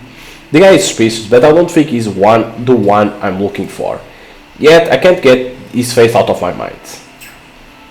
The problem is the photo that they use is from the work. So someone had to go to the work, or like Kojiro, maybe he works there, but we don't know because it's those guys higher ups, so you don't know those people that work there. Oh, I couldn't be because the photo too, right? So it's weird. On a whim, I snatch up my phone from my bed beside me and unlock the screen. The bright light shines like a beacon in the darkness and nearly blinds me, but I squint and navigate to the noise app. Kojiro, he told me his noise tag, didn't he? If I can remember it, it will save me the hassle of having to look through hundreds of profiles with the same name just to find him. What was it? Kojiro? No, too simple. Koji something. I start to type different variations to auto-predict the results pop up. Koji. That's the one. I tap the result and instantly arrive at this profile. The info in his about me section is pretty vague, but judging by the display photo, I'm certain this is the right guy. Koji. Just your average guy, taking my days on at a time. Introvert, anti-social, anti-establishment, anti-everything. Lol. I like peanut butter though. I scroll through his feed and see that he hasn't posted anything for quite some time. His most recent post is from about a year ago, and it's just an updated version of his display picture, where he has cropped out a woman's face and body so the focus is just on him. I open up the direct message to him and start typing. Hey, it's Kojiro from the library. It's Noriko. Kurosawa. Since past 3 am, I'm not expecting a reply until I instantly receive a message in response. Aye, late at night? He replies so quickly. I swallow and got the nerve to ask him what's on my mind. Yes, I can't sleep. Have you heard Cops Girl's website? He doesn't say nothing. The screen states that he's currently typing a message. Okay, he's writing. But then the notification simply disappears and no message comes through. Is he ignoring me? Then, yes. Okay, he knows about the website. So he does know about the website. The question is, was he already familiar with it, or did he just look it up after I mentioned it? What are your thoughts? Is it real? Yes, love it. Big fan. Oh shit. I see, me too. Have you used it? No, well, no, not yet. Don't date anyone enough. Okay, can be lying, but at the same time can be true. It's hard to get a sense of his emotions through his replies. I can't tell if he's being sincere or not. Wait, have you used it? Tell me. Tell me details. Does it work? No, I haven't used it yet. But it's popular in my office. Why it's interrogation point? Like, it's popular in my office, an interrogation point. Like what? I don't know why I wrote that, or why I end the message with a question mark. There you go. I shake my head and wait for a response. Okay, let me know if you use it. Might be you work for me. Might be you work for me? What does he mean by that? Work? Yes, I store cadavers. Dispose of later. I don't understand. Hospital morgue. Storage and disposal. Okay. He works at the morgue? I noticed a strange smell on his clothes when we met. And now it makes sense. I gaggle it and suppress the urge to vomit. So, if someone dies, they get sent to you, even for like suicides and murders? Yes, all sorts. Worst are crash victims, after mix and match limbs. Have you ever received a victim of Corpse Girl's website? Impossible to know, maybe? Who can say? Have a name? And then, can you look up the names of bodies received? Can you look up such a thing? Yes, cadavers are ID'd, mostly. No victim? Should I ask? Will doing so put me under suspicion of being associated with Corpse Girl? Hello? I can look now, at work. I start to nerves bite my fingernails. I know that I won't gain anything from finding out if he's dealt with any of the victims, but more curiosity tends to get better of me. Sometimes I just have to know. Akan Tsurumaki. Oh, okay, a second. No, correct spelling? Got M. Tsurumaki and Akan Tsurumi. That's not right. Close enough though. Okay, more names. Eiichi Anada. One sec. Yes, crash victim. Bad. I remember him. He's still here actually. I can't believe what I'm reading. Eiichi Anada ended up at Koji's morgue and he's still there? Really? How long do you store bodies? Depends. Up to 2 days for autopsy. No autopsy for him, no need. So he just sits here. Cold chamber. If I don't collect, then cremation. Is cremation what you mean by expulsion? Yes, mostly. Friend of yours? Not exactly. But he is Corpse Girl's victim. You said so. Well, I don't know. You said so. Interesting. I will look at him again. Really, there's no need for that. It's okay, I won't tell. How did you do it? I swallow hard. What does he mean? Hello? How did I do what? How did you kill him? Oh shit. Oh shit, the guy knows that we are at the Corpse Girl. Because we say the name Eiichi Anada because we don't know him. Oh shit, I messed it up. He knows. Koji has figured out who I am. In panic, I slam my phone down. I can hear the constant vibration against the bed as Koji continues to message me. Shit. Shit. What do I do? Can I make something up to convince him that I'm not responsible for Eiichi's death? Will he even bite? But by not responding to him straight away, I probably inevitably prove my own guilt. I pick up phone between my trembling thumb and forefinger. I hold it delicately, as though it has suddenly become some sort of evidence that I don't want to cover in my fingerprints. In a way, that's completely true. I say that message from Kojiro. Hey, you there? Hello? I'll let the reply have to say something. Maybe, just maybe, I can throw him off my trail. I don't know what you're talking about. I didn't kill anyone. Not exactly a lie. Yes, true. Corpse Girl killed him. No name entry on Corpse Girl website. But you knew his name and you knew he died. Here you go. And you request his death. Wait, this is good. This is far better than him believing that I'm Corpse Girl. He thinks I'm just a fan of the website that I submit the requests. I have to run with this. I can't let him know the actual truth. Okay, you got me. I will the website to request his death. Ha! Whoa, Matt. So the site is real amazing. This is exciting. Are you happy? Is that? Let's take a leaf out of Thomas' book and act more innocent than I really am. Not really. I just made requests on a whim to see what will happen. I didn't think it will really work. Whoa, so you didn't hate the guy, Eiichi? No, I never even met him. Just found his photo on the internet. Incredible. Corpse Girl kills with just a photo. Doesn't even need a name. Wonder how many other victims I got here, lol. Have to go, clocking off soon. Talk later. Koji starts immediately changes to offline. I breathe a sigh of relief. I think he bought the lie. Surely I'm in the clear. But this whole conversation was an exercise in stupidity. I nearly shot myself in the foot because of my own insatiable curiosity. I shouldn't have contacted Koji at all.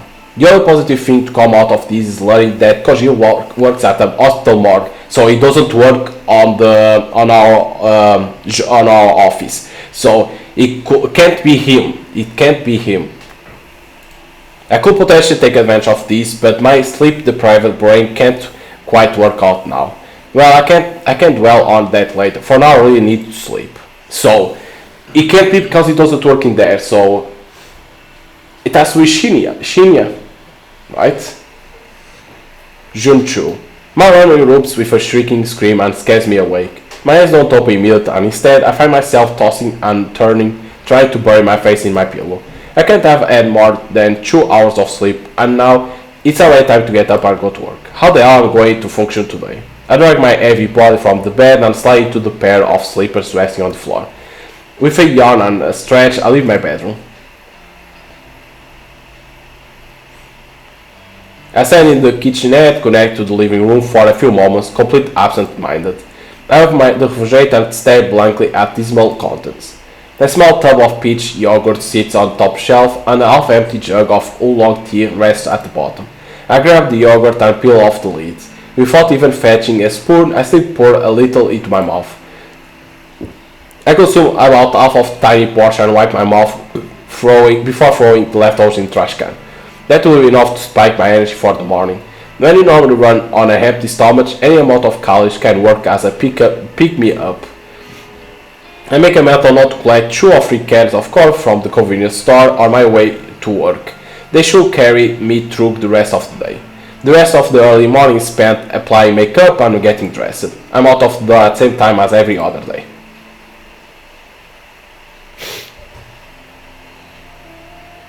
To stop myself from nodding off at my desk, I decide to rearrange my personal effects. Having something to focus on is a great way to fight off sleep. Unlike the other employees here, I don't tend to keep too much at my workspace, yet still manage to feel cluttered somehow. Next to my computer monitor are 3 little figurines that I collect from toy capsule machines. They are a set of anthropomorphic coffee cans that were released as a promotional campaign for my favorite coffee brand. Each figure is about the size of my thumb.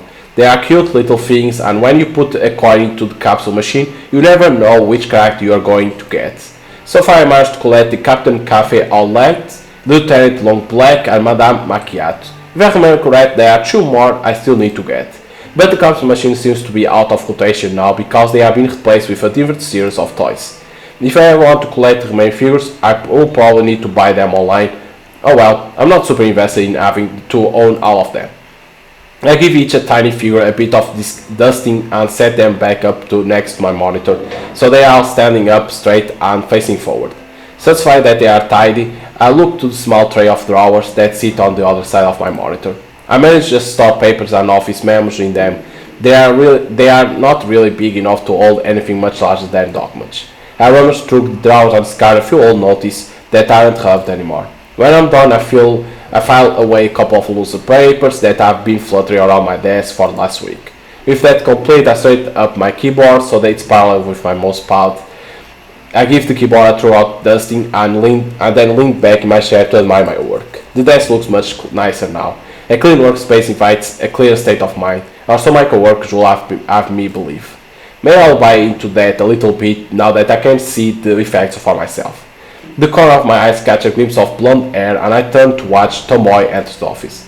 She nods at Shinya as she walks by his desk, her contours nonchalantly toward her own workspace. Since her desk is in my line of sight, I have the perfect advantage to point to watch her put her belongings down and take a seat. I feel a sort of stirring of excitement as she sits down. It's almost as if I'm anticipating something to happen. Was something supposed to happen with Tomoe today? Have I forgot something important? My tired mind can't really focus on those thoughts. I try to ignore the mild surge of adrenaline that started pulsing through me when she took her seat. I distract myself by staring up at my computer and looking over the list of today's tasks. It looks like as thought. I need to correct a few entries I uploaded to the corporate server yesterday. In my previous distracted state, it's possible that I made a few typographical errors. That's fair enough. I'll get to work on correcting the data. I open up a few programs and listen to the whirring of my computer tower, nearly drowned out in the clamor of the office environment. The next sound I hear eclipses the noise of the computer and the office, complete and absolutely. A terrified shriek sliced through the air like a knife, leaving a deathly ringing silence in its wake. I scrambled to my feet, poured out of instinct, scanning for the source of the scream. I don't have to look very far before my eyes fall upon a distressed Tomoe kneeling on the floor and clutching her face. She's on the ground next to her desk, staring down unblinkingly, her fingers white from the strain of clawing at her own head. In the sudden chaos of people rushing to her side, I somehow managed to notice that one of her drawers on her desk is wide open. An open drawer. As tired and exhausted I am, the significance of the open drawer isn't lost on me. I immediately realized why my body felt excited when Tomoe came into the office this morning. I left something in her desk drawer, something I wanted her to find. Yesterday's obsession with discovering the identity of the one who requested my death caused me to forget my rebellious strike against Tomoe. I left something in her drawer yesterday, thinking she was the one who submitted my photo to the website. Then she didn't come to work, and it completely slipped my mind. After she confessed to requesting a Kan Tsuromaki death, I raised my suspicion of her being the one who targeted me, but I didn't remove the item from my drawer. I'm in deep, deep shit now. Before I can even lurch forward from behind my desk, Tomoe turns her head to face me. Her cold, grim eyes lock in onto mine, refusing to let go. A trickle of crimson blood seeps from her scalp where her fingernails pierce her skin during her panicked scream. Swallowing my nervousness, I break eye contact with her and stare down at the flat object that was the focus of her outcry. It's a familiar photograph, a printed image on glossy paper, traditional old school and just as effective as I had hoped. Though I can't make out all the detail from this distance, the composition of the photo doesn't elude my memory. Because she donned that photo to say that she requested our death. It depicts my very own corpse toppled backward over a tombstone, a bloody slash traced across my neck, a laceration lines my stomach, and a knife protrudes from my breast. My black hair is tangled mess, my dark eyeliner smeared and smudged. The grimace on my face is the unmistakable mask of death. Noriko Kurosawa, a stoic and unflinching death. Noriko Kurosawa, dead atop a random tombstone in some nameless cemetery. A bizarre yet ultimately unremarkable way to die. It suits me perfectly. I'm proud of the work that went into this photo. The objective was to punish the wife for requesting my death, to create a work of art so horrific that she would beg for forgiveness when she found me still breathing. But the scene playing out before me is unlike anything I had imagined. Tomoe's face is crunched up with hatred, the veins in her forehead threatening to burst and shower the office with sanguine gore at any given second. Whether or not she thinks this some sick prank is beyond my knowledge. All I can decipher from her speech is that she is likely to strangle me given the opportunity. But perhaps I'm jumping ahead of myself.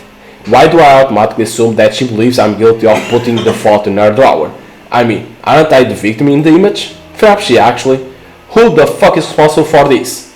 She howls like a wounded animal, a battered and beaten pup back into a corner. Clutching the photo now torn from her bloody fingernails, stands and plants her feet firm on the floor, steadfast, stern, resolute, a bulwark of immovable fury. All eyes are upon her, the bleached blonde girl with an antagonizing to his center of attention in the office. This photo is disgusting, absolute sick, who made it? From the confused and puzzled face of 20 or so employees huddled around, it's obvious that no one really knows what Tomoe is talking about. The photo is small, and with her clutching it tightly and waving it around frantically, it's impossible for anyone to make out the detail. I am bold enough to assume that no one else has managed to properly glimpse it yet. Maybe I can prevent our coworkers from getting a closer look if I act fast. I dart out from behind my desk and approach Tomoe. Let me see. Tomoe again thrusts the photo toward me. I take a closer look at it and gasp loudly to add credibility to my acting. Adopt a faint countenance of shock, I grab Tomoe by the shoulder and pull her close to me. I bow my head against her so we stand intimately in the middle of the crowd, forehead to forehead, our eyes fixate on one another. How my beating heart isn't loud enough for Tomoe to notice as we stand against each other. I whisper softly, my pulse quickening as I try to make my words sound urgent and confident rather than broken and anxious. Come with me, I need to talk with you. Tomoe tenses and stiffens, but she murmurs something that sounds like agreement. I pull away from her and grab her wrist to lead her out of the office. We exit from the throng of onlookers scratching their heads and dart toward the elevator. Shinya says nothing as we pass him. He just looks on with a pale face. The elevator rides down in sound and awkward, but eventually the door opens to reveal the ground floor lobby. We weave between the scattered couches and sculptures, make a frantic dash for the exit. We finally emerge outside into the brisk morning air. Trying hard to catch my breath, I notice that Tomoe isn't nearly as exhausted as I am. I walk to shout up my wheezing condition to lack of sleep, but I know that's just an excuse for my poor physical fitness. Tomoe is still holding the photo in her hand. She looks at it once more in disgust, then faces me with one hand on her hip. You wanna tell me what the fuck is this? Look, it's easy to explain, but I'll try my best. I wanna find out who planted this in my drawer, and look at this. She thrusts the photo at me once again. She uses the point of her towel to indicate timestamp printed at the bottom of the image. It's got yesterday date on it, a photo of your dead body, as if you already been killed, but here you stand. Sure enough, the photo appears yesterday date, the time states 9:06 p.m. I marked it as such when I was under the belief that Tomoe will find it yesterday morning. I wanted to anxiously wait out the day until my death accompanied the rising moon. Since that didn't go down the way I planned, the confusion on Tomoe's face now is self-explanatory. I just can't believe that corpse girl wants you dead. What did she say? Huh? This is just like what happened to Akane Tsurumaki when I requested her death. The police found a photo of her own dead body on her phone when they investigated how she died. What? Is this public knowledge? How did I not know this? And now you got a similar photo. Does that mean corpse girl is trying to kill you? But it doesn't make sense. It's already past the time it says here. And why was the photo in my desk drawer? What do I got with it? I'm still hearing from the information about the Akane Tsurumaki. The police discovered the corpse photo on her phone. Of course they did. Of course they would investigate her death. It was foolish of me to assume the photo wouldn't come to light. Tomorrow grits her teeth and tenderly touched her finger to the bloody cut on her scalp. The place of her finger is flashing in anguish. She looks at her fingertip in revulsion and sighs. Look, maybe it's my fault that Akane Tsurumaki ended up down the well. Maybe it's not. The least I can do is make sure that the fucking corpse girl doesn't come to get you as well. You ain't my friend or nothing, but let's got to stick it out together, right? I don't want another cold bitch on my conscience. I feel like these are the most touching words someone can string together. I'm somewhat flattered that she wants to protect me. Tama, you don't have to do anything. Yeah, I kinda do, you know.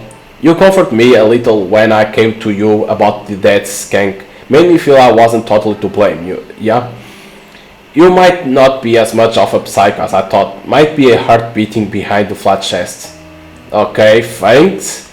Bills pat the brush and brazen girl beams at me brightly. I'm putting you under 24-hour surveillance. Corpse girl's gonna have to crack my skull open before she goes sticking her fingers into yours. Tomorrow, really, that's not necessary. I can't figure out a way to convey that I'm not actually in any danger. Well, immediate danger at any rate. It's true that there is someone out there who wants me dead badly enough to have requested through the website. But as far as the threat of corpse girl coming to get me goes, I'm perfectly safe. I resign myself to simply staring blank at Tomoe, the girl I hold so much disdain for. I know I should choose my next words carefully. Tomoe is prone to violent outbursts at even the best of times.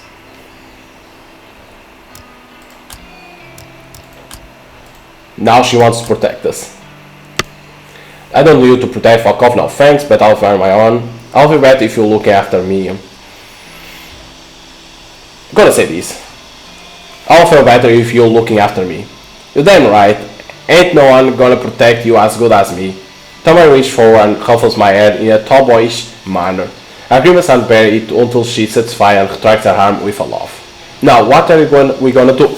I don't totally believe that this corpse girl person really exists, but still, something or other killed Akane Tsurumaki. I'm pretty sure it wasn't suicidal, what with the photo in all. Since you got one of them photos too, I reckon someone's out to get you. Yeah, about that. How about we hunker down at my place after work? Gals night in, right? If someone tries to break down the door to get you, I'll show them what's what. She really is insistent. I almost can't believe this same girl that slapped me across the face last week. I feel like we could almost be friends at this rate. But what happens when she found out I'm not actually in any danger? Will she think I losed her? Betrayed her? What if she finds out that I'm corpse girl?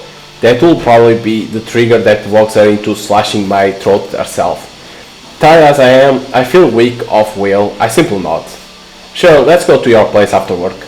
Yeah, that's what's up. We'll do snack run, okay? Gotta have chocolates and cake on a night like this. All of a sudden she freezes and stares intently into my eyes. Ah shit, sorry. I didn't mean to. It's fine. Snacks sounds good. Hey, don't feel pressure to it, okay? I got a big appetite, so nothing will go to waste. She grins, looking proud of herself. My expression softens somewhat. Somehow Tomoe is displaying the minimum amount of human decency, and yet it's very touching. We have somehow broken down a wall between us and removed the animosity that has hung in the air since the day we met. Suddenly, she reached out her hand, the photograph held gently between her fingers. Here, better you have it than me. Looking down at the photo, it's pretty clear that it's me in the image. I suppose it will be the best to delete this evidence. I shred the photo carefully, making sure to completely destroy any of my defining features in the image. With the photo completely ripped beyond recognition, I toss it in the nearby bin. Thomas smiles at me and we enter the office building side by side.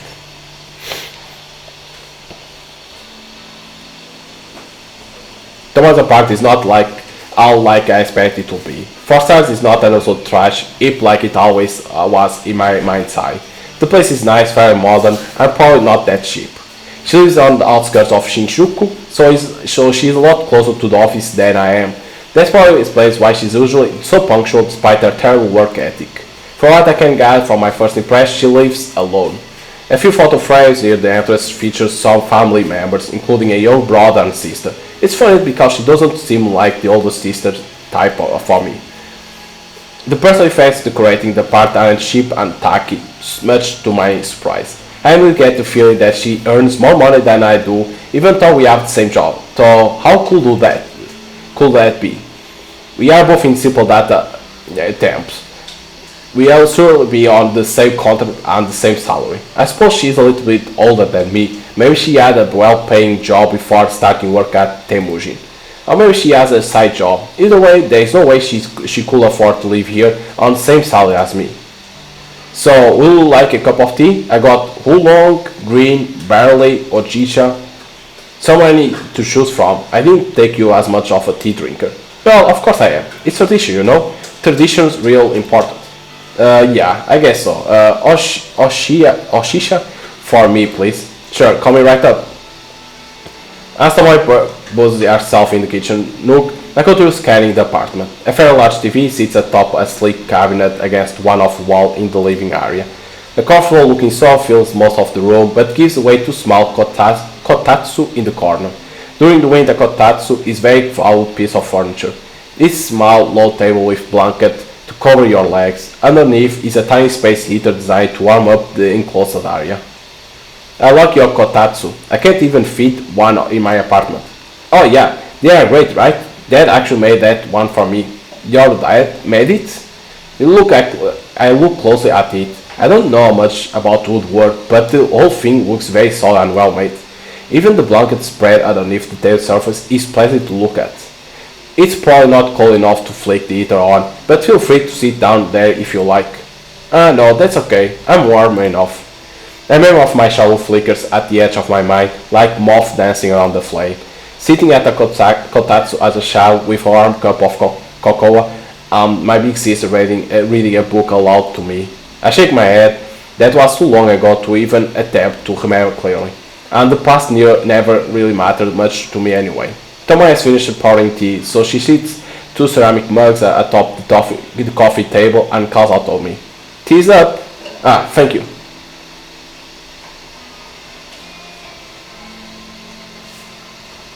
So, we got to protect you from Corpse Girl, right? I simply nod. Hey, wait a minute. If you got one of the thoughts, that means someone requests your death, right? This old time I've been thinking it's Corpse Girl that wants you dead. But that ain't right. It means that someone else just asked Corpse Girl to put you in the ground. Yeah, that's what I figured. She's not wrong. While Corpse Girl isn't actually after me, it's true that there is somebody who requests my death. So what do you think it is? Who wants you dead? Well, honestly, at first I thought it was you. Yeah, I mean, last week I might be been tempted to check your photo on the website, but nah. You work right near me in the office. If you end up dead, someone will trace it back to me, you know? I dove in Akantsurumaki cause she worked way upstairs, and we never talked save one time when I found out she's a total skank. Oh, so you did speak to her once. What was she like? Fucking slut, that one. We met in the lobby. I was on one of them couch doing my makeup cause I was in early one morning. And she walks past me, gives me one of them looks all those snotty rich people give you. You know the type. Like, I'm better than you and I know it. But you know what she said to me? What she said? She said this, Oni, please wait for your clients outside the building. Huh? What did she mean? Don't you get it? She was implying that I'm a hooker or something. Just looking at me, she decided I didn't belong in the office building. Ah, it really pisses me off. I'm sick of people judging me like that. Yeah, I look different from you also, but so what? I got my own style, so just fuck off. So you are not a hooker. Ha, bitch, you're lucky I'm in a good mood. I can't help but laugh along with her. Sorry, I was just kidding. Yeah, I know. You're not so bad, Noriko Kurosawa. Thanks, you're not so bad yourself, Tomoe Watanabe.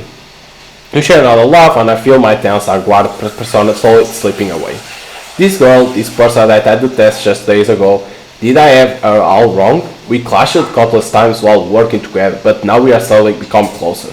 Why is that? It's almost as though some sort of maternal instinct kicked into gear inside Tomoe, and she feels the urge to keep me safe. Is it guilt over a kind Tsurumaki death? Is it because she's happy overall now that she has a boyfriend? Does dating Shinya make her less pissed off at the world and less eager to lash out? I don't know the answer, but I'm glad we have been able to set aside our difference. Right, now we got some tea, why don't we watch some trashy TV? It's not exactly my preferred way to spend an evening, but Tomoe has welcomed me into our home. We all but buried the hatchet. It's not only fair that I stand the hand of friendship as well. Okay, trashy TV sounds great, let's do it. Yay! Tomoe cheers and picks up the television remote with a quick flick over her wrist.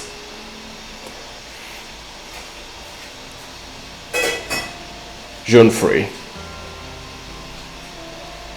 But yeah, like the game is good, like the story is interesting, like it seems that we play with the girl that's behind of the website. Of course, she's not the killer, right? Because she doesn't kill, because cops girl is only a website to people to upload a photo of someone that they want to kill, and she explained, she edits the image, and it was all to make fun, and like she said that only one person died, but then more appeared to die, and then it's like, so what's gonna be the objective of the game is to find who wants to kill you, right? That upload the photo of Noriko is to understand who, and of course don't forget that you have the prologue to see that Amy dying, but in here is 3 weeks earlier the prologue to understand how everything started, right, with the website, to understand who is behind the website, and how it works, right, why people die, because they start to panic, and at the same time is to understand how everything then happened to that Amy, right, who want, maybe in the end of the game explains who want to kill that Amy in the prologue.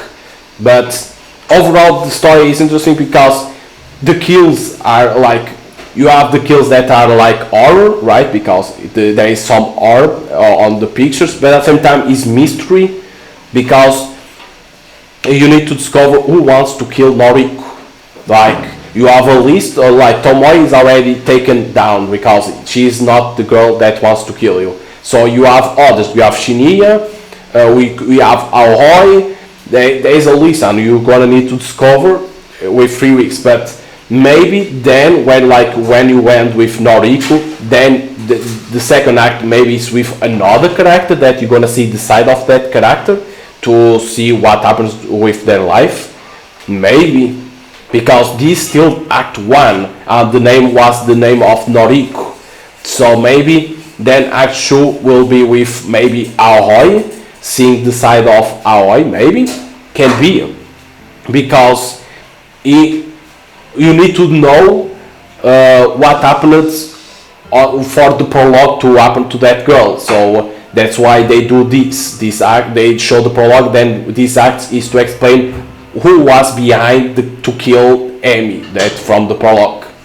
But it's an interesting game. Yes, you can say there isn't a lot of killing, right, like a lot of people dying. Yes, a lot about the story, about characters. Yeah, I understand that, but at the same time it's the mystery because your character will want to know who is behind everything, and at the same time showing like through her life that she's like she said that the introverted person, She doesn't talk with a lot of people. She always go home immediately. And at the same time that she wants to people to die through her website. She becomes happy, but at the same time, she's getting out of her shell. Like she talks more with now with Tomoe. She's talking with other people. At the same time, she's getting out of her shell. So you have that story at the same time. But to understand who is behind of everything, of course, it's like I say, it's a visual novel, and it's like you see that doesn't have a lot of choice. Where it has is like they pass some time to appear another choice. I understand that, but it seems that game, like how many ends the game has. They don't say that on their Steam page. Maybe they have like 2, 3 endings, different endings. But what is the different endings? Who knows? But like I always say, in terms of visual novels, like when they have multiple endings, 2 to 3 hours, because like that the player can try to see the like, okay, I got one end, let me see the other ending, right? If it doesn't have multiple ends, only has one ending, even if they have multiple choice, but only leads to one ending, only has one ending, like 4 hours that I will recommend to put, because when you play a visual novel, you want to beat in one day, right? You want to beat in one day, like that. Okay, I saw the story and I can give all my feedback, because stopping and then continue playing the other is like takes out a little bit of you lose a little bit of the story, right? Because past one day and you forget a little bit of the story. So that's why I say 2 to 3 hours, multiple endings, 4 hours, one ending, even if it has multiple choice. Like that the player can see all the story and feel satisfied. And at the same time, if you put a lot of hours on a visual novel, right, like 15 hours, 20 hours depending on visual novels, the player gets a little bit tired, because don't forget, a visual novel is all about reading, so the player gets a little bit tired. That's one thing that I always say to visual novels, like 2 to 3 hours for max. Don't put more, because like that play doesn't get tired and they can enjoy the story. But overall, that's always my opinion that I say always to visual novels. But overall, the story is good. There is those like the horror, right? That is the people dying. You have the mystery, so very good. The characters are interesting. The characters. The act seems that he's seeing this, the perspective from each character, right? The first one, the prologue was in the perspective of that Amy. The first act is 3 weeks earlier, perspective of Noriko. Maybe the second act is from Aoi, maybe. Who knows? Can be like that. So the characters are interesting. They are not like boring, nothing like that.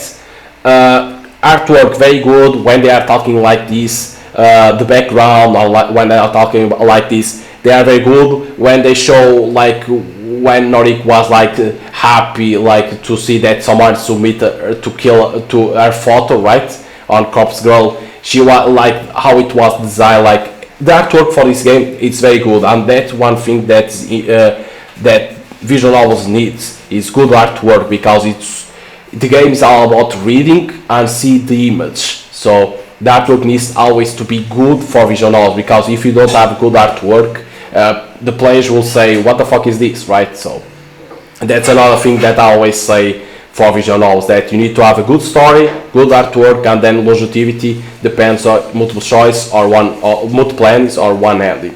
But overall it's good. Like when I played the demo, I knew that when I played the demo of the game, I knew it will be good, because immediately you could see the story, the artwork.